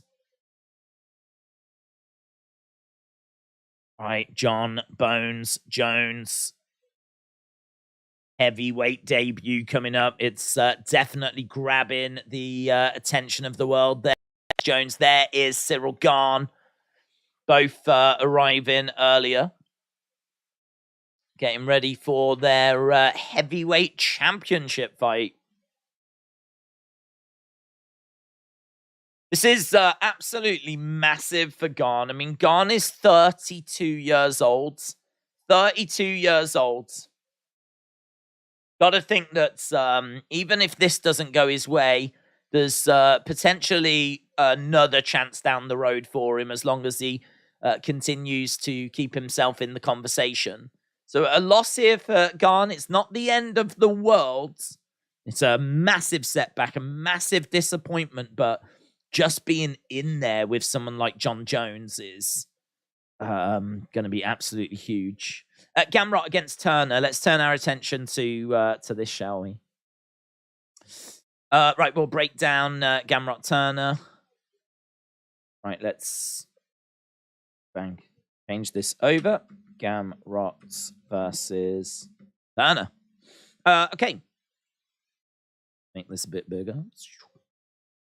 Have a little, where are we with the likes? We're at 794. 794. We're just over 200 away. If you are watching and you've not dropped a like on the stream yet, leave a like. It is greatly appreciated. Thanks to everyone that has so far. As we try to get to 1,000, I didn't actually know if that would be possible this week. So we did join a little late because of the boxing overrunning. We did a stream earlier. But you've got us in a great little position there, to be honest. 200 away at this point is not bad at all. So if you are watching, leave a like as we head towards Gamrot against Jalin Turner. So Gamrot coming in as a minus 200 favorite. Jalin Turner at plus 170. Turner is on a 5-fight win streak. Gamrot is 32. He's 5 years older. There's a lot of fives. 4-2 in the UFC. He lost to Beneil Dariush by unanimous decision. He's always entertaining, Gamrot. He's got good takedown accuracy. He is an elite grappler. He's got great wrestling. He's a southpaw. He's got good top control, good ground and pounds. He's not really a potent finisher, but as we said, he is entertaining. He is coming in as a short notice replacement. I believe he had about 3 weeks notice. Great scrambles. Cardio is a little bit suspect. Turner is not great when he gets taken down. He's a big guy, Turner. He's a big guy. He's going to have a massive reach advantage. Jalin Turner is coming in as the underdog at plus 170. As we said, he's on a 5-fight win streak. He's 6-2 in the UFC. He's a grappler, but he's not as good as Gamrot. 3-round cardio is a bit questionable. He's got good knees. He's a southpaw. He's young. He's improving. He's got solid takedown defense. This is a big step up in competition. I've got Gamrot winning it. I think feel pretty comfortable about that. 73% of people on Tapology think Gamrot as well. The bookies have got Gamrot as favorite. All of this, and he's a short notice replacement. So, I mean, listen, go in the distance with someone as good as Beneil Dariush. There's no shame in that. So, yeah, this is number 7 against number 10. And Jalen Turner being number 10. Gamrot being number 7 in a very stacked lightweight division. The winner is definitely going to put themselves into a very interesting conversation. We know what the top end of this lightweight division looks like. It's stacked. Stacked. This lightweight division has been stacked for a very, very long time. And we just keep putting new names in the mix. One of these guys can take a big step forwards here. Probably Turner more so than Gamrot. I think Gamrot beating number 10. I don't know if that necessarily catapults him up the rankings, but it will definitely move him higher than lower. He could find himself moving to 6 or something, but yeah, you know, it's this is going to be big for both guys here. Both guys need to get a victory in this. Put your thoughts down. Here's Gamrot making his way down. Which way do you think this is gonna go? Who do you fancy winning in this one? Turner is a giant, says Mark. Elite GB says Gamrot, second round TKO. WWE have scheduled a match of Sami Zayn against Jimmy Uso. Adam, shout out to you, buds. Tim said this will probably look like Arman versus Alvarez last year. Huge lightweights out there. Texan Football Houston, shout out to you, buddy. Wesley said, both times Jones had time off, he finished his next opponents. Where is Sunny at, says Jonathan. It's just not the same without her. Yeah, I think she's quit, to be honest. I think she's given up. I think it's understandable. I think if you look at her recent results, disappointing when it comes to the prediction game. I don't like to say bad things about people that aren't around. And I do love Sunny. She's a massive part of this community. A much loved part of this community. But she is god-awful at making UFC predictions. So, I don't know. Maybe she's sitting this one out. I don't know. Let's we'll have to see. She could be lurking in the background. She is known for doing that. If she is watching, shout out to you, Sunny, and your awful predictions. Rock and Sock said, I do love Gamrot's intro music. Mark said, Turner by tap outs. Lexi says, Jalen upsets. I'm a sweepstaking mama, said all y'all. Do love a good y'all. Y'all think Jones can win after 3 years. Not sure the GOAT can do it. Interesting. I'm right. I think I'm just in line with everyone. I think that he is edging it because of the fact it's Jon Jones and everything is achieved and just how good of a fighter he is. But how he looks at heavyweight, none of us know. How he's going to look after 3 years out at this age, none of us know. He's very confident, though. Very confident. I mean, he seems so cool, calm, and relaxed. He seems to be mentally in a really great place. X Music said, Sunny, we miss you. Hayden said, Sunny is still a part of this community, but she quit doing UFC predictions on Tapology. Hayden, shout out to you. It might have been because you lot kept drawing attention to the fact that she wasn't very good. You might want to think about that. Yeah. Some of you might have overstepped the mark, yeah? Have a think about it. Try and be better, yeah? Try and be better. What is this, says Quasar. This is war. That's what this is. It's going to be a war. This could be a really fun fight, actually. Rainbows says she was too tired to do the predictions. She should have done them, and I can't say they would have been any worse than usual.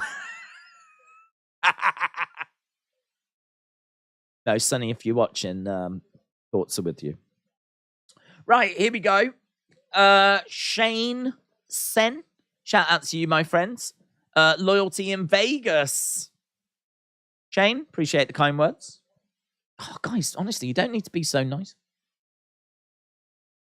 Summit, I'm excited to see Gamrot fight Turner. I'm hoping to see Gamrot finish Turner, says Summit. Right, here we go. We've got Gamrot in the center. We are underway. Let's see if we can get the stats on screen. This is our second fight of the main cards.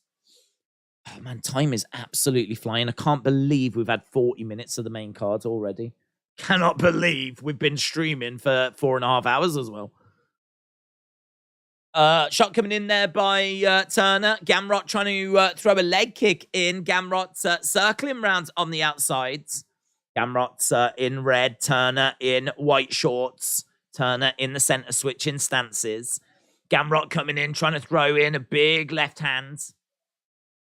Again, Turner switching stances again. Hook shot coming in there by Turner. Outside leg kick there by Gamrot. He gets tagged with a couple of strikes upstairs. Kick to the body there by Turner. Turner just edging forwards. Couple of jabs coming in straight down the middle as Gamrot was looking for that lead leg. He was trying to grab a hold of it, but he didn't really set it up. He just sort of went for it. It was a little bit reckless, and he almost paid as a few shots started raining down on him. But we've had 1.5 minutes gone so far. It's very close. Jalen Turner, 5 shots. 4 for Gamrot as he does manage to get a takedown. Jalen Turner trying to find a way of not accepting this. He's trying to get over to the side of the cage. But right now, Gamrot has got Turner down. And Turner is over by the side of the cage. So, yeah, he's still down. Gamrot is keeping him down at the moment, but Turner's done a decent job of getting over to the side of the cage. We're in a seated position at the moment. Gamrot has not been able to tie up the legs. He's not been able to trap the legs or anything. He's just keeping Turner in a seated position. We're halfway through round 1. Jalen looks like he is getting to his knees, though. Gamrot is on his knees. Obviously, as soon as Jalen Turner makes any kind of attempt to get up, Gamrot's just going to use that momentum to drag down. He is back up onto his feet. Gamrot has got him up against the cage.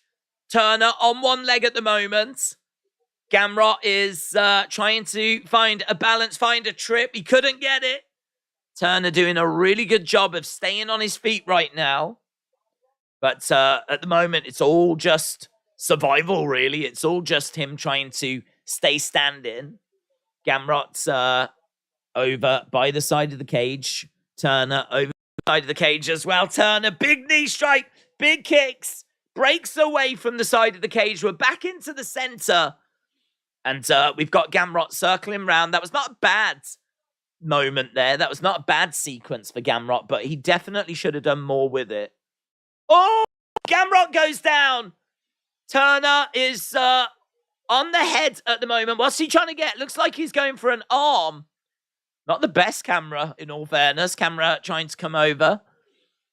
See if we can get a good idea of what's happening. And it looks like Gamrot is grabbed a hold of the leg. Turner is seemingly trying to grab a hold of the arm. Looks like Gamrot was trying to get to full mount, but he's in half guard at the moment. Turner is down on his back. Shots coming into the side of the head. There's a head and arm. Head and arm being applied, but it's not very tight. It's not really in at all, actually. Gamrot is the one that's in control again. He's asking questions. But Turner again gets over to the side of the cage. Shots coming in there by Gamrot. And again, throwing in some shots. Turner just eating those strikes as he gets back up to his feet. And some big shots coming in here by Turner. Just throwing in some hammer fists. Throwing in some shots to the side of the body. A few shots coming into the side of the head by Turner. But it's all in the clinch. They do break apart, though. Go right back into the middle. Spin kick there by Turner. Looking for a side kick. 5 seconds left on the clock. And honestly, the numbers don't look brilliant for Gamrot, in all fairness. The numbers there don't look great. But over 2 minutes control time. Did he do enough with it? 2 takedowns. Significant strikes are with Turner, though. What you think? What you think? Not easy to score, they're saying to Gamrot. Not easy to score. Okay, so they're actually saying to Gamrot, not easy to score, to be honest.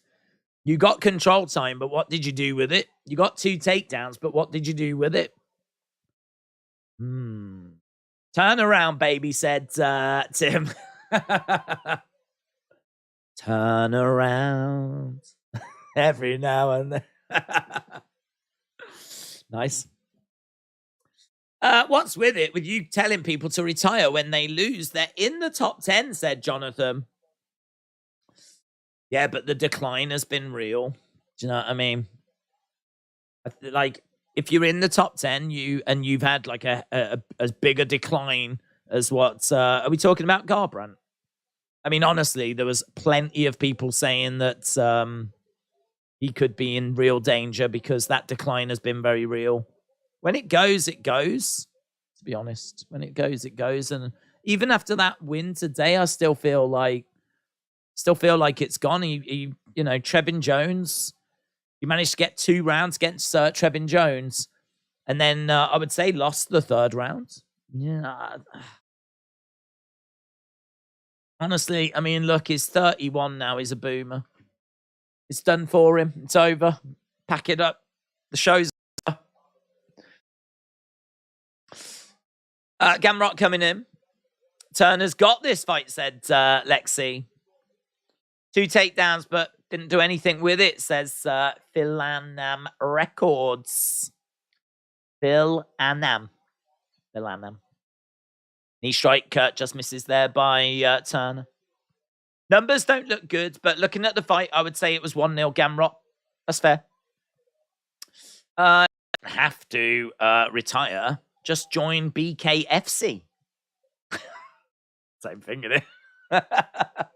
Shot coming in there by Turner. Right, a little bit slower here in this one. Kick coming in there by Turner. Gamrot coming forwards. Little bit of pace come out of this now, to be honest. Low kick coming in there by Gamrot. Gamrot on his toes, circling rounds. Bullet is the goats, said I'm a sweepstaking mama.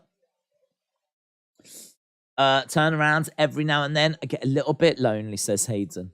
No one cares, said Judge Two Goods. Well, I mean, first round was pretty cool in this. Second round was a little bit flat, but we've got Turner in the center, just kind of throwing out a few. Just throwing out a few shots and seemed to connect there out of nowhere with Gamrot. Gamrot seemed to get in a bit of trouble. Interesting. That's kind of woken this fight up now.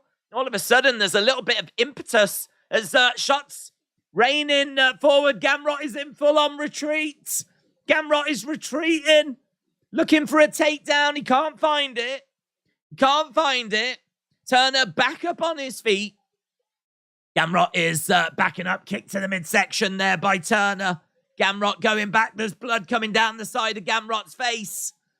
We know the judges are always looking for damage.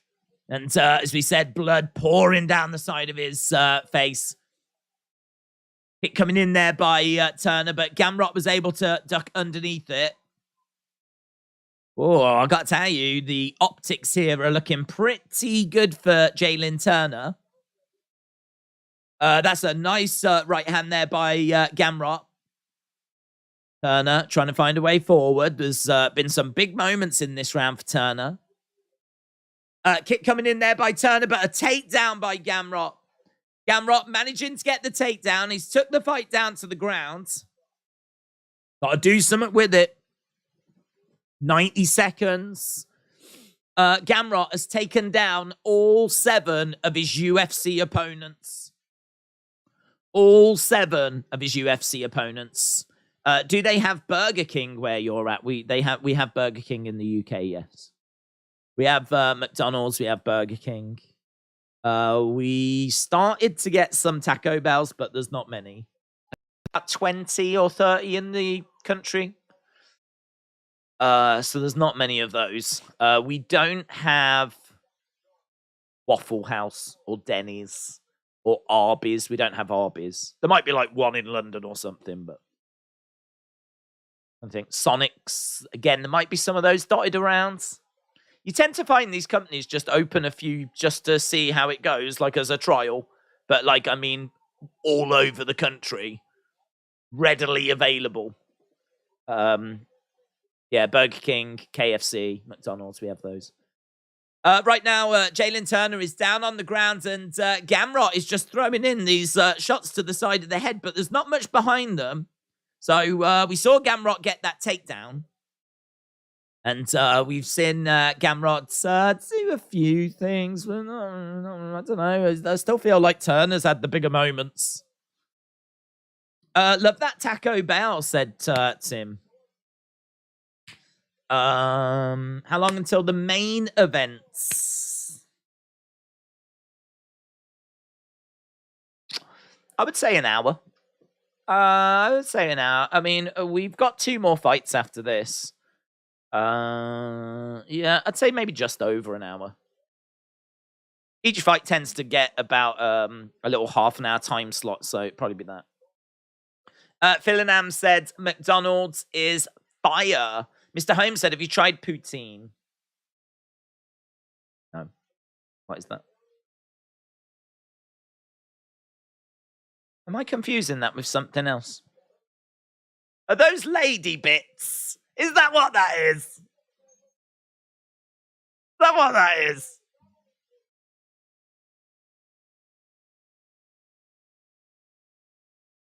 Is that what it's called in America? The lady bits? The old poutine? I mean, you can't get that at Burger King. Greenbrier Restaurant. What about a taco yadong, said Beegs Chunks. I mean, I don't even think I'd fancy trying that, to be honest. Because the visual I've got is not very appetizing. What round is this? This is round 3. I don't think I changed it over to round 2 before because I am a disgrace. Gamrot minus 150, Turner plus 120. So looks like the live odds have got it very, very close. Maybe 1-1. Maybe 1-1. But they did say to Gamrot, you can't really be comfortable with that first round. I mean, we could be looking at Gamrot needing a finish. Oh, that's a beautiful straight left by Gamrot. Lovely work. And he looks for a takedown and he gets it. Yeah, that was really nice. Bang, bang. Goes for the takedown, gets it. Turner going over against the side of the cage is in a seated position. And is trying to get back up to his feet. I mean, we've had 4 takedowns by Gamrot, 67% success rate. He's had 4 minutes 21 control time. Still really trailing when it comes to significant strikes, though. He's ahead on total strikes. Punani. I'll definitely try that. I've never tried Punani. I'll definitely try that. I think they do that at Taco Bell, don't they?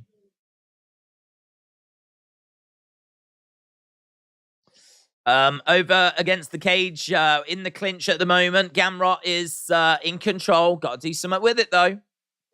Looking for another takedown. Couldn't quite get it as Turner manages to get back to his feet. Turner is the one... Turner was in control, but Gamrot switches it, and now he's getting cage control. Turner is really struggling to get away from the side of the cage.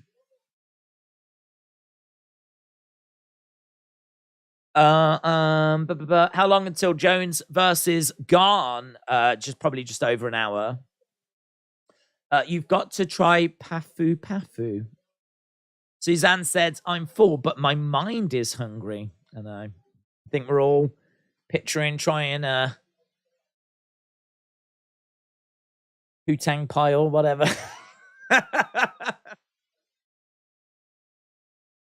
Knee strike coming in there by Gamrot. Referee comes in and thankfully separates the fighters. Yeah, good. We got 2 minutes left here. Turner is kick coming in, throwing in a kick. Gamrot on the outsides. Need to see something here from Gamrot. He's been getting control time, but it's just not where it's at in 2023, to be honest. Lovely shots coming in there by Turner. Lovely shots. He's trying to grab a hold of Turner, looking for that takedown. Can't get it. Turner needs to land something significant,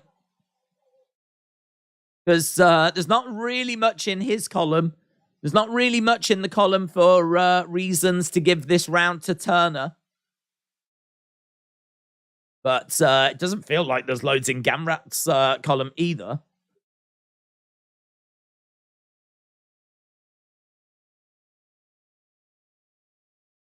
Looking for the takedown. He's got a hold of the leg. He's twisting Turner around. Turner trying to get a knee strike off. Cormier says, I'm just not as sure here that Gamrot has got this in the bag. Gamrot again has got Turner. Have you tried sugar walls? Sugar walls? No? I don't even know what that is. Sounds like some sort of drug thing. Shots coming in by Turner. Putango. New flavor. I hear UK chocolate is better than American chocolate, says Mr. Holmes. We do have some pretty good chocolate over here. Cadbury's. Dairy milk. They're pretty good. Whether it's better, though, I mean, that's just all going to be subjective, isn't it? And that is going to be the end of the fight. Right, in the chat. That's a Susie original, says Suzanne. I'm bringing out the classics, Suzanne. That's what it is. Bringing out the classics. 2-1 Gamrot, but it wasn't pretty. Turner looked gassed, but I could be wrong there. I definitely got that vibe. J-Dub, shout out to you. Support your local highwayman, says Lexi England. Jones gets it done by a submission, says Rodney. California Love, shout out to you. Sugar sounds like sugar cane, says JT. Fish tacos. Can't beat a good fur burger, says John. Oh, could go for one of them right now, let me tell you. I'd destroy one of them right now. Good fur burger. Gane, Gane the Goats. Speciality Automotive, shout out to you. Smitster says 3-0 to Gamrot. Good flurry by Turner was just before he got stuck in a crucifix. Just like Jesus. Just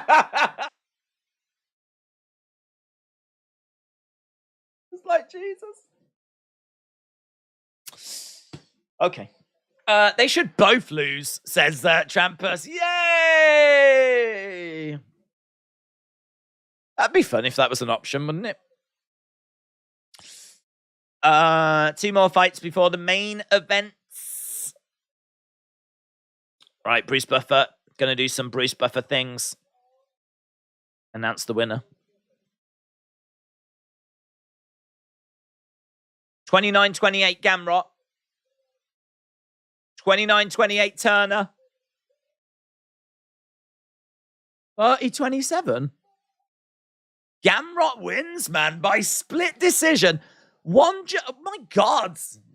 One judge went 29-28 Gamrot. The other judge went, 29-28 Turner, you mean? And the other judge went, hold my beer, 30-27. I should imagine both of those judges that went 29-28 went, who the is that guy? Who the is that guy? I like to censor myself, you know. Could be kids watching. If you are watching, kids, get on down to McDonald's. Ask for one of those new fur burgers. Me?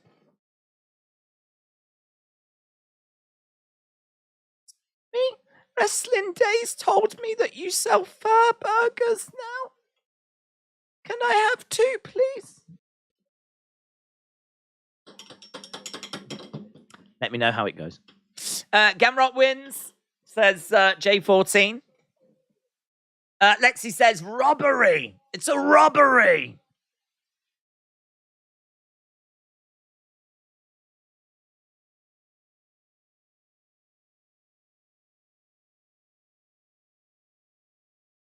He says, I'm not going to call anyone out because I want to go on holiday. Just give me someone in the top 5. He said, after I lost my last fight, I didn't feel like I deserved a holiday. So I trained harder. Wow, that's hardcore, isn't it?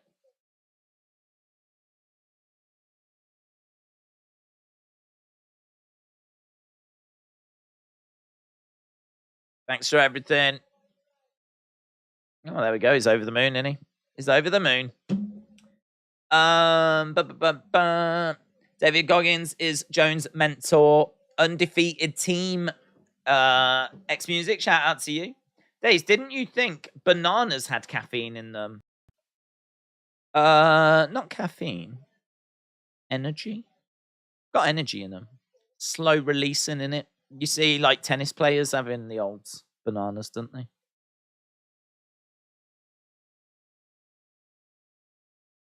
I don't know who these people are. Kevin Harvick's there. Tom Brady. If you've ever heard of him. Tom Brady. I've heard of him. Islam Makhachev. UFC lightweight champion. So we're about to go over to our next fight.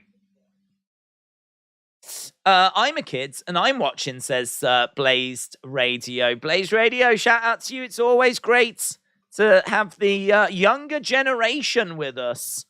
So, Blaze Radio, welcome. Right, we've got the next fight coming up. I don't even know what number fight this is. 12, is it? 12? Neal versus Rakhmonov. There we go. Rakhmonov. Feel like you could say that slightly wrong and it would get very uncomfortable for everyone. Right, we've got... What have we got? We've got a super chat that's coming. Big shout to Rapid Fire Ricky. Shout out to you, Rapid Fire Ricky. It's just non-stop with Ricky. It gets a bit much, actually, in all fairness, when Ricky is around. It's just absolute rapid fire. Just when you think I can't take any more, he just keeps throwing it. Just keeps coming from Rapid Fire Ricky. Bang, bang, bang, bang, bang. I don't know what he's firing, to be honest. I could say blanks, but I'm not going to do that to you, Rapid Fire Ricky. I'm not going to do that to you. I'm sure you've got some of the best seamen. Shout out to you, Ricky. Shout out to you, buds. Shout out to Ricky and Ricky's seamen.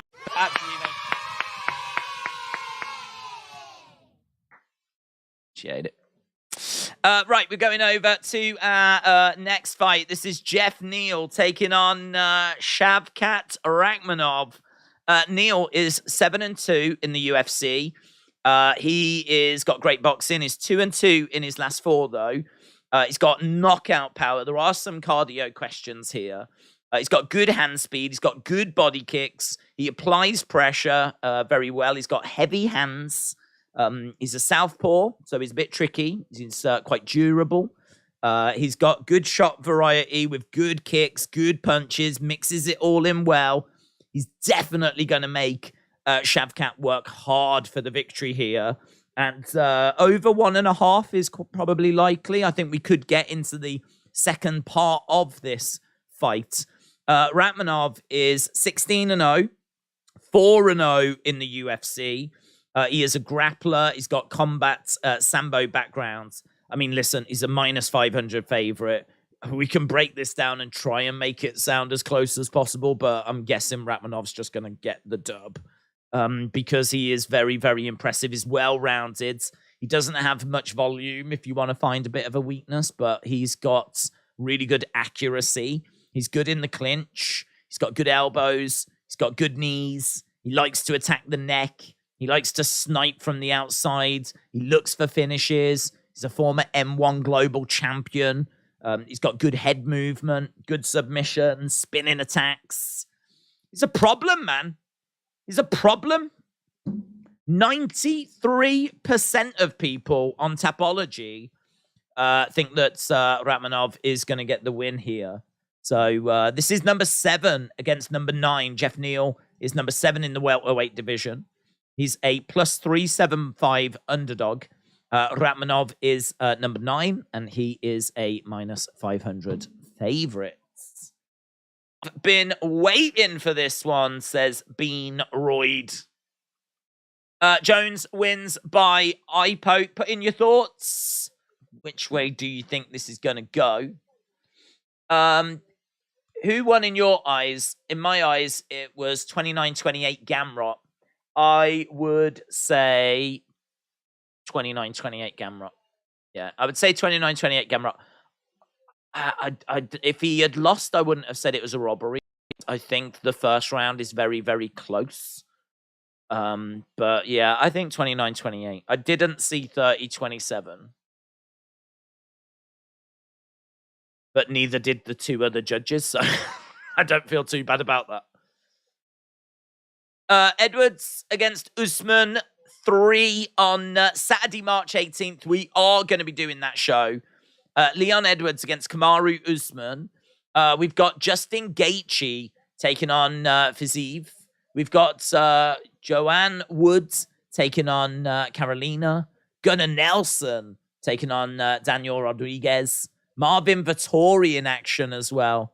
It's not a bad-looking card. It's not a bad-looking card at all. I was going to say I'm a bit more pumped for this one, but add in the fact that we're in London as well. That you've got to say that London crowd is good. That's Fight Night, which was from about a year ago. It's about a year ago, about 12 months ago. That was such an amazing show. I don't think Paddy and Molly are on this one, though, which I think is a real shame because they really bring like an extra element to Fight Nights in London, whatever. I'm surprised they didn't get them on. Perhaps they tried and just didn't work out. Right, we are going to be going to our next fights. This is Neal against Rakhmonov. We've broken it down. You can see the stats on screen. Please enjoy those. Nugzula, shout out to you. Gassior. Don't know how you pronounce it. Gassior, shout out to you. I'm from Poland. I like Gamrot, but I am also sure that Gamrot didn't win 30-27. Nice. What part of Poland are you from? I've been to Wrocław. I have also been to Gdansk, Sopot, and Gdynia, which are the 3 together at the top. You know this. You know this. Don't know why I'm telling you. But I've had a lovely time in Poland. I've been many times. Love it. Great country. Days, Shavkat submission, Valentina knockout, Jones to win. Thoughts? Hard to argue. I feel like Shavkat winning. Yep. Valentina winning. Yep. I've got Jones, but I don't feel brilliant about it. Wouldn't be putting anything on it. So Patrick said, Days, acknowledge me. Patrick, you've been acknowledged. Hope you're well, Patrick. Shout out to you. J-Dub said, London crowds in WWE are good. Great shows in the motherland. The motherland. Rodney, shout out to you. Says, me and my fiance like to listen to your UFC commentary. Thank you. Shout out to you and your fiance. Rodney Chipman and his fiance, Rodney Chipwoman. Chipman and Chipwoman. Shout out to the chip couple. The chiplets. The chiplets. Shout out to the chiplets. Yes. JD said Warsaw. No, I've never been. I've never actually been. That's the capital, isn't it? I hear it's a little bit different to the rest of the country, as a lot of capitals are. But no, I went to Wrocław, which is towards the south. And then I went to a festival. I've been to a music festival called Open Air Festival. And it was amazing. Saw Kendrick Lamar. Seen Foo Fighters. Beyonce's sister. Not Beyonce. Her sister.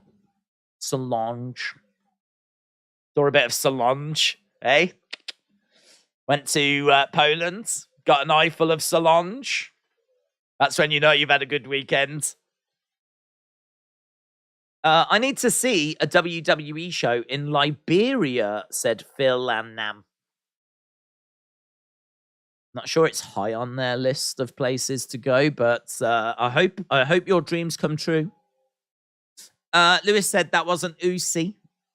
Robert said, I'm picking Jones, but I'm pulling for Gane.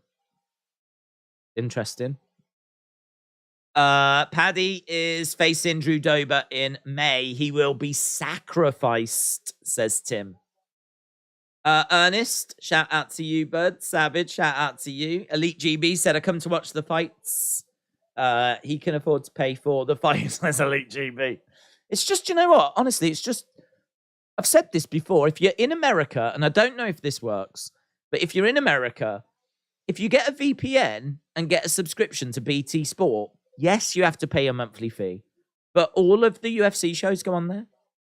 So, like, for how much you have to pay, it's like, I don't know, 30 quid a month or something. It'd work out to be like $40 or something. I don't know. But you get all the UFC shows on there, and we don't pay extra for the pay-per-view shows. This show right now is just on BT Sport 1.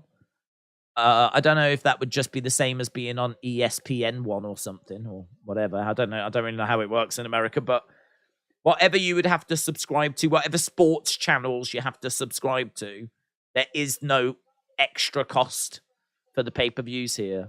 The only time that they tend to do it, and I think they'll probably do it for the London one, of course, is when it's got a British interest. So I haven't seen that they're charging for the Leon Edwards card, but I'm fully expecting them to.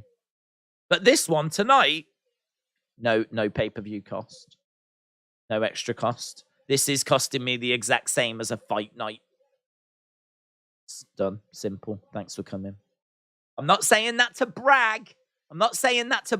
Yeah? I'm saying it because I don't know if it might help people. Or there's probably like illegal ways to do it. I don't know. I thought this was pay-per-view. It is pay-per-view. It is pay-per-view, but it's still treated as fight night over here in the UK. Well, it's not treated as a fight night, but you've got to remember, right now in the UK where I am, it's 4:15 in the morning, right? There are loads of people staying up at 4:15 to watch this. So, like, charging for it, you would then get even less people staying up. So, I don't know, they're just under the impression that it makes more sense to just keep it normal and just get ad revenue rather than try and charge people for it.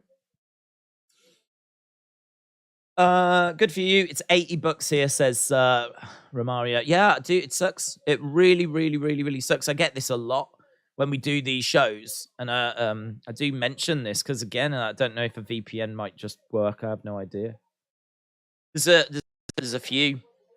I mean, I've tried to actually get to America and get like some streaming services for football because there's a lot of football matches that don't get shown in the UK, English Premier League matches, because believe it or not, on a Saturday at 3 o'clock, those games are not allowed to be shown on TV here in the UK. It's like a really old rule. It's like a really out of date bylaw that games that kick off at 3 o'clock on a Saturday are not allowed to be on TV. But of course, they are shown around the world on other channels. So I've tried to get into America using a VPN, and like some of the websites are pretty smart to it. So BT Sport might be the same. They might be a bit problematic. So I can't guarantee it would work, but I can guarantee if it did work, it would be cheaper. Edwards is on BT Box Office, says James. Just as I'm letting people know about this life hack, of course, the very next pay-per-view is one they're going to charge us for because it's in London. Yeah, but as I said, this one we haven't been charged. I seriously cannot remember the last time that we had to pay for pay-per-view, like on top as an extra. I don't even know if we had to pay extra for the Leon Edwards Usman one last time they fought, to be honest. No. Anyway, it's out there. It's in the US. Do with that whatever you will. Now, the fight that excites me the most, said Summit. Come on, Summit. We all know what excited you the most. It was Bo Nickel. You got your Bo Nickers in a twist over that. Holy damn. How long have you been streaming UFC? What do you mean in my life for? 5 hours 11. 5 hours 11 tonight. And that's off the back of, I don't know how long, 5 hour stream. Boxing stream. Misfits thing, which was fun actually. But we are here for the championship fights that are coming up after this. Obviously, I'm expecting Savkat to get the result here, and then we've got Valentina Shevchenko next. Conor McGregor, wasn't it? Was it that? Was it? Was it that long ago? Was it not Leon Edwards? Was it Conor McGregor's last fight was the last one we had to pay pay-per-view for? Damn. Right, here we go. Right, Neal against Rakhmonov. Neal on the outside, in rounds. And as we said, he should have enough about him to take this into the deep waters, but I'm not expecting him to be able to get the victory. Rakhmonov has driven Neal up against the side of the cage. Big knee strikes coming in. Did Bo win? He did, yeah. Mr. Holmes said, do you drink coffee or energy drinks or just super pumped? To be honest, my body clock is set to this because we do pro wrestling as well. That's predominantly what the channel does. So on a Monday and a Friday and a Wednesday and a Tuesday, I have to be up at these times as well to watch that. So my body clock is completely out. So I do drink energy drinks and whatever, but yeah, my body clock's just pretty much set to this. Right, it's a little bit slow to start with, as you might imagine. So far, we've had 3 significant strikes from Savkat, 1 from Jeff Neal. Nice left hand there, though. Couple of shots getting through there by Jeff Neal. Definitely Rakhmonov feeling those as he's trying to find a way forward. Jeff Neal coming in, couple of shots. Jeff Neal eating some hooks there. There's a straight left. Low kick there by Jeff Neal. This is a good test, this is, for Rakhmonov. Into a clinch and using some knee strikes. He's trying to get Jeff Neal down. Neal has got Rakhmonov up against the side of the cage. Rakhmonov, again, throwing in a big knee. Good work so far here by Rakhmonov. And they break apart. Jeff Neal is coming forward. 1-2. Straight down the middle there by Rakhmonov. Yeah, really good. Really good work. Shot coming in there by Jeff Neal.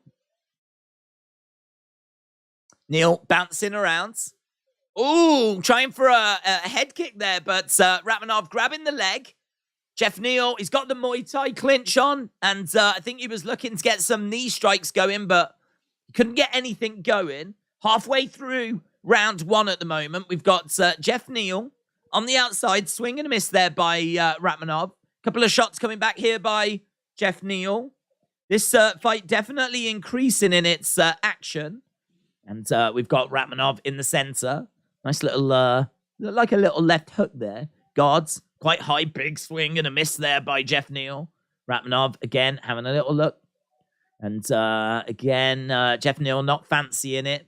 Just taking a step back, grabs the leg. That allows him to throw some big shots, but they all fall short. And lovely little right-hand jab there by Jeff Neal. Takes a step backwards. Rakhmonov, again, getting a nice little right hand in. Some nice little striking exchanges in here as Rakhmonov having to try and get out of the way of some 1-2s. Straight down the middle. Oh, head kick coming in there. That's great by Rakhmonov. Follows it with a knee strike. That was a big head kick. Big knee strike. And Jeff Neal was in a little bit of trouble there. He manages to just spin Rakhmonov round and just take the momentum out of that drive. And so right now we're over against the side of the cage. Rakhmonov is pinned up against the cage by Jeff Neal. And he's just took the sting out of that moment. Rakhmonov has been able to reverse the position. Herb Dean has come in. Where's your mouthpiece? The mouthpiece has come out there looking for the mouthpiece. There we go. I mean, I love how Herb Dean was like, can I have a look? Can you smile? And Rakhmonov smiled at him. And Herb Dean was like, where's your mouthpiece? What did Rakhmonov think was happening? Did he think that Herb Dean just wanted to see him smile or something? Midway through the fight, Herb Dean was like, can you just smile for me? Oh, that is lovely. You've got such a lovely smile. Of course he was checking your mouthpiece. What did you think was going on? Right, we've got Neal bouncing around. We've got 10 seconds to go here. When is the Jones fight? Jones fight will be... Oh, some big shots coming in here by Jeff Neal. End of the round. I mean, that is a Rakhmonov round. Look at the numbers. Look at the numbers. So, Rakhmonov getting that round. We're at 9-3-1. If you are watching, 9-3-1. So, if you are watching and you've not dropped a like, leave a like. We should be able to smash this now. We are so close. We've got so many people joining us as well. Big shout out to everyone joining us. I hope you are enjoying the action so far tonight. Big, big night. This is one of those nights that we all get super, super excited for. And for very, very good reason. As we continue to work our way towards that main event. Yeah, first round, Rakhmonov, really good output there. But it wasn't all one-way traffic. You know, 21 significant strikes coming back by Jeff Neal. Are you straight edge? Apart from the drinking and the drugs. I mean, I am completely clean. You keep saying I'm obsessed with Bo Nickel. Jesus, let it go, Summit. Oh. First comment that I see from you. Bo Nickel. Oh. I'll read the rest. But you're hiding some marks from your dong. I'm a big fan of your dong, Summit. That is true. Jab coming in there by Rakhmonov. They said he's got a big, thin head to Neal, said Alex. Right, we've got... he's got him in a clinch. Yeah, 23 shots to the head by Rakhmonov. 21 by Neal, though, but it was the body work. It's the body work of Rakhmonov. You can see that everything Neal is throwing is going upstairs. 19 shots to the head, 1 to the body, 1 to the legs. Rakhmonov has got Neal in a bit of trouble here. Again, clinching up with him. Jeff Neal is certainly feeling the effects. I think the damage, the punishment is starting to build up. That's another big knee shot to the body. So Rakhmonov has got Neal up against the side of the cage. Another big knee coming in there by Rakhmonov. Doing a really good job. Really good job. We said we thought that Jeff Neal would be tough enough to take this into the second part of the fight, and that is what we're seeing at the moment. Jeff Neal staying on the feet. Staying on the feet. Avoiding being taken down. Coming in there by Rakhmonov. He follows it immediately with a straight left. Jeff Neal backing away. Kick is swatted away by Rakhmonov. Couple of shots going straight down the middle, though, by Neal. Oh, swing and a miss there by Rakhmonov. Another big hook shot coming in there by Rakhmonov. Uppercut just misses. Jeff Neal responds. I don't feel like these numbers are updating, are they? Let's have a look. There we go. 49 to 27. That's where we are at the moment. Rakhmonov again getting some big shots through, but that's lovely counter coming back. Lovely counter left by Neal. 1-2. Nearly halfway through the round, halfway through the fight. Left hand just misses. Good work by Rakhmonov, just getting off the center line. Smashing some forearms in. Jeff Neal getting driven over against the side of the cage. Over was minus 155 to go over 1.5, and we've done that. So you could have had a little sprinkle on that. There's a bit of blood pouring down the left eye of Neal.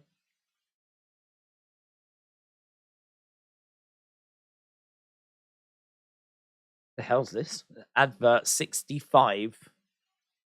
New film on the way for all you fans of numbers. Come on, Rakhmonov, said Legend Killer. Raki is winning for sure. Yep. He's doing well. He's doing what he needs to do. Kick coming into the midsection there by Rakhmonov. Neal swinging away. Smile on the face of Rakhmonov. Jabs coming in there by Rakhmonov. Neal into the clinch. Got Rakhmonov up against the sides of the cage.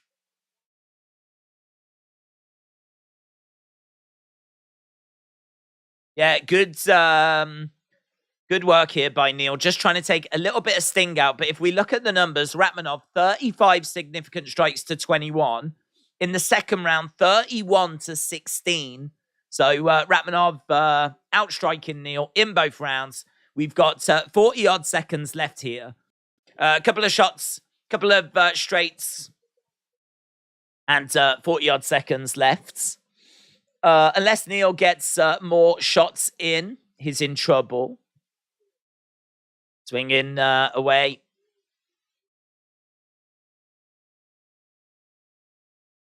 Kick coming in. Joe Rogan just made a really interesting point. He said that Neal is conserving his energy because he's worried that he's not going to make it to the end.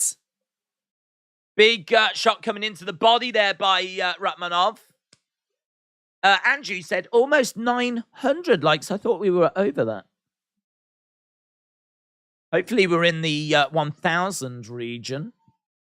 Hopefully. Lexi, shout out to you. Yeah, I mean, look, what I would say is that, you know, there's a lot of output here. There's not really much in the way of, like, drama and people getting into, like, big trouble. But there's some lovely display of skill. Oh, I love that elbow. That when he started driving those elbows to Jeff Neal and driving him back, that was pretty sick. I usually go, but I am trying to stay up, says Susie. Neal is doing too much reacting, not a lot of action, says Philanam. This is it. He's getting arrogant. Find the chin. Not on the fence. Find the chin. Guys, I think I heard some bad language then. I would like to apologize on behalf of the UFC if you did hear anything that's upset your evening. Very disappointing. Here we go. Both fighters stepping into the center. as we go into the third and final round. The two fights after this are championship fights. Valentina Shevchenko taking on Alexa Grasso, and Jon Jones versus Ciryl Gane. Big kicks coming in here by Rakhmonov. Kick coming back there by Jeff Neal. Jeff Neal knows. Oh, God, that was a lovely left hand by Jeff Neal. Spin kick there by Rakhmonov. Couple of shots coming back by Jeff Neal. And uppercut. Oh, lovely hook shot by Neal. That got through. That got through. Rakhmonov having to grab Jeff Neal. This is what we wanted. A bit of drama. A bit of drama. Jeff Neal is swinging for the fences. Knee strike coming back here by Rakhmonov. He's got to keep things tidy. He's got to make sure he doesn't leave any openings here, Rakhmonov. He's still got a long way to go to the end of this fight. 3 minutes 46 on the clock. And he's managed to grab the leg there of Jeff Neal. Little bit of added spice. Little bit of added drama. Exciting. PCK Buiritsu. Shout out to you, buds. I think I butchered your name. Boo boy, Buiritsu. PCK, shout out to you. Need Rakhmonov to get the submission in the next 5 minutes for my parlay, said Rodney. Chipman and Chipwoman. Chiplets. James said, whatever they said, I said worse, said James, and that is true. That is true. Oh my God, he said it again. Wow. Wow. And you know what? The crowd started booing there. The crowd started booing. I don't know if they could hear that language, but I think they could sense. They could sense that that bad language was being used. Right now, we've got Rakhmonov with Neal up against the side of the cage. Rakhmonov is just trying to take the sting out of this fight. 2 minutes 20. Jeff Neal letting the hands go as both fighters are in the center of the octagon. Rakhmonov backing up a little bit as Jeff Neal is putting the pressure on. Rakhmonov bouncing around. Oh my God, that right hand. That right hand was nuclear. It was right on the chin. And Jeff Neal stumbles backwards. That's a knee strike. Jeff Neal definitely feeling these blows. Forearms coming in by Rakhmonov. Oof. Some horrific blows coming in. But Neal is taking them, and there's blood gushing down his face. Gushing down his face. Rakhmonov is round the back of Neal. We're right in the center of the octagon, Neal. I mean, wow. He has took some nasty shots. A barrage, says Joe Rogan. A barrage. Knee strike coming in by Rakhmonov. Herb Dean saying, you've got to work. You've got to work. We've got just over a minute to go. Billy said he's been hammered. Rock and Sock said Neal is in big trouble. Oh, again. Zach said, what's your favorite finisher of all time? Silver and Sun and One is pretty goated. Yeah, that's goated because of when it comes. That is goated for when it comes. Oh, man, this squeeze is tough. Got him. Oh, he's dropped. He manages to get a rear naked applied, squeezes it so tight when he lets go. That is like Jon Jones. When he lets go, bang. Neal goes just down to the ground. Oh, Rakhmonov gets it with not long left. If you had Rakhmonov by decision, by submission, you are going to be doing cartwheels right now. He's managed to find it with not long left on the clock. Not long left on the clock. So he managed to get it. Neal's face is a mess. Bit rude. A little bit rude. I mean, yeah, more attractive guys out there, but certainly he's trying his best. Submission win. Tim, shout out to you. Yeah, that is crazy. I was going to say about that, the submission thing, just the twister was pretty amazing, wasn't it? That was pretty amazing.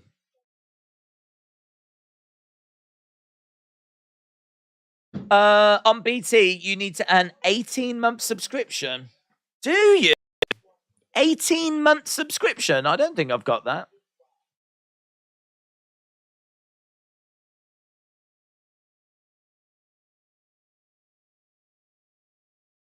I feel like there's another way of getting to it, like maybe through something like Now TV.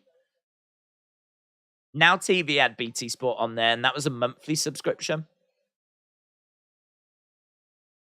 That's interesting. I was sweating, said Rodney Chapman. Yes. Rodney Chipman, shout out to you. Shout out to the Chiplets. Terry, have a look at Now TV. I don't know if they've got a relationship with BT anymore, but they did, and they were showing they had a little thing on there where you could get it for a month. I know because I had it. Cody winning the 2023 Royal Rumble was 7 months after he told everyone about his injury that he did at the gym in the week leading into Hell in a Cell. Billy says, no, you don't. I don't know what that's to. What's that to, Billy? Billy is adamant. Days, the guy is gone. The guy is gone. Very thanks. No worries. I can't guarantee it will work because I don't know that it's there anymore, but it was there. He got exposed in this fight. Sanko has just melted off that win, said Alex. Right, well, look, we got the ladies coming up next. David said BT is free with my Virgin Media. Shavkat will get smoked by people in the top 5. You can buy a one-time pass for BT, says KH Wrestling. Well, I love the fact that we're all over this. UFC might not appreciate our work, but BT will. Yeah.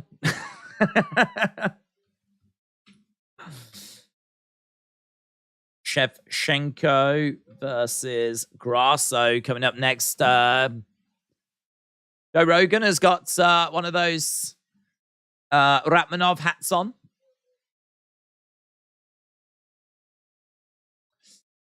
Shavkat would beat Colby easily. KH Wrestling said, is there any BBC updates? Not really, to be honest, buds. Not really.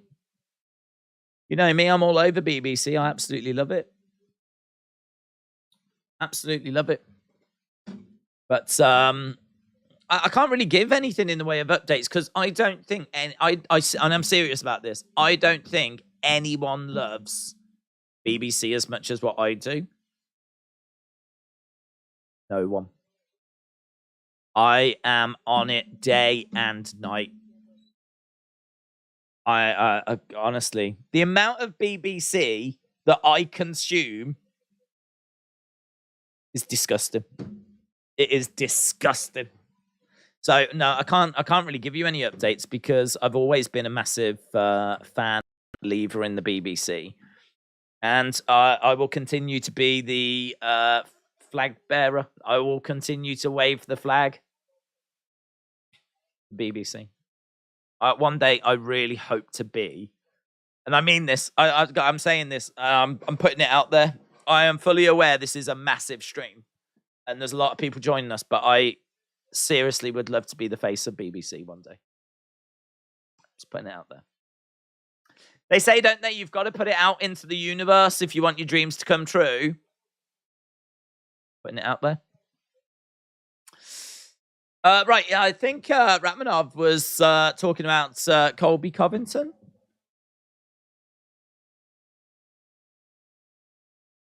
The American fans are definitely starting to pay attention, says Rakhmonov, and they will after that impressive victory. Coming up next, we have got the ladies.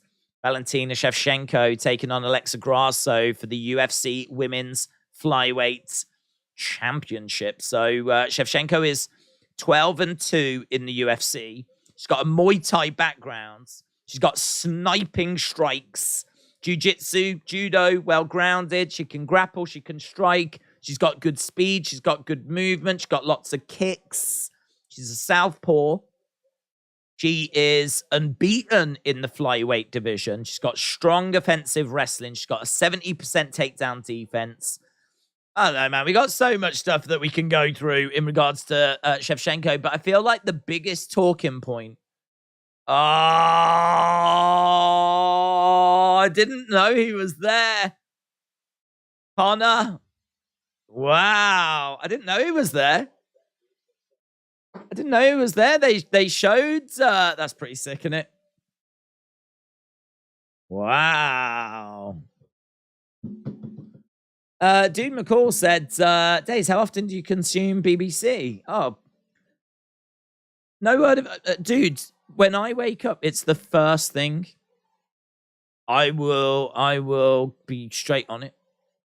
First thing in the morning, last thing at night, and I would say, hand on heart, several times throughout the day. It is my absolute go-to. It's, you know, it's just my absolute favorite. I must admit, though, I think it's very popular around the world. I know that you've got BBC America. And I've said before, like, my grandparents absolutely loved BBC, my parents. So it's a very family thing. A lot of families will settle down here in the UK and, you know, as a family and family time, we'll watch BBC together, which is how it should be. Alexa Grasso is a boxer, 7-3 in the UFC. She's got good durability. She's got crisp footwork. She is very competitive on the feet. She might lack the power that is needed. She's got a great chin. Hang on, I don't even think we finished the breakdown of Shevchenko. The big talking point with Shevchenko is how human she looked last time she came out and performed. A lot of people thought she lost her last fight. That kind of gives an extra dimension to this, you know, when she faced Taylor Santos, she looked quite human. It was 2-2 going into that final round. A lot of people thought that Santos had picked up the victory. The judges went with Shevchenko. There was plenty of robbery accusations doing the rounds that evening. But look, the champ is still the champ. She's still got the belt. I think we've still got to give respect to just how incredible she has been. But the question is she declining? I mean, listen, she faced a very good opponent. And it was a tough night at the office. For me, I don't think it's anything more than that. I expect her to get back to winning ways and to look good doing it as well. So, yeah, she is coming in as a pretty firm favorite, minus 700. Grasso is going to definitely give her a bit of a test, but I do not see this as being a new champion. I really, really don't. I think Shevchenko, this should be more comfortable for her than last time out. But let's see. It is for the Women's Flyweight Championship. It is women's MMA. Anything can happen in women's MMA. And yeah, we are just hearing from Valentina Shevchenko. That's how I found Doctor Who, says Phil Anam. Mr. Holmes said, I always start my day with BBC. It's so great to see so many BBC fans coming together. And I really mean that. I love it when we all come together. So shout out to BBC. Would you ever try BBC featuring Derek Lewis? I don't know how that would work. Don't know how that would work. All I can tell you is I'm just going to keep enjoying BBC. And if Derek Lewis is involved, great. I wouldn't turn my back. James Macy, shout out to you, my friend. Shout out to you. Really appreciate the support. Appreciate everyone joining us as we're into the serious section of the evening. Just as my voice is maybe starting to fail me a little bit more now, we get to the important part of the evening. And that is obviously the 2 championship fights, what with Jon Jones coming up next. Getting your thoughts on this one. Which way do you think this fight's going to go? What are you expecting? Are you thinking that Valentina's going to bounce back and going to look good as she normally does? Or do you think that a decline has set in? Do you think that she is going to be starting to show age and damage and wear and tear? I think she's still in GOAT conversation, to be honest. So yeah, James, shout out to you, bud. Appreciate it. Days, I can tell you that if you try a BBC featuring Lewis, it will work quite hard. Okay. Well, listen, that's what you get with the BBC. BBC always works hard. Always works hard. Always impresses. Always delivers. Always works hard. And available worldwide. Doesn't matter where you are. You will always get BBC. Doesn't matter where you are. The reach of BBC. Very, very impressive. Very impressive. Right, talking of impressive, is Alexa Grasso. 7-3 in the UFC. 15-3 overall. She is plus 500. Making her way down. Mexico. Right. Valentina is going to win by murder, said SoCal. Let's go. Right. Grasso making her way down, as we said. She's got lots to admire. She's got a really good chin. She's got really good footwork. She's got really good durability. She's got some striking. It's just that you don't really look at anything as being good enough to beat Valentina Shevchenko. It is what it is. It is what it is. This is our co-main event, our proper co-main event. The fight after this is Jon Bones Jones against Ciryl Gane. Like, things are getting very, very serious. I think you can tell that from the conversation we're having. We are also at 1,045 likes. A massive shout out to everyone that's left a like. Continue to do that, though. It really is appreciated. But getting to 1,000 at the start of the co-main event is pretty cool, to be honest. That is pretty cool. So a massive shout out to everyone that left a like. Everyone that's joining us this evening. As Alexa Grasso doing some exercises. 5 first-round finishes. She is inside the octagon. We're just waiting now for Valentina Shevchenko. Days, if Jones can't get it done tonight, do you think he retires? I don't, it depends. I don't think so. He seems to mentally be in a really great place. Like, if he doesn't get it done, then I would imagine he'll probably go away and work on what didn't, like, you know, go well for him. I don't think he would do that. He's not made any noises about doing that at all. So, yeah, I don't think so. I think he would probably go away. I think mentally he's in a really good place. He seems to be really happy, really confident. He is bubbling at the moment. Here is Valentina making her way out. Days, am I the only one who feels like Alexa stands no chance? No, literally everyone thinks Alexa stands no chance. I even spoke to her parents earlier. Completely disowned her. That is how little chance anyone is giving Alexa Grasso. But listen, we've seen upsets before. haven't we? Seen upsets before. We all remember Juliana Penne, don't we? Every time I can't watch the live broadcast, I come to these streams, says K Nocturnal. That's very kind. Out to you, my friends. Let's go Shevchenko, says Wes. We got some dabbing by Savage Dabber 666 in the chat. Always good to see. Takes me back to 2016. Yes, Plaza said a huge reach advantage. Monstrous. Honestly, I need someone to wipe me, says Ed. Ed, put in the chat where you are. I'm sure someone in the community will pop round. It's not a problem. That is actually a service that we provide. I think that's where Sunny has gone, actually. I understand Sunny's not in the chat this evening. Normally joins us. I think she is doing a little trip around wiping various community members. So, yeah, Ed, that is actually part of the service. Darren, shout out to you, buds. Shout out to you. Appreciate the kind words. Guys, honestly, you don't need to be kind.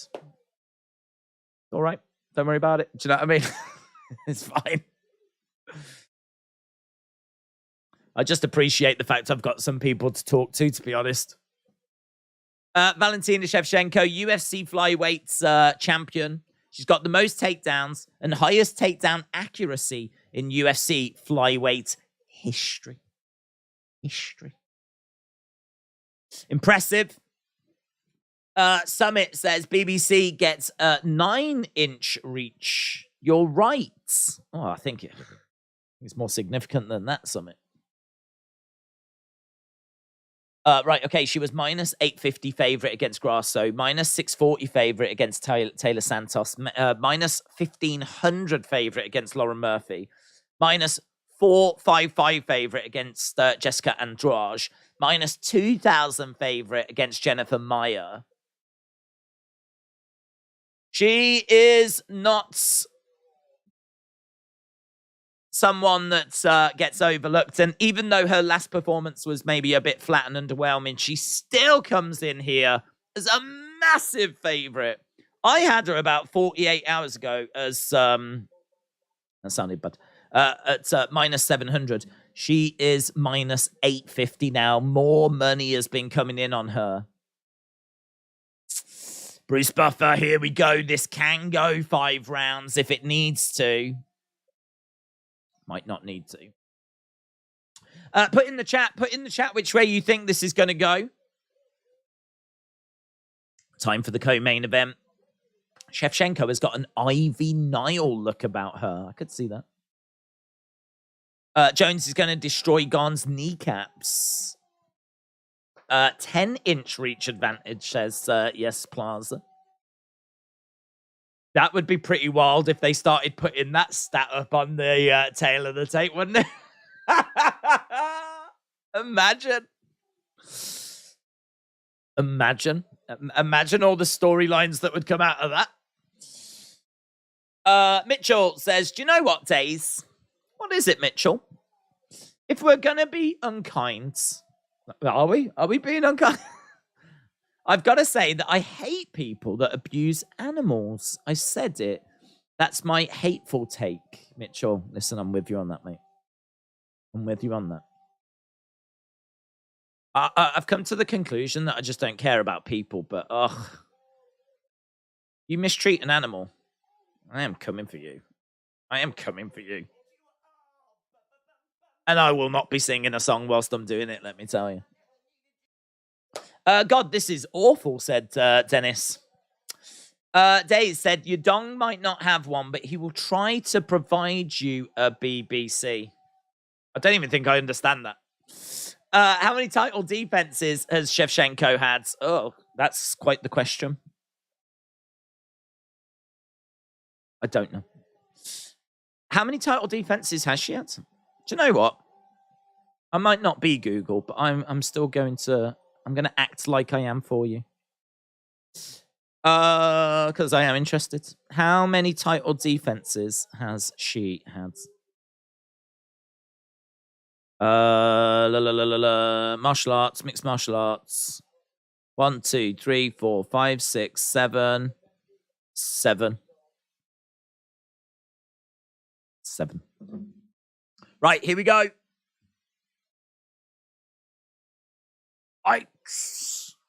Right, we are underway. Both women step out into the center. We got Grasso in the middle. Shevchenko outside leg kick. Grasso edging forward, trying to throw in straight left. Shevchenko backing up a little bit as Grasso continues to edge forwards. Outside leg kick there by Grasso. Valentina just standing her ground at the moment. Grasso definitely working the volume a little bit more. Leg kick coming back there by Shevchenko. Very focused look on the face of Grasso, switching the stances. Outside leg kick as Shevchenko tries to throw in a left. Oh, lovely spinning fist there by Shevchenko. That was nice. You just never know where anything is going to come. So quick and crisp with that delivery. Tries to throw a knee into the body as Grasso, again, trying to get in close. Leg kick coming in there by Grasso. Shevchenko is, oh, man, so quick. Heel kick. Absolutely beautiful. Absolutely crisp.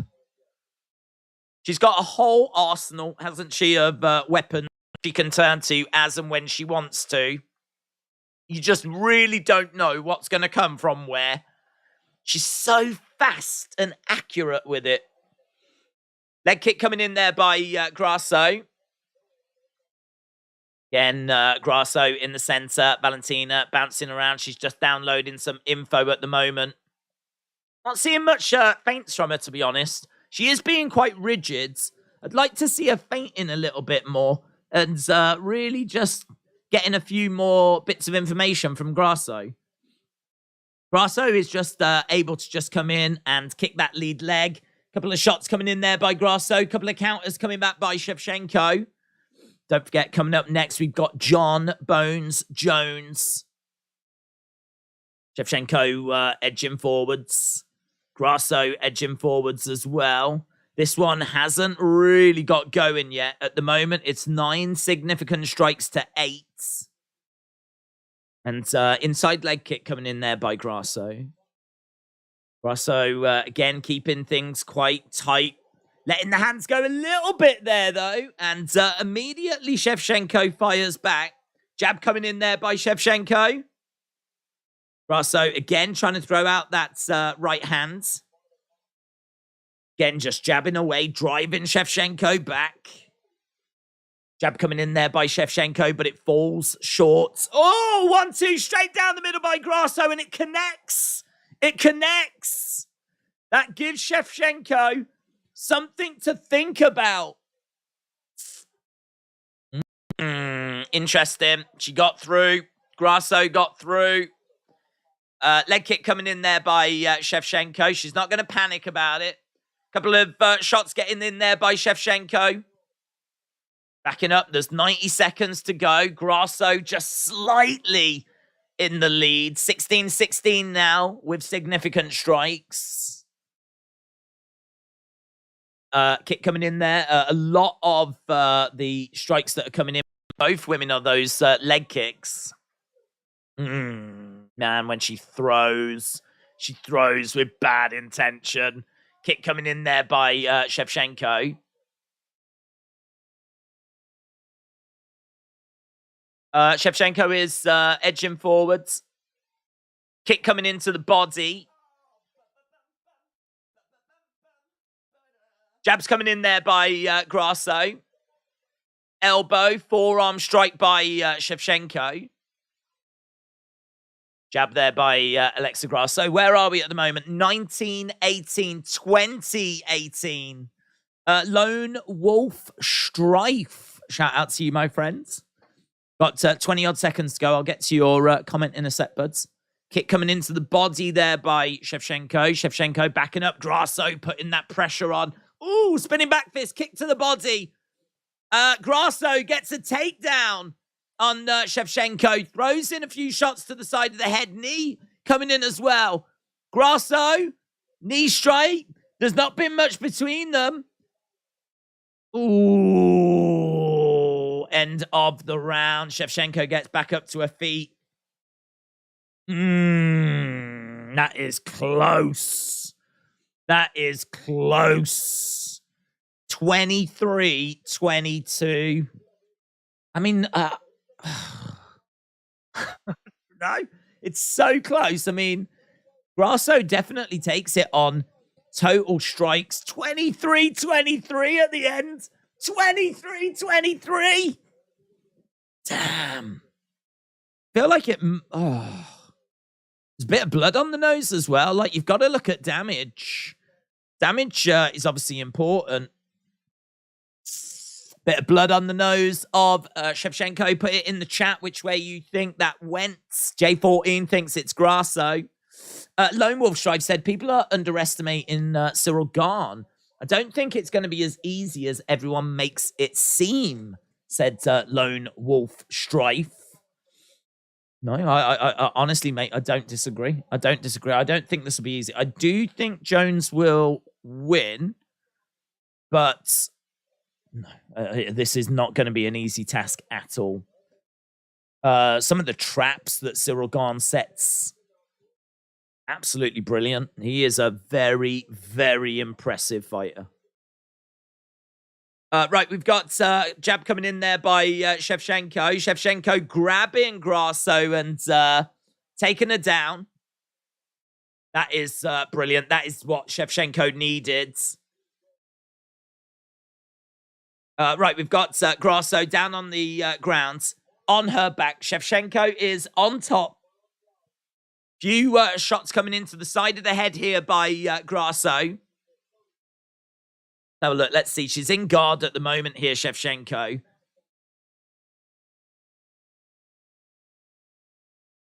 She's in the guards. God, you can see how muscular she is. You can see the muscles underneath her back muscles from that top camera angle. Grasso is down. I want to see Shevchenko really doing something here. We have seen that if you're not going to be very active, they can stand you up. Grasso just throwing in some shots and Shevchenko doing the same. Shevchenko going to the heads. Shevchenko driving Grasso. Oh, that's nice. That's nice. She's managed to get into like a crucifix position, but she's not been able to capitalize on it yet. She's got, I think, the one arm out the way, and she's throwing in some shots she could really do with tying up that other arm, and she's got it. She's got it. She's trapped it. Oh, excellent work. Excellent work by Shevchenko. Excellent work. It's not quite locked in, but it's, she got a few shots off. Grasso having to work very hard here. Having to work very hard. Down on the ground, Shevchenko is around her head. She's getting shots into the side of the head. This is a much better round here for Valentina. They're not counting as significant strikes, but they are counting, I believe, as total strikes. Right now, she still can't get that arm out the way, though, so Grasso is still blocking. They're spinning around on the ground at the moment. There's a bit of a scramble. They're on their knees. They're back on their feet. Wow. Grasso has got Valentina up against the side of the cage. They break away. Grasso throwing a lovely right hand. Shevchenko on the outsides. So good round so far, this for Shevchenko, but she's not like a million miles ahead. Low kick coming in. Placooned, shout out to you, my friends. Hope you're well. Both women on their feet. We're in round two. We got 1 minute 40 odd left on the clock. Kick coming in there by Shevchenko. It's really when it comes to significant strikes. Okay, so Shevchenko back on her feet. honestly, I mean, I don't know. I don't know where we are with Shevchenko. This is, look, Grasso is a great fighter. But, we're not seeing Shevchenko really pulling ahead here. First round, Grasso, I believe. Second round, I think you would have Shevchenko ahead, but it's not. It's not by loads. I mean, at the moment, we're on the feet. Grasso is the one that's taken the fight to Shevchenko. Grasso on the feet is being more the aggressor right now. Trying to come forward, driving Shevchenko back. She's tagging Shevchenko as well. Grasso again trying to go straight down the middle. Shevchenko grabs her, looks at the takedown, gets the takedown. Takedown by Valentina Shevchenko. We was even at the end of the first round when it came to significant strikes. Right now it is 31-30 in favor of Alexa Grasso. 2 takedowns for Valentina. Do they mean anything? Probably not. 2 minutes 26 control time. Does it mean anything? Probably not. Shots coming into the side of the body. Billy said, take her down, Grasso. Alexandra said, I'm going to say it's going to be 1 round each. Yeah, I would agree with that. I would agree with that. Right, there we go. And I think that was a better round for Valentina. Again, put in your thoughts. Put in your thoughts. Also, last minute, that twister, just like Silver's Triangle, is definitely a good pick. Zach, shout out to you, my friends. Yeah, I don't disagree with your pick of Silver and Chael Sonnen. I mean, that is such an amazing fight. And for that finish to be pulled the fire at the death. 1-1.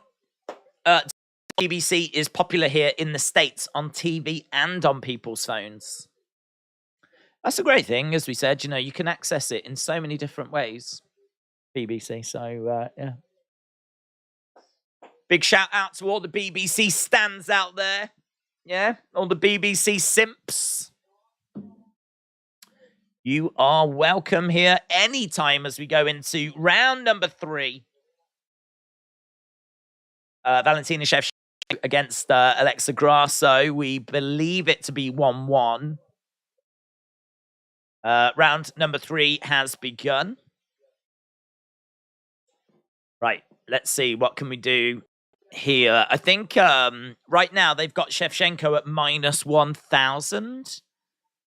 So it looks like the live odds are quite happy with what they've seen. She's got good durability. Grasso is definitely someone that's going to be hard to get out of there. Nice jab there by Valentina. Jab there by Grasso as well. Couple of shots coming in. Blood coming down the nose of Alexa Grasso. Valentina decides to get out of there. Lateral movement. 1-1 said Phil Murphy. 1-1 says Aaron after 2. 1-1 said Matthew Wells. Better round for Valentina. 1-1 says Saaiman Heads. Seems like 1-1 is what a lot of people are seeing at the moment. Inside leg kick there by Valentina. Jab coming in there. Oh, that's great. That's great. There's about a 3-shot combo that gets through there by Valentina. Tries for the takedown. No joy. Grasso backs away. Grasso has thrown 32 kicks to the body or shots to the body. Valentina has gone with 19. So a lot more going to the body.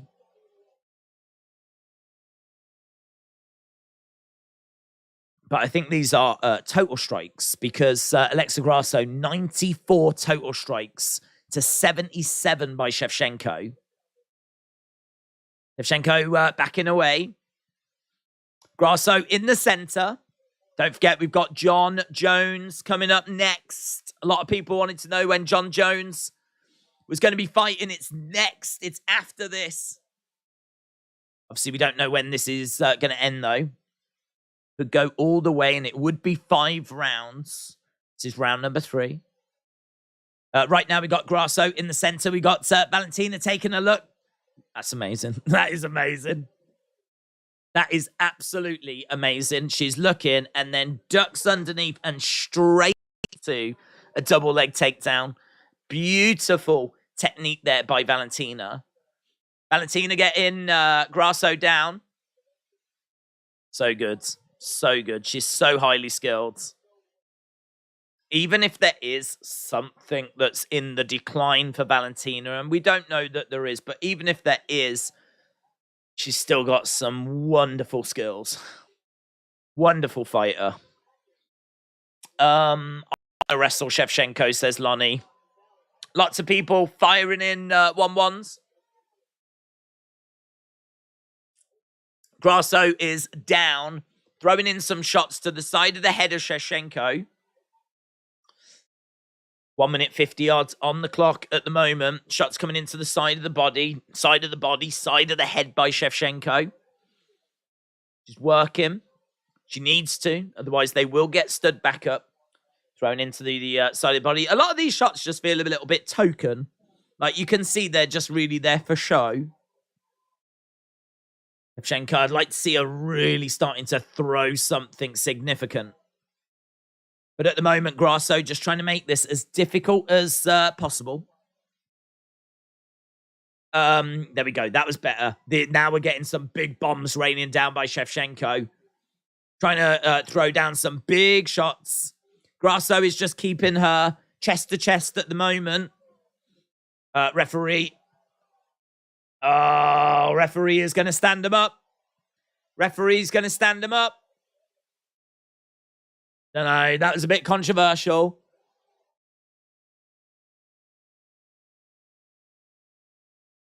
Yeah, Joe Rogan didn't like it. Joe Rogan didn't like the stand-up.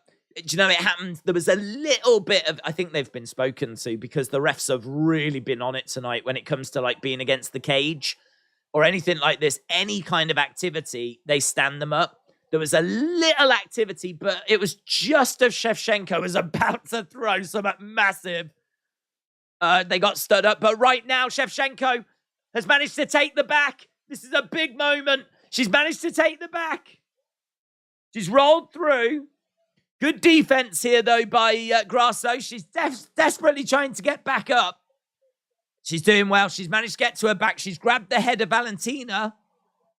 So she's got a guillotine on. So Grasso with a guillotine. End of the rounds. End of the rounds. Woo! Wow. What do you think? What are your thoughts? I feel like 2-1. Damn. Time for separation. Getting feisty, says Billy. Simply put, Valentina isn't mean enough, says Gleam. Lay and Pray said OT beats. Tim, shout out to you. Shout out to everyone that's joining us. Fun little fight, this. Fun little fight. Grasso is in this. She is absolutely in this. But 2-1 Valentina is what people are saying. People putting in their thoughts. To tell the truth, said out of shape, hasn't fought in years. First time as a heavyweight, poor training camp, not dedicated. 35, out of shape. How many times is he out of shape? Personal life distractions. Gane will win, said to tell the truth. Right, here we go. Some good points in there. Right, we've got Grasso coming forward. We've got Shevchenko standing pretty firm on the outside. We are now into the championship rounds. We are into the championship rounds. Round number 4, as Grasso was edging forwards. It's been kicked to the body there by Valentina Shevchenko. Both jabbing away at each other. Shevchenko looking for the takedown. Couldn't quite get it. Back on her feet. She was looking for a knee strike there. Couldn't get it. We've got thrown in a big shot to the body, but just misses with it. Grasso has got to dig deep. You feel like she could really do with this round. Tie it all up as we go into the final round. Valentina, maybe slightly in the lead, but honestly, with the judges, Just never quite know, do you? Never quite know with the judges. Grasso standing her ground in the center, though. Trying to come forward, trying to get a few shots off. Neither woman has really got the volume going. Couple of jabs coming in there by Valentina, but some lovely responses coming back by Alexa Grasso. There's blood on the nose of Valentina, but I think Alexa's got damage as well. Alexa backing away as Valentina edges forwards. Not really engaging in anything at the moment. Nice jab coming in there. Big overhand right coming back by Alexa Grasso. I think there's a lot of respect being shown between these two as we're approaching the final 3 minutes of round number 4. Nice inside leg kick there by Valentina. And as soon as she lands it, Grasso gets a couple of shots in. And again, right back into the center. We've got a jab coming in, a right-hand jab there by Shevchenko. We've got Grasso edging forwards. Again, she's trying to... That leg is right there. She's gone after that leg a little bit. Not as much as you would imagine. Kick coming in there by Shevchenko. Grasso is well in this fight, you know. Lovely jab. Grasso's head snaps back there by Valentina. We're 2 minutes 20. Nice jabs again. I'd like to see Valentina just upping that output a little bit more. That lead leg is there for the taking. We've seen a bit of damage on that lead leg. As Grasso grabs Valentina, drives her back against the cage. 58 significant strikes to 53 in favor of Valentina. 128 total strikes to 145 in favor of Alexa Grasso. 4 takedowns for Valentina. What does that equate to? What does that mean? Over 5 minutes control time. But right now, Grasso has got Valentina up against the side of the cage. A few shots coming in. We're approaching the final minute and 30. It doesn't feel like there's loads to separate them with in this round. Knee strike there by Valentina. She gets clipped. Grasso right back into the center, edging forwards. Valentina just seems to be reluctant. Just not seeing like lots of activity from her. Jab coming in. Might be a game plan that she's got. Grasso coming forward. Inside leg kick. Oh, Grasso has jumped on the back. Oh my God, she's jumped on the back. So has managed to get wrapped around. This is a big moment. That's a big moment. She's looking for a rear naked. She's looking for a rear naked. It's on the chin. It's not under the chin. It's on the chin. Oh my God, Valentina in trouble. Valentina in trouble. Valentina in trouble. Gonna tap. She's tapped. She's tapped. She's tapped. Valentina's tapped. Valentina's tapped. Alexa Grasso has done it. Alexa Grasso has done it. What? What?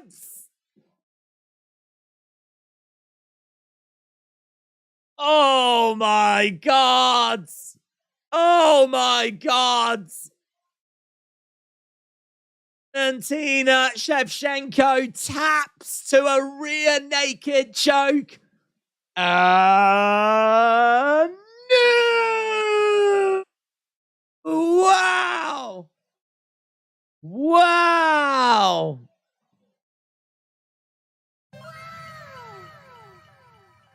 Monster kill! Wow. Wow. Wow, wow, wow. My God, says Aaron. Anything can happen in MMA. I mean, listen, we've seen big upsets before. We've seen bigger upsets before, but she misses the spinning back kick.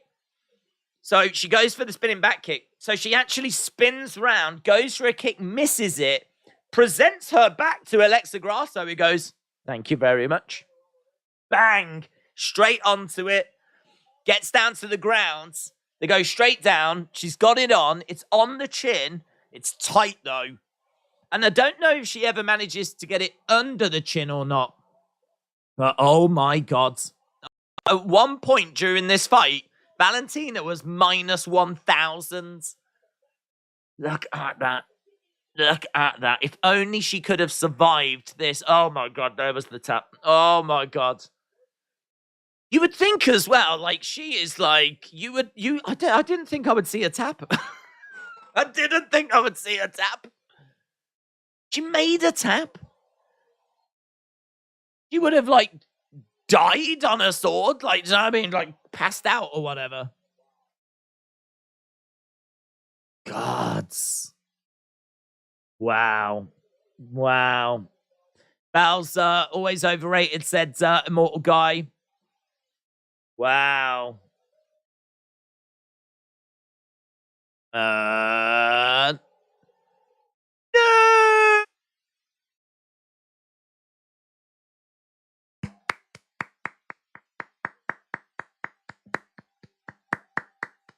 That's amazing. That is amazing. Samantha said, don't pull Jake Paul. Off comes the hat.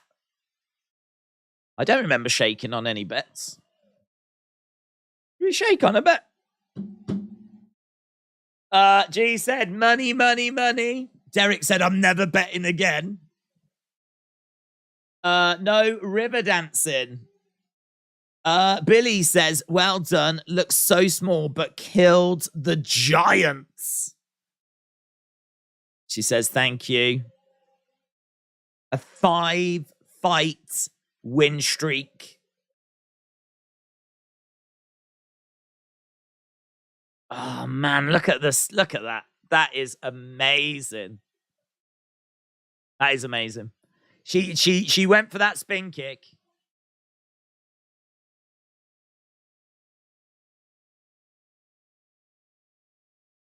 So Joe Rogan is saying, what was you thinking at this point? What was going through your head at this point?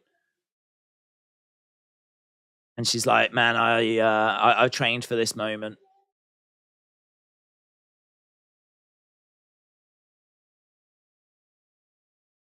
So Joe Rogan's like, what? So you trained to take the back? She's like, yeah, we trained specifically for that.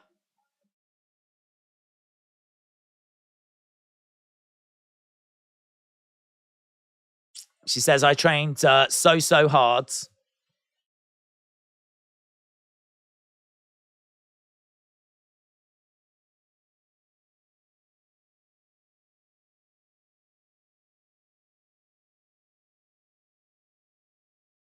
Well, yeah, if you are joining us, it is true. We have got a new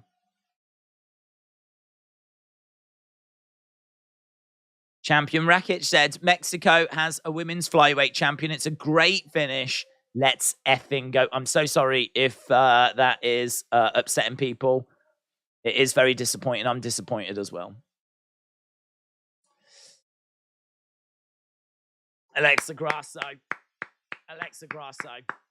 Wow. We'll do it again. One more time for the roads. Here we go. One more time for the roads.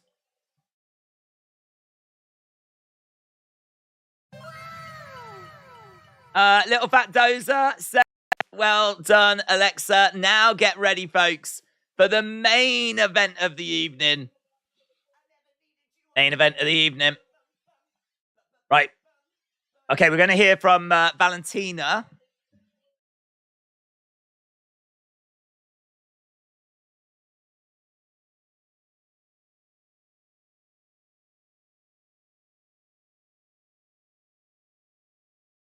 This is what happens in mixed martial arts. You're winning the fight all rounds.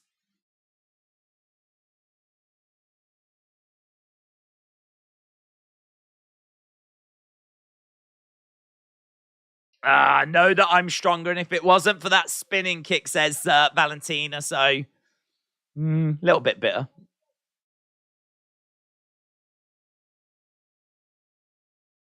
This is what happens. Shevchenko lost from an easy move. Yeah. The thing is, though, that coming into it, there was lots of questions around, you know, has she still got it and all of that. And, you know, I think there's a concern that things are slipping, to be honest. Shevchenko wants an immediate rematch. Does she deserve it? That's the question. Does she deserve it? Has she earned that immediate rematch? Don't know. That'll be hotly debated. Hotly debated. Has she done enough? I don't remember Taylor Santos getting an immediate rematch. Just saying. Just saying. Just saying. Right, anything can happen in UFC, said Mr. Quake. Delfino says, take your hat off. Delfino! We didn't shake on it, did we? So it can't be a proper deal. I don't see no contract. I don't remember us shaking on it. It's done.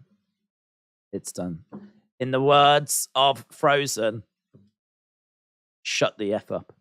Delfino said you would take it off if Grasso wins. Right. Fine. There. Right? Happy? Off. Thank you. Man of my words. Right, main event coming up. We've got Jon Jones taking on Ciryl Gane. This is the main event of the evening. Main event of the evening. So Jon Jones is 26-1 with 1 no contest. He's coming into this as a -160 favorite. 20-1 in the UFC. He has got championship experience. He is an amazing striker from distance. Last fought back in 2020. He's got his last 3 wins have come by decision. He's a long-rangey striker. He needs to use his grappling and wrestling if he's going to get anywhere in this fight. I think that Gane is a very, very dangerous striker. And so the wrestling would feel like a definite path to victory for him. He's coming in with a reach advantage, mixes his shots to the head and the body amazingly well. Great kicks. He kicks like a master. Sets traps as well. I mean, honestly, he can like make you think. I watched a breakdown by the UFC that did a fantastic job where Jones was like standing and he was really like setting traps, doing a fantastic job of like firing in like certain kicks, and then he would just completely switch it and just throw people off guard. Ciryl Gane does something similar as well. Ciryl Gane, they were talking about how he always looks down. So he will always look down like this, and the person will see him like looking down. As soon as he goes to throw, they then cover the midsection, and he goes bang upstairs. It's a little trick that he always goes to, and they showed you like loads of examples. So yeah, there's a lot of little tricks that both Jon Jones and Ciryl Gane do when it comes to their striking. As we said, Jones will have much more success if he takes it down to the ground. Jon Jones has got elite wrestling, showed it against Cormier. As we said, very confident. He said that he sees a lot of patterns in what Ciryl Gane does. He doesn't see much in regards to wrestling. He did praise Gane's footwork recently and said he's very impressed with what he's seen there, but does also think that Gane has got potential to fade in rounds 4 and 5. He said that he's putting in more work than ever before. He's going to utilize the grappling. He's going to win the clinch, strike at distance. He's going to throw lots of kicks, switch stances, and he's going to make it look easy, apparently. He's going to make it look easy. And Gane has got 8-1 in the UFC. He is not the biggest of power punchers, but he is someone that is still a very, very good striker. As we said, he's got good footwork, good mobility. He also sets traps. He's excellent with his kicks. He's got a decent chin. He is potentially longer and rangier than Jon Jones as well. Great jab, great kicking variety, excellent in the clinch, very quick for his size. He's got lovely Muay Thai knee strikes. He's got the highest striking defense. So he's the hardest to hit in the heavyweight division. And yeah, I mean, look, Jones said that he's watched loads of Gane. He sees an incomplete fighter. And one of the big takeaways was that he said that Ngannou outworked him. Ngannou outworked him. And he was like, listen, Ngannou doesn't outwork anyone. Like, Ngannou is power, right? And if Ngannou is going to outwork you, what do you think I'm going to do to you? In fact, Jon Jones even said, going back to like, there was a question earlier about if someone was going to do the physical 100 thing, who would win out of the UFC? Jones is saying that his numbers are off the charts. I think there was one thing, I can't remember what he said. I don't know if it was bench or something, but he was like, apart from this one thing, which I'll admit I'm not that great at, I think I would be right up there against anyone in the UFC for like speed, explosiveness. Like, apparently all his numbers are off the chart. He's coming in so confident. So confident. So, yeah, he said that he has seen that Gane made mistakes. And in all fairness, Gane did turn around and said, yeah, I did. I did make mistakes against Ngannou, but I won't make mistakes this time. So we have got a wonderful, wonderful main event coming up. Super excited for this. Mac Zuck, shout out to you, my friends. Shout out to you. Really appreciate the support, Mac Zuck. Hope you are enjoying the action, the show. We've got the video package right now. We're going to be getting the ring walks very, very soon. Mac again, making his presence felt. Appreciate the support, buddy. Appreciate the support. Days, I think you mean Ciryl Gane, as Jones likes to say. Jones dismantled DC. If Jones does still have it, he would beat Stipe as well. And I'm a Stipe fan, said Jonathan. I mean, listen, Jon Jones, he is just one of the absolute greatest of all time. We have just seen him over the years just put in some incredible performances. What I would say is that he is coming off the back of some less than incredible performances, and they were 3 years ago. So there is potentially a chance that, you know, things started to slip for him. And it's one thing to look great and be setting good numbers.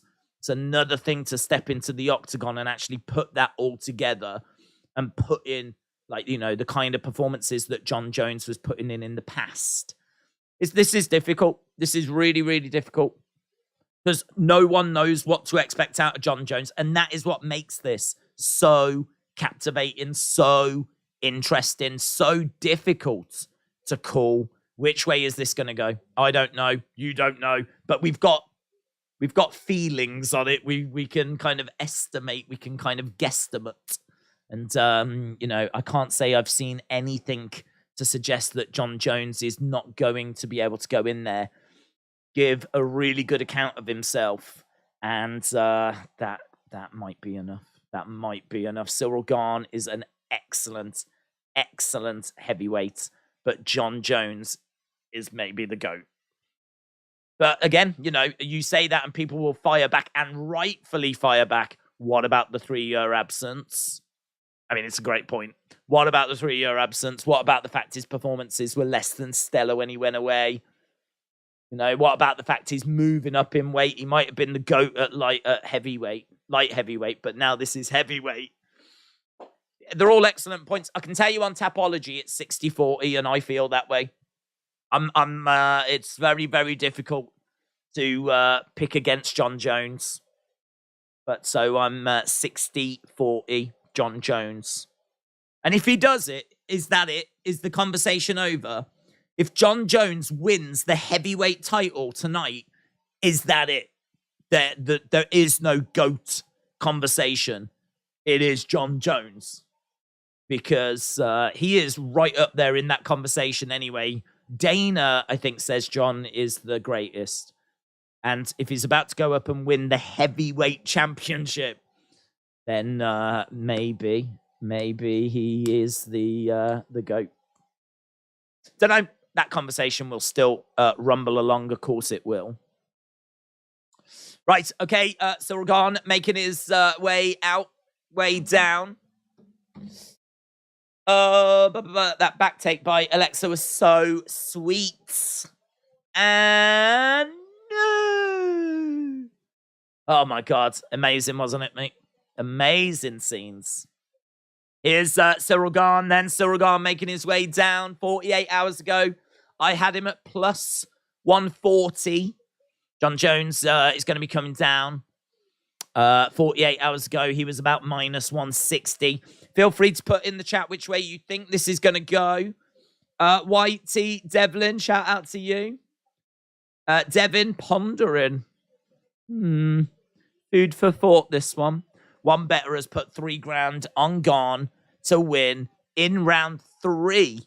Wow. One person has put $3,000 on Gane in round 3. It would pay 63,000 if it comes through.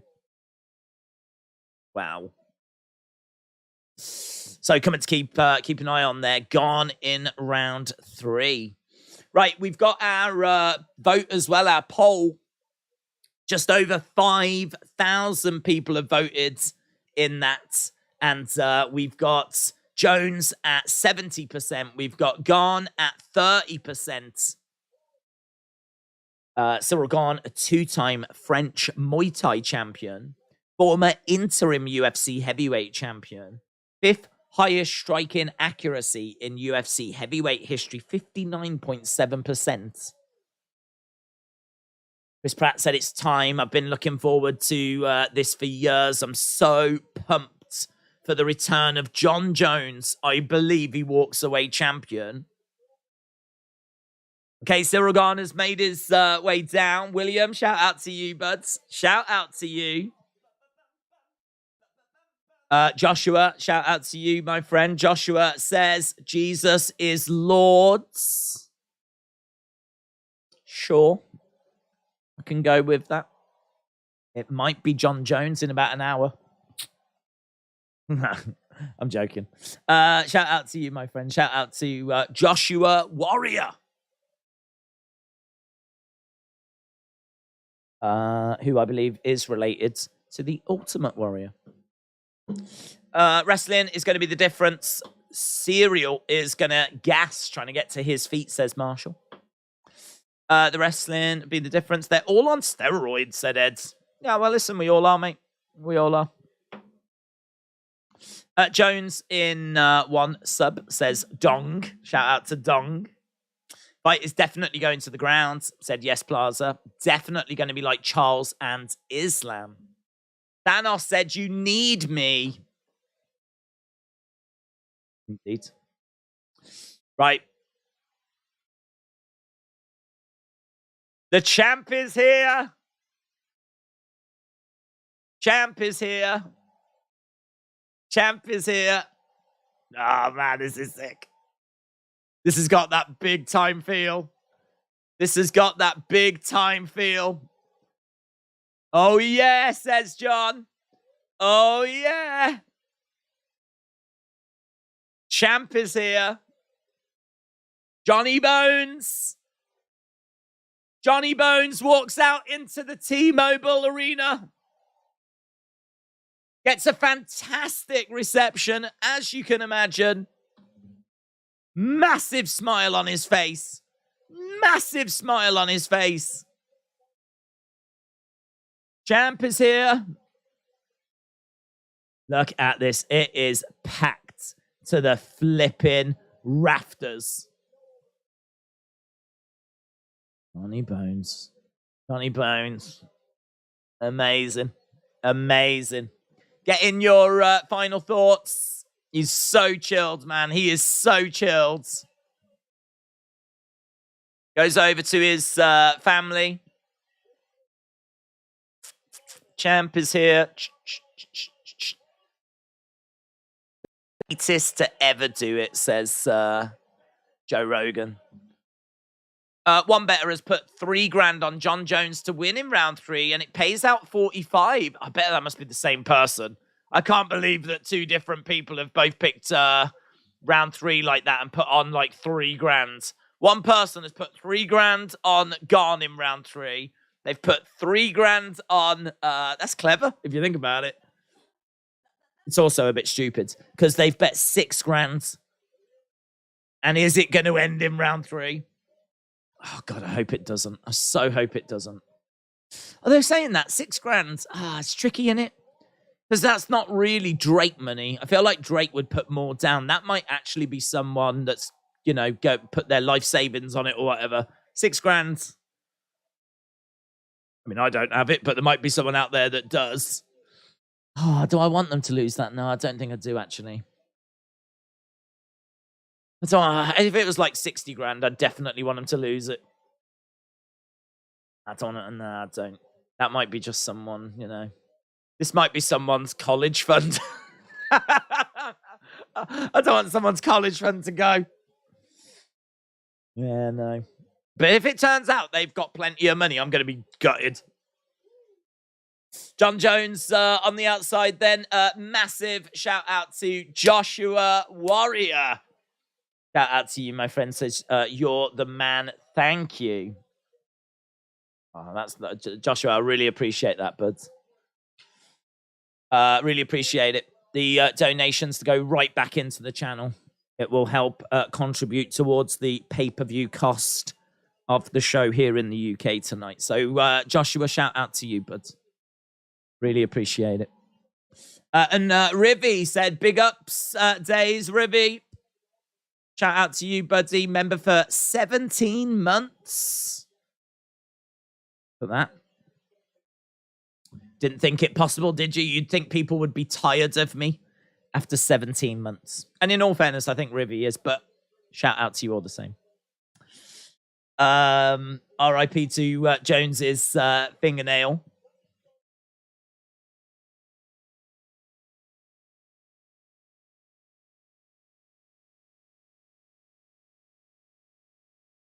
Okay, there. Something's happening. They're saying that they want the tape to be taken off his toe.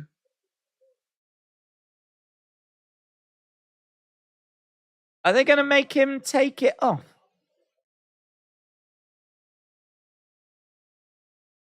Are they going to cut it off? Oh, right. Okay, so he can... Is he going to keep the toe on?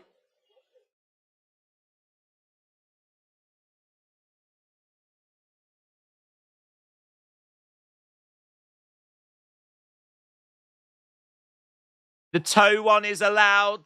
The toe one is allowed. Right, we had little drama there, guys. There was proper drama.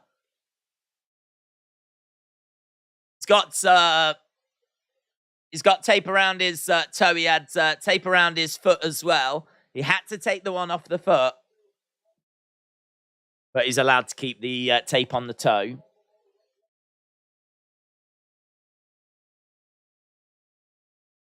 Right, Bruce Buffer. Titanium toe. The fixes. That's how they're going to screw Gane, guys. It's going to be the toe tape. It's going to be the toe tape. I bet Alexa Grasso had toe tape as well. Yeah, this is how they're doing it. God, you're absolutely right. Sick. When will this match fixing end? Right. Fat Jones is in the octagon. Jon Big Bones Jones. Big Bones is in there. Big Bones with his toe tape.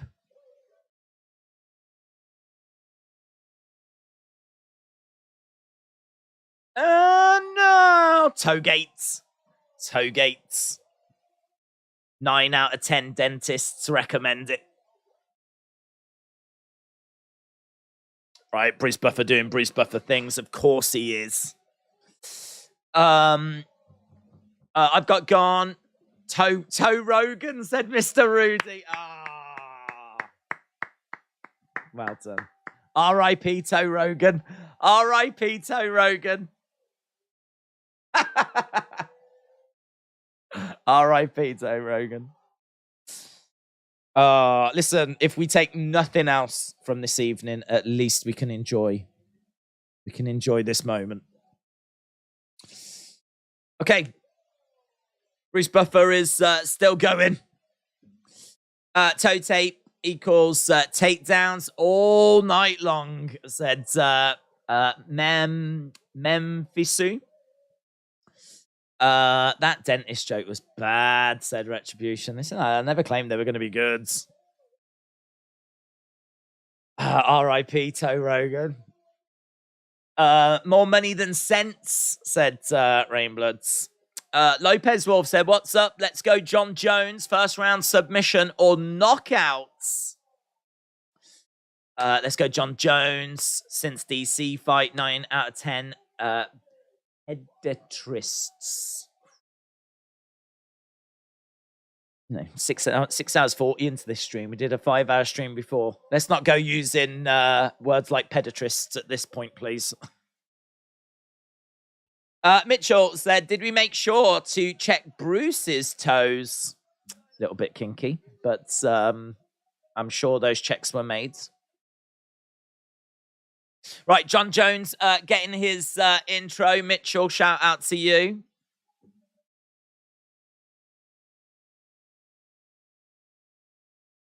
There we go. Big intro. The time for talking is done. Everyone is on their feet. Oh, God, look at these two. Face to face right now in the center of the octagon. God bless. God bless you all. God bless you all. Goosebumps. Toe Rogan said he's got goosebumps. Jones down. Here we go. Here we go, guys. We are underway as both fighters come out into the center. Leg kick coming in. Oh, low blow straight away. Straight away to the groin by Ciryl Gane. So we saw a leg kick by Jon Jones. Kick came back and it was low. 9 seconds. Gonna see a replay of it. Yeah. Yeah.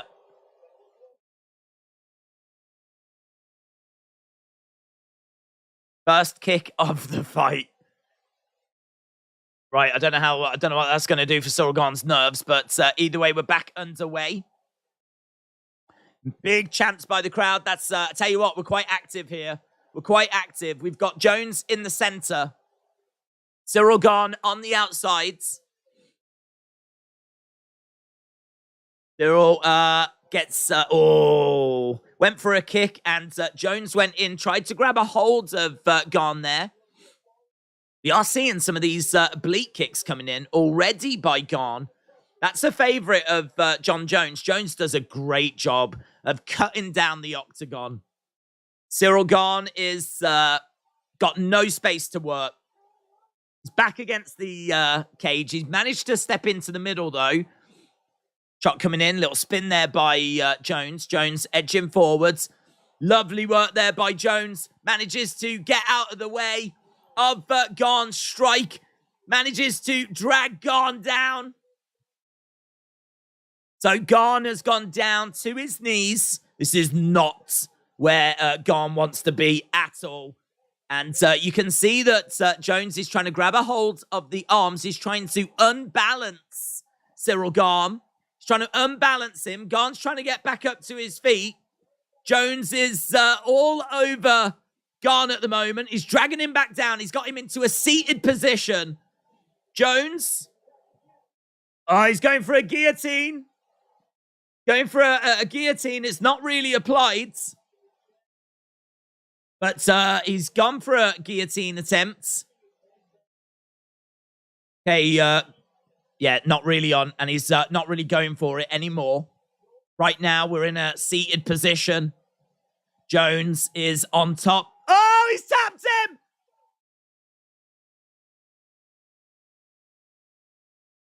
Jones has tapped him! What did he tap him with? What did he tap him with?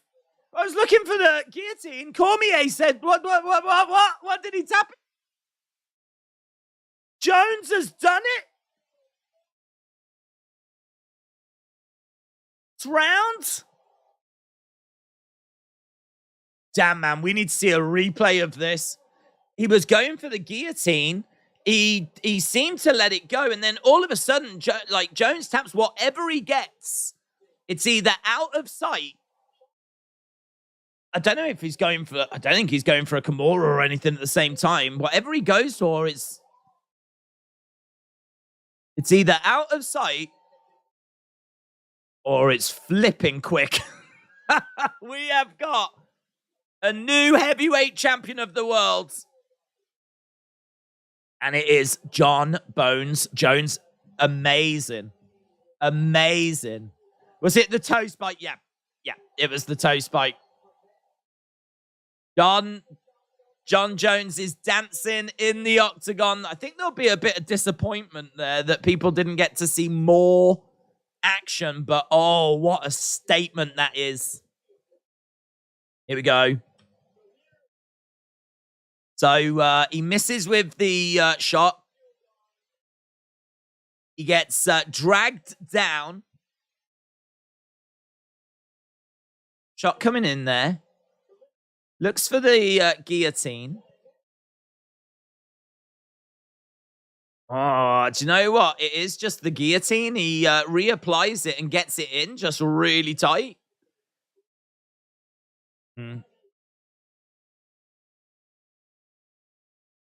So he had the guillotine and it was quite loose. He lets it off and then reapplies it. And it is tight. I feel like I need to have a look at it again, but it feels like it's really digging in that bone, that forearm into the throat. It's a guillotine. It's a guillotine. Ciryl Gane is gutted. It was. He did. He made it look easy. He is just on a different level. Damn. That's it. That's it. Trogate. Hashtag Togate. Yeah.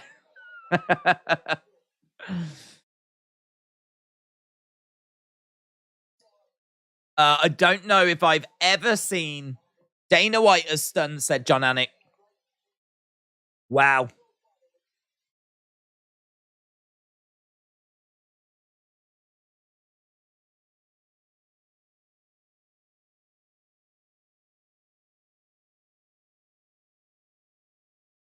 Wow. He boned him. I called it, said G, bless him. What a joke. It was rigged, said JP. Guys, we've got to call it as we see it.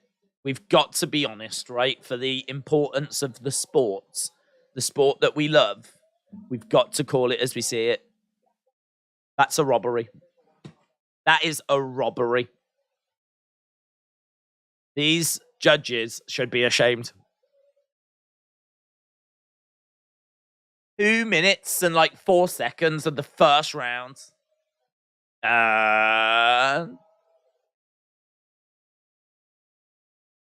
Man, how much do you want to see on Ngannou and Jones now? Like, oh man, how much do you want to see that fight? Look at Joe Rogan. He's got a big smile on his face.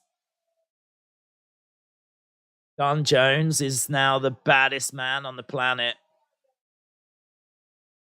You're the greatest of all time. It's cemented, said Joe Rogan. 2-division champion.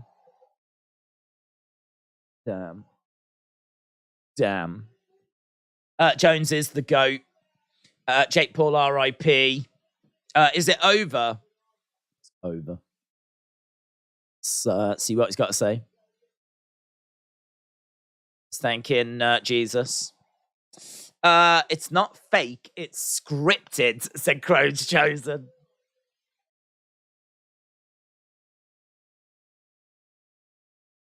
Congratulations, Hayden. Yeah, I was going to have a look quickly whilst I was just listening to these where we got with Tapology. He said, I've been working for this for a long time. Oh, so you won, Hayden.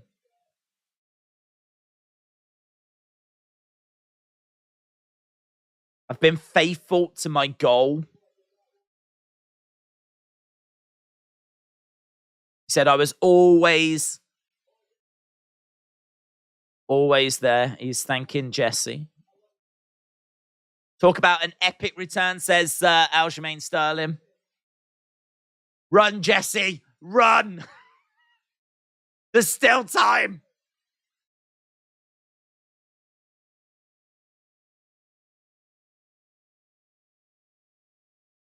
So, he's just thanking his coaches. I mean, you've got to say that is very impressive. Whether you like him or not.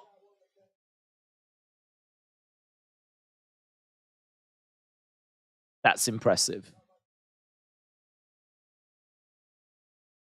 Is saying happy birthday to his daughters.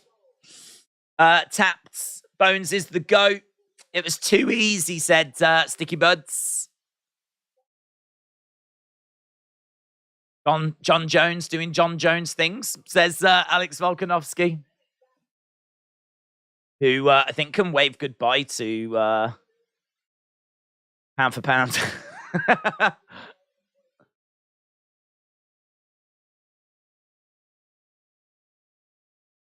I've been wrestling since I was 12, says John.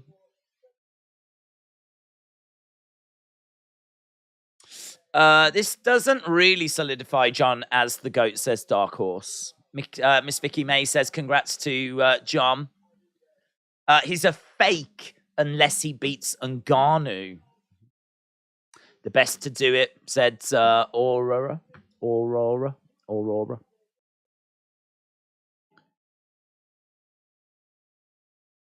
Stipe. What do you think about facing Stipe?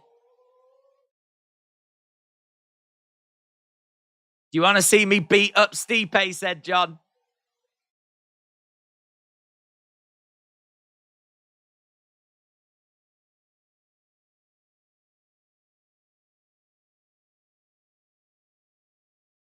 I want you real bad. You're the greatest heavyweights of all time.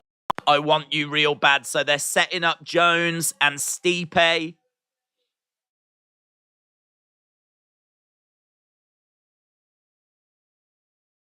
Wow. The greatest of all time. He bleats like a goat. Made it look easy. Aaron said Jon Jones, haters. Gonna be a bit tricky for him tonight. Stipe has earned that fight, in my opinion. Stipe was a better choice than Gane and Ngannou. Bones is better than Mike Tyson. Is he better than Alexa Grasso? Probably not. Well done to Hayden, Garrett. We've got... I've quickly set this up. I wasn't going to have this up, but as soon as I saw that Hayden had won, I wasn't going to let that pass us by. So shout out to Hayden, who is top. Song Yadong. Yadong is second. Yadong came second. Amazing. Joint third, Hoof Hart. Bold Martin as well. Paulie in fifth. Paulie Sino. Wendy's in joint six with Priscilla Mello. Johnny Boy 6969. Tiramisu Tuesday. Odd Smoker Steve. J14 and Other Mother. That makes up the top 10. So well done to those guys.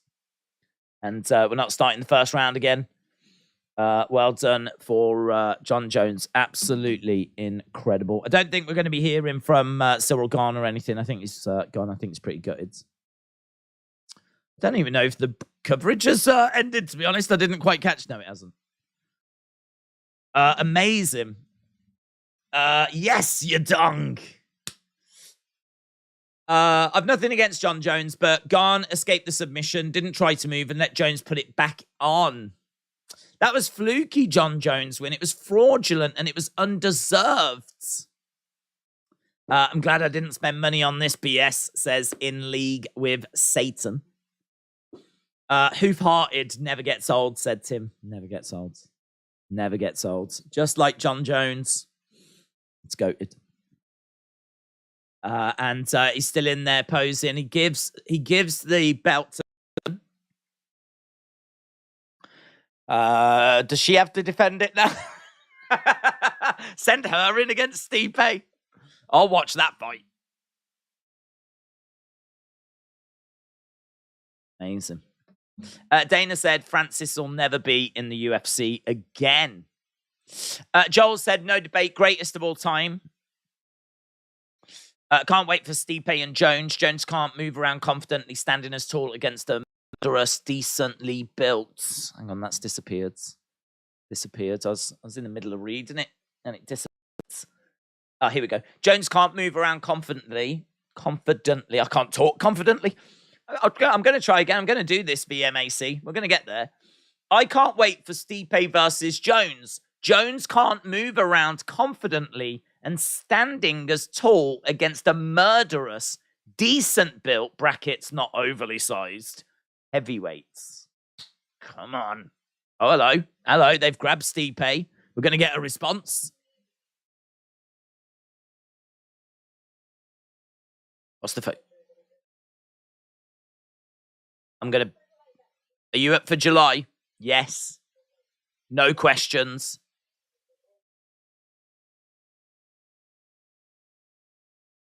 I said that I wanted this fight.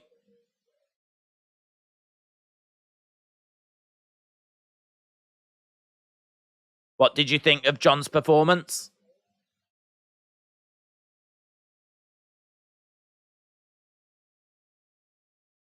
Stipe said, I don't have much to say. It is what it is.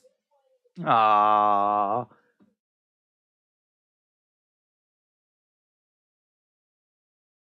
Look at Jones, man. Jones is on top of the flipping world. It's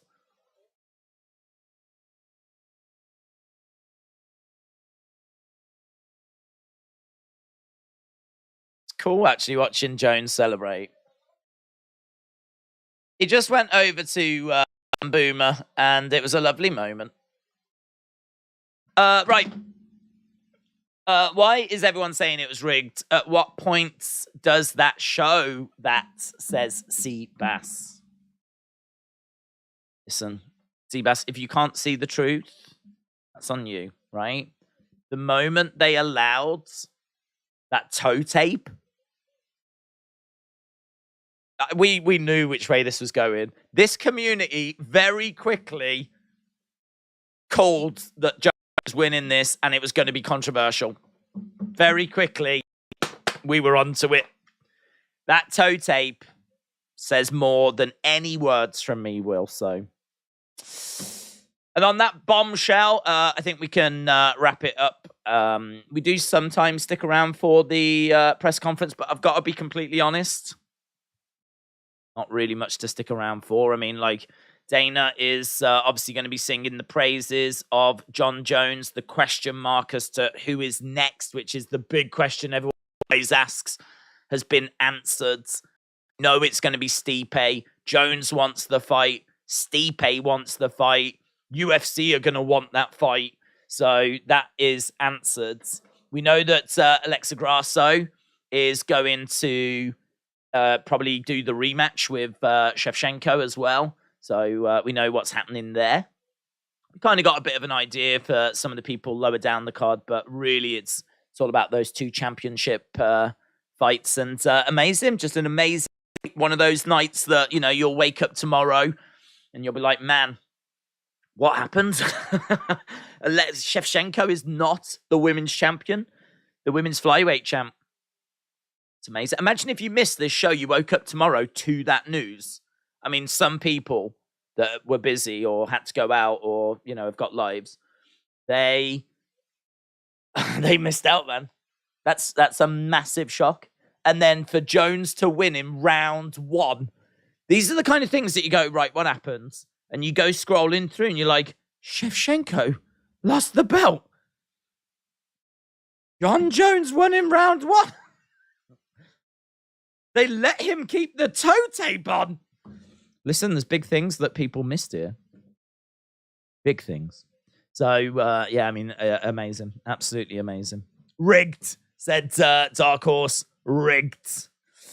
People saying, are we live tomorrow? We are, if you are a fan of AEW. We are live tomorrow. Don't forget, we are going to be back with UFC. I don't quite know how it plays out this year because there's so many events going on a Saturday. It just seems like the whole world has come back from lockdowns and other companies have moved their shows to Saturdays and it's all very busy, but we always try to deliver UFC as much as we can. And yeah, I don't know how the schedule looks, but we're going to be all over the pay-per-views. Obviously, we're looking at London very, very soon. So yeah, we've got some big, big shows on the way. So I want to say a massive thank you to everyone that joined us tonight. I genuinely do mean that. I know that there's plenty of places to hang out on a Saturday night. And the fact that you here is greatly appreciated. I hope you have a great evening wherever you are. Thank you so much for joining us. Really, genuinely do appreciate it. And hopefully I'll see you again next time. Have a great weekend. Bye for now.